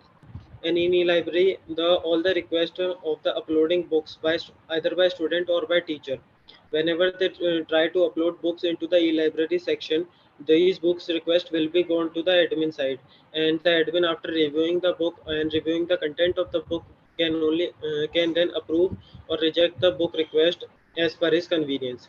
Then profile, the HOD admin has the choice to approve the event request sent by the student, and can also communicate with students and teachers. As I said in the student modules, that students can organize an event, so the admin can approve or reject the event request sent by the students. And the admin also register all the students in a platform through his side only. Now the project design, we are going to show you the data flow diagram, use case Harsh, can you diagram, come and to profiles. the part that you have done in this project? Yes, sir. It is a type of LMS, I think, and you are, I think, 3-4 authors Yes, in sir. that. So what is Yes, the sir. part that, yes, that is the glimpse of your project. So Yes, just sir. you will So focus we are on that. okay, sir.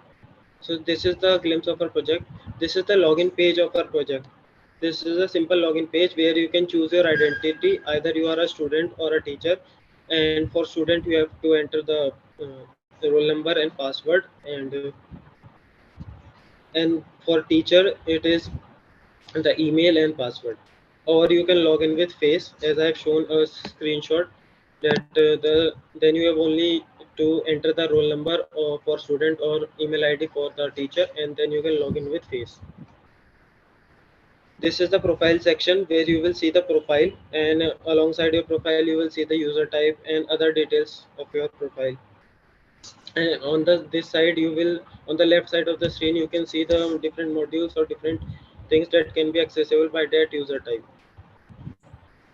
How would you This integrate is the its back end with its front end? Both type of Sir, programming you are, I think, doing differently. So yes, how sir. you are making this? Connecting, Sir, integrating. we have used API. Sir, in backend, we have connected with database MongoDB, and we have built APIs, and that APIs we have hosted, and then we are using those hosted APIs in our front end using React.js framework. Thank you, Harsh. Thank you for your presentation. Okay, our next speaker is Deshaguni Manasa. Deshaguni, are you here in the meeting? Yeah, just on your camera.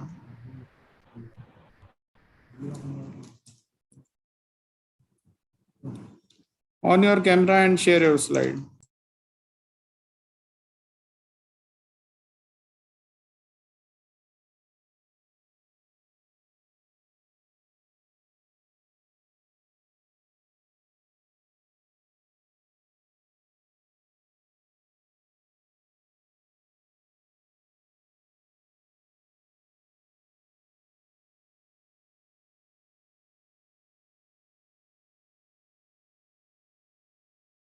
Yeah, Deshaguni, just unmute yourself first. I'm not able to see you or hear you.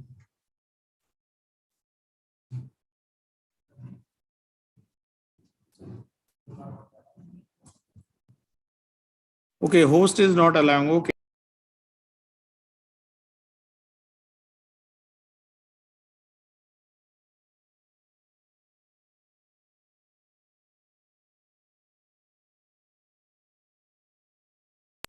Okay, Deshaguni, proceed with your presentation. We make you co-host.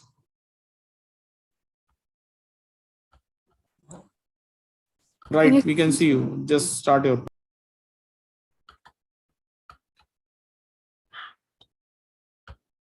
Hello everyone, this is Deshivan Manda and I'm NIT Bhopal and of Department of Computer Science and Engineering. and I'm here to present my research on brain tumor detection from MRI images using machine learning and deep learning techniques. And I did this under the guidance of Manish Pandey sir. So this is how I will go today. Make This is in the presentation content. mode. So first I'll start Make with this. in presentation mode.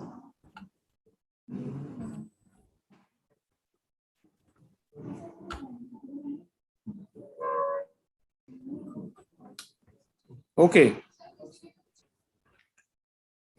Fine, sir. Okay, go ahead. Go ahead. So we all know that the central nervous system distributes actions all across the body, and the reason for it to, do anything is our brain. And our brain consists of three different parts like cerebrum, cerebellum, and brainstem. So our capacity of thought, voluntary movements, language, judgment, everything is based on the brain. And without brain, we are like a puppet. And like all have some issues. So brain also has some type of issues like brain fever and sometimes brain tumor too. And this tumor gets developed because of the cells inside or beside the brain. So what generally happens is whenever the DNA changes, if there is a rapid growth of cells, we see the tumor. And this tumor can be cancerous or non-cancerous at the same time. And we see these brain tumors mostly in children and adults. So for this reason, doctors frequently use MRI images to examine brain tumors. And by using deep learning and machine learning techniques, I've created models so that I can examine the image and check whether there is a tumor or not in a particular image. You can see that here, the difference between the non-tumor brain and the tumor brain. Non-tumor brain is like a normal with brain, but the tumor is, you can see area where little whitish is there because I think there is a lot of cells over there. So this is the difference between the non-tumor and tumor brain. And some of the related works done on this are based on, firstly, they used ANN technique, which was giving good accuracy compared to the standard techniques. They used image processing and segmentation. And the other technique they used was based on the hue voting, which basically means it's a method of image processing and segmenting. And they trained this by different dimensions of data set, and they analyzed it by hue voting with CNN. And the another one was by Zhenyu Tang, where it creates a new brain image of segmentation by recording and merging data from many normal brain atlases. It was the first level of the framework. A new algorithm is being used to retrieve the recorded picture of the normal brain from the MRI tumor, and the brain image is recovered without tumor interference in the following stage by registering a normal brain. So basically, from the image, they try to extract the features and try to create the normal brain. How does it look like? And they compare them. If they both are like alike or similar, like the accuracy, the similarity between them is around 97% or something. So they consider it to be a normal brain. But if they extract it and the normal brain image is different from the existing one, like around 40% or 30%, the similarity is there. So they consider it to be the tumor containing brain. So in the dataset, I have taken a Skagel brain tumor detection challenge 2020 dataset, which was consisting of around 3,000 images in total, and they were divided into half, like yes and no. And I used 80% of the dataset for the training and 20% of the data set for the testing. This is the brief methodology of how I did. I took the dataset, and then I did the image pre-processing into 256 cross 256 image, and then I sent them into the model, and I got the result, whether it's a normal brain or the abnormal brain. And I have used two models over here. The main purpose is I wanted to use the convolution neural network, but I need to compare it with some machine learning method to make sure I say it like convolution neural network is the best. That's why I used support vector machine and modified convolution neural network. In support vector, so one of the technique is support vector machine, and support vector machine is an algorithm that develops a precise prediction on training data before using it on testing data. Basically, we have a graph and we have support vectors which are considered to be the events, like the images, the result of the images, whatever it calculates into a mathematical form, and it creates the support vector machine creates a hyperplane between it, because this is a binary classification, so it creates a plane between them and classify one to be one side and the other to be other side, and gives us the result of it. The second, I've created a M2 model, which composes of several layers consisting of convolution, pooling, dropout, flatten, and dense layer. I use sequential model for adding all these layers together. All the images are reshaped into a uniform size of 256 cross 256. The image is fed into the convolution layer with the ReLU activation function. I use the ReLU activation function because this information is very sensitive and I have to make sure that I need to add the non-linearity to the function. And with some padding and the filters of 64, 32, 64, 128, and 256 for the successive convolution layers in the model. And I have used max pooling layers and dropout function of around 20% of dropout in the model. And the second layer is dense layer, which is the convolution network, which is 256 neurons, and I use the ReLU function. And the last dense layer has only one neuron because this is the binary classification. I use the sigmoid activation function. This is the model of how the network is going on sequential. So I've used the three layers of convolution, max pooling, dropout, again convolution, max pooling, dropout, and again same. And at the end, I've used the flatten and the dense layers. You can see these are the experimental results of modified CNN model. You can see that the training and testing accuracy goes on increasing and the loss goes on decreasing. I saw the training accuracy of around 98.58% and testing accuracy of 97.67%. And the support vector machine was able to achieve around 97.33%. You can see a confusion matrix of how SVM is working over here, with true positives there as 303 and false negatives to be 281, and the other are very less. So I would like to conclude that as this technique is solely based on the images, and CNN is one of the best out there to work with images. So with an accuracy of 97.67, and SVM achieves around 97.33%. So it's just that CNN works the best for brain images, and if we increase the data, then the classification accuracy will also get increased. And if we use the optimization techniques to decide the layers to be added to the model, and various augmentation techniques also can be used to increase the data.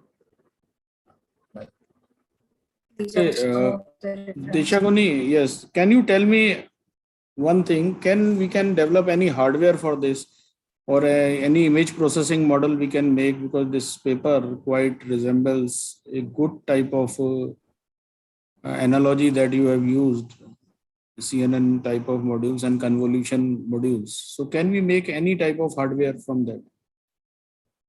Any supporting hardware we can make, which will be placed over any type of MRI machine or any machine that can detect these type of images. Yes, sir, I guess so. Hardware, are you talking in terms of IoT? Like if that hardware supports Yeah. Basically any IoT system. So if that device or anything is containing, as you know, like in mobile images also we get to see the images, or again, the lock screen by analyzing a face, it gives the whether am I or not, right? So the same way with some hardware and with some software inside it, we can do it. Thank you, Deshaguni. Thank you for your presentation. Thank you so much, sir.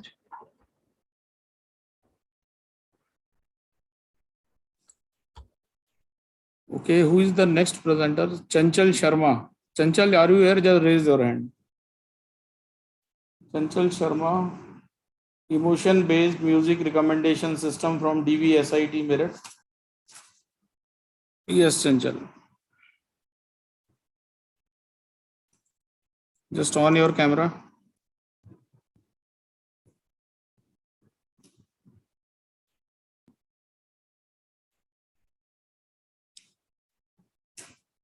Yes, Chanchal, unmute yourself. Okay, go ahead.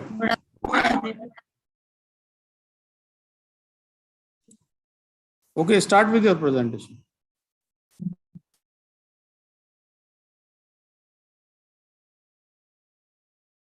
Good afternoon, everyone. My project is emotion-based music recommendation system using machine learning.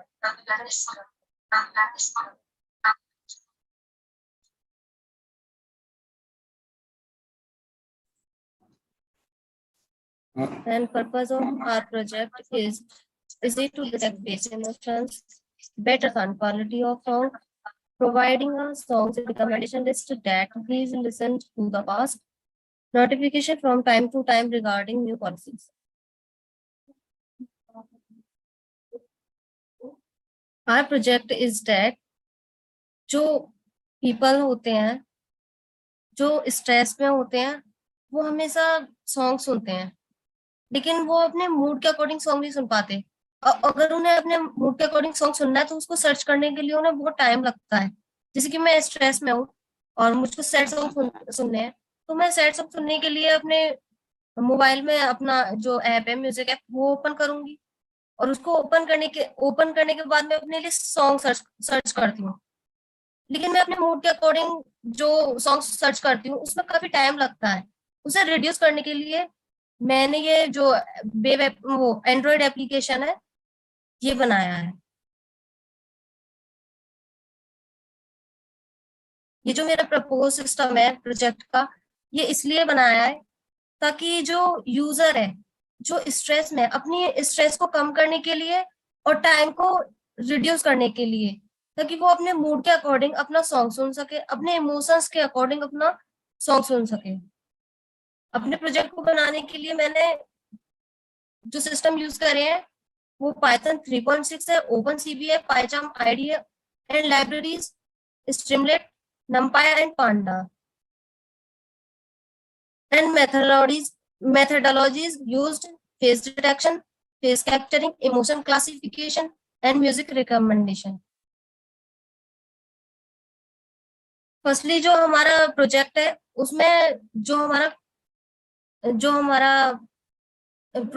हमारा system है वो सबसे पहले user का face detect करेगा। Face detect करने के बाद वो इमोशंस को कैप्चर करेगा। इमोशंस कैप्चर करने के बाद वो इमोशंस को क्लासिफाई करेगा। इमोशन क्लासिफाई करने के लिए support vector machine, random forest and के नियरेस्ट नेबर्स मैंने एल्गोरिदम यूज किए। जब वो सिस्टम जो है फेस क्लासिफिकेशन करेगा उसके बाद वो म्यूजिक रिकमेंड करेगा जिससे यूजर अपने मूड के अकॉर्डिंग सॉन्ग सुन सकता है। This is system architecture. Firstly, user open your webcam and face detection, emotion capture, and then songs.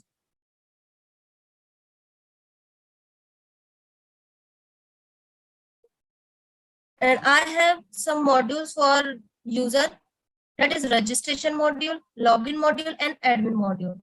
Registration module is when user open the software, then वो register करेगा। Register करने के लिए वो अपनी ईमेल आईडी और मोबाइल नंबर यूज कर सकता है।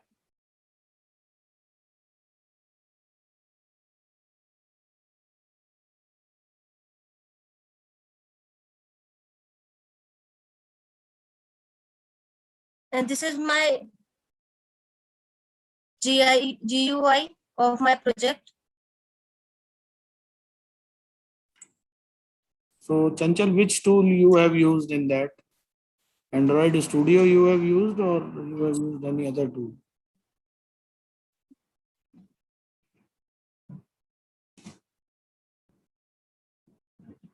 And conclusion is that generally music plays a vital role of adults.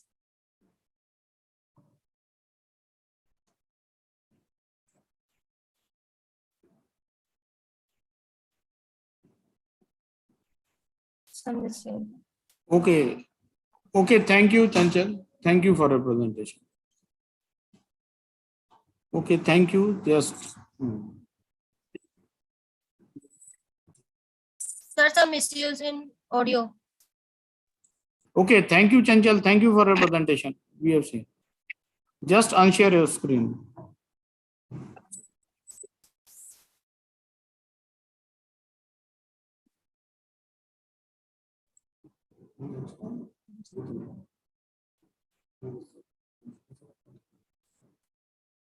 Okay, any other who is left without presentation? List we will check.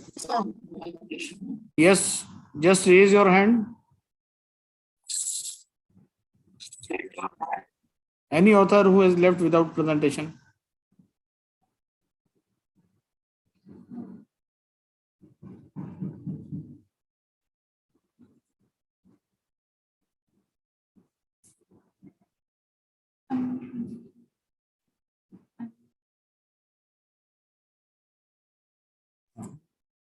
So over to you, Renuka ma'am, for your presentation.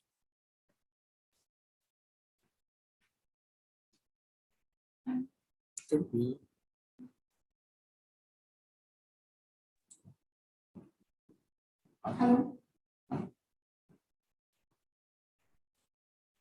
Thank you all authors for presenting their papers in International E-Conference on Computing and Data Science in technical session.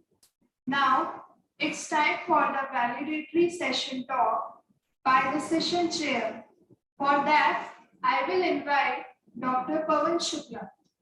Dr. Pawan Shukla is Professor and Head of the Department of Electronics and Communication Engineering of Noida Institute of Engineering and Technology, Greater Noida, and having more than 20 years of academic experience.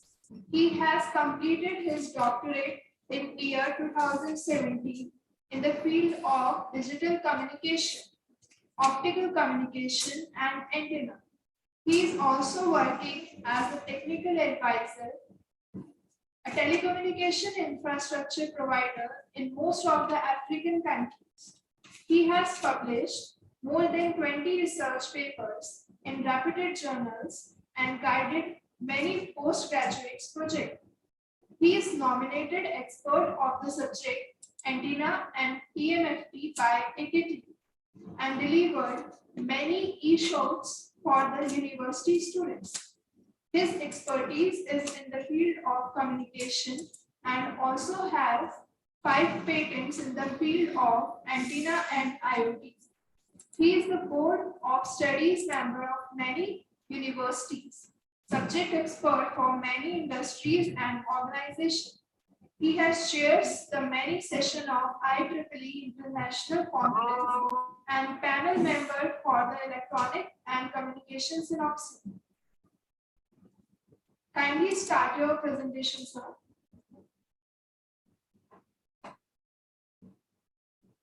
Dr. Pawan Kumar Shukla. Yeah, am I audible? Yeah, Dr. You are Shukla, you are. audible. Oh, great. Thank you so much. So let's start the valedictory speech, or you can say the Dr. Shukla, can you on your camera?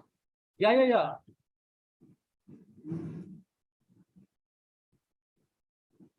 Yeah, it is on. Am I audible? Yeah, you are audible. Yeah, my camera is on.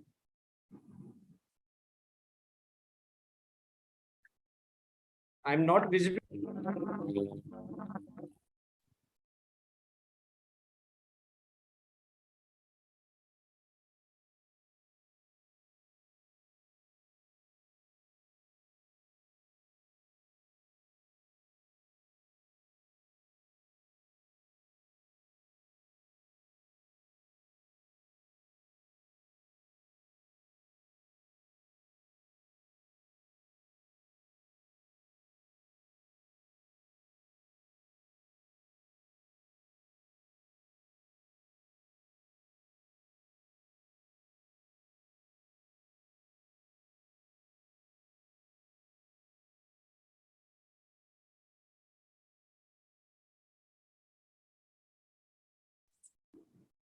Hello.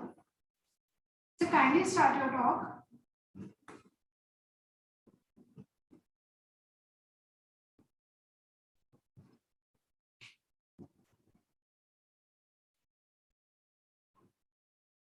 Hello, am I audible to you, sir?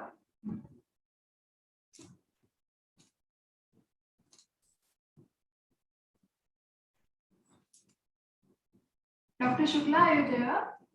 Yeah, am I audible? Yes, sir, you are audible. You may start your talk. Okay, so may I start my presentation? Yes, sir, sure, sir. Okay, so a very warm and cherished good afternoon to everyone present here. Honorable Chief Guest of the day, Dr. D.K. Lobial, Professor, School of Computer and System Sciences, JNU, New Delhi. Guest of honor, Mr. V.K. Sharma, Director, Center of Development in Advanced Computing, Noida, India. The guest of honor, Professor P.K. Kalra, Professor and Head, Department of Computer Science and Engineering, Indian Institute of Technology, Delhi. Esteemed, eminent international speakers and experts of the theme of the event, Dr. Wasan Shakir Awad, Dean, College of Information Technology, Alia University, Bahrain.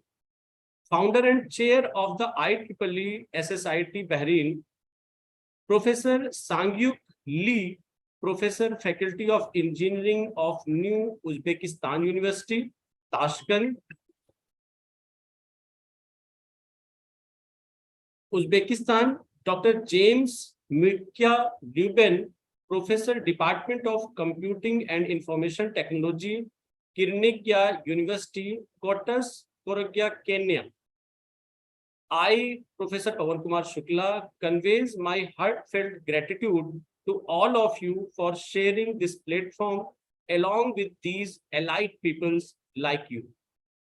So let me congratulate the complete team of IPEM management, senior administration, Professor Shashank Chaudhary, Dean Academics, IPEM, and Professor Naveen, Head and Convener of this international conference, Dr. Supriya, the coordinator and the main organizer of this event. And I really congratulate to all these people to organize such a wonderful academic event and making me a part of this grand ICCDS 2023, Third International E-Conference on Computing and Data Science, which is really well managed just because of these people's and their team's untiring efforts. So, heartiest congratulations to all the complete team members of IPEM. Basically, the core objective of such events is to energize and to provide the enthusiasm and to motivate our young researchers and academicians for new innovations and technical aspects of various advanced technologies and ideas. The papers which have been presented here were really able to showcase the pathfinders, a good quality of technical content as per the theme of this international conference on computing and data science. Have you ever wondered how Bureau of Meteorology forecasts the weather, how your smartphone can recognize your face, how YouTube makes recommendations, and how Siri can listen to your command and hold a conversation? Data science combines maths and statistics, specialized programming, advanced analytics, artificial intelligence, and machine learning with specific subject matter expertise to uncover actionable insights hidden in an organization's data. These insights can be used to guide decision-making and strategic planning. The accelerating volume of data sources and subsequently data has made data science is one of the fastest growing field across every industry. As a result, it is also very much surprising, and the role of the data scientist was doubled in the sexiest job of the 21st century by Harvard Business Review. Link resides outside of IBM, and these organizations are increasingly reliant on them to interpret data and provide actionable recommendations to improve business outcomes. In addition to the physical beings, a data scientist will also see their digital twins, and in a variety of formats: numbers, text descriptions, audios, images, and videos, in streams at super speed and high volumes, creating incredibly rich, ever-growing data oceans that hold the power to advance our new digital civilization. Solid data storage, processing, visualization, and manipulation is skills to build models for pattern discovery, prediction, and forecasting, and ultimately turn raw data into actionable knowledge. Data is ubiquitous. Those are able to harvest knowledge from the data oceans, and they are really highly sought after in all the sectors: mining and resources, industry, healthcare, government, and non-government agencies. Just to name a few, many of the countries, many of the industries are working tremendously in the new eras and the new fields of data science and computing. The subject and the theme of this conference was really very much interesting, and many authors of the subject presented their wonderful analysis in the form of their articles. Although all the papers were very interesting and very powerful, but I have been asked to select one paper, and I have to announce here for the best paper award. So I think I concluded the remark and given. So should I announce the name? Yes, please go ahead. Please go ahead.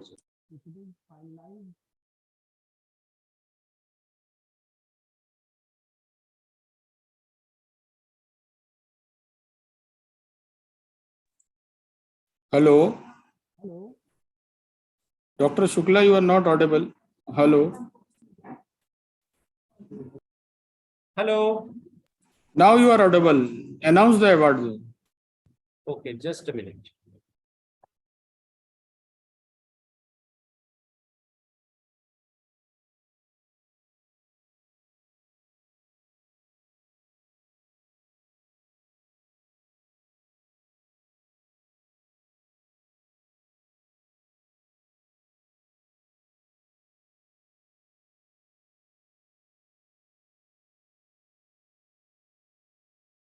Just a minute.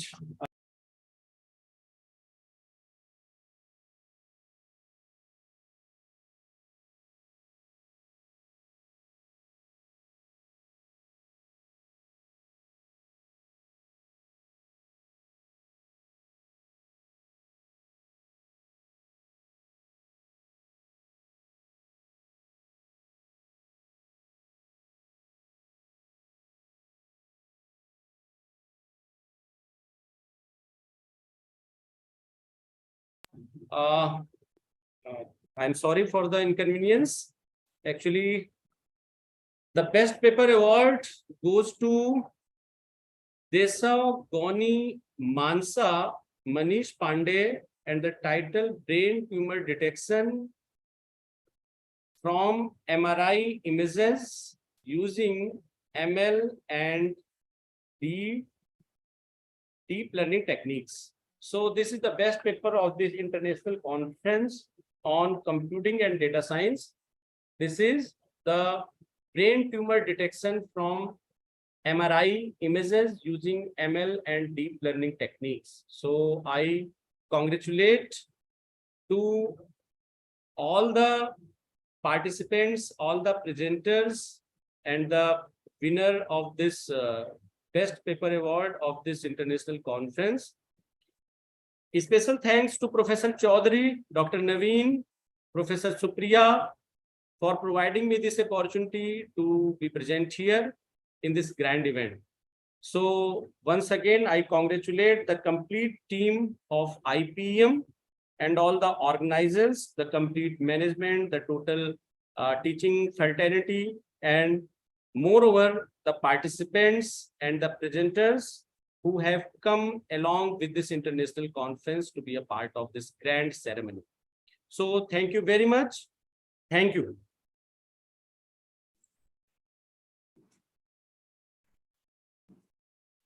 Thank you so much, sir, for this speech. Thank you. Now, it's time to invite our Honorable Head of Department, Computer Application, IPEM Group of Institution, Ghaziabad, Professor Naveen Kumar Kashyap, to kindly deliver vote of thanks. Sir.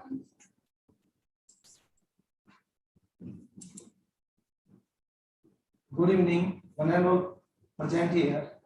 It is a privilege and a great joy for me to extend a vote of thanks to all those who have contributed in one way or the other to make this international conference a great success. I take this opportunity to thank the management for being the driving force behind this whole process.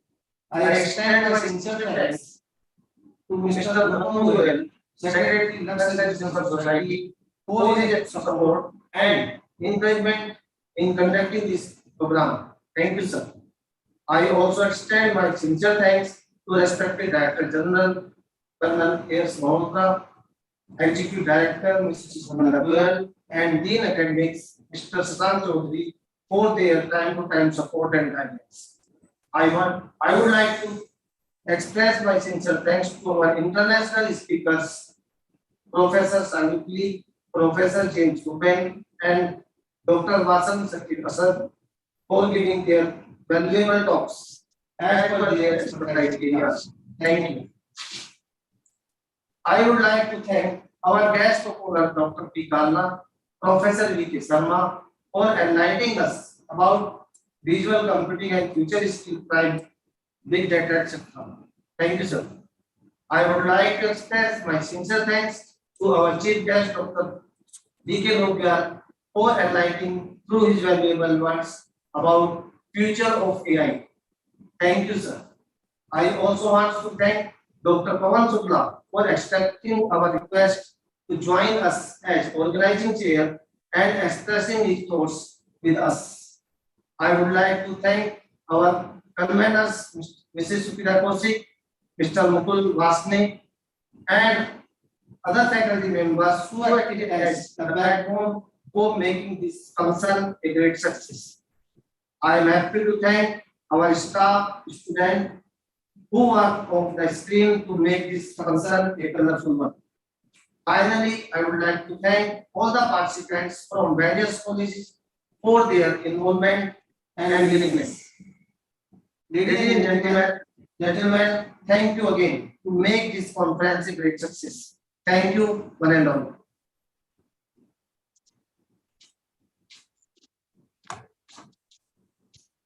Thank you, sir. Now, we are heading towards the end of International Conference on Computing and Data Science 2023. I hope you have enjoyed the all session, and I once again thanks all the respected chief guests, eminent speakers, all faculty members and participants for their contribution to make it successful event. And all are requested to kindly fill the feedback form. The link is already sent within the chat box. Thank you, everyone.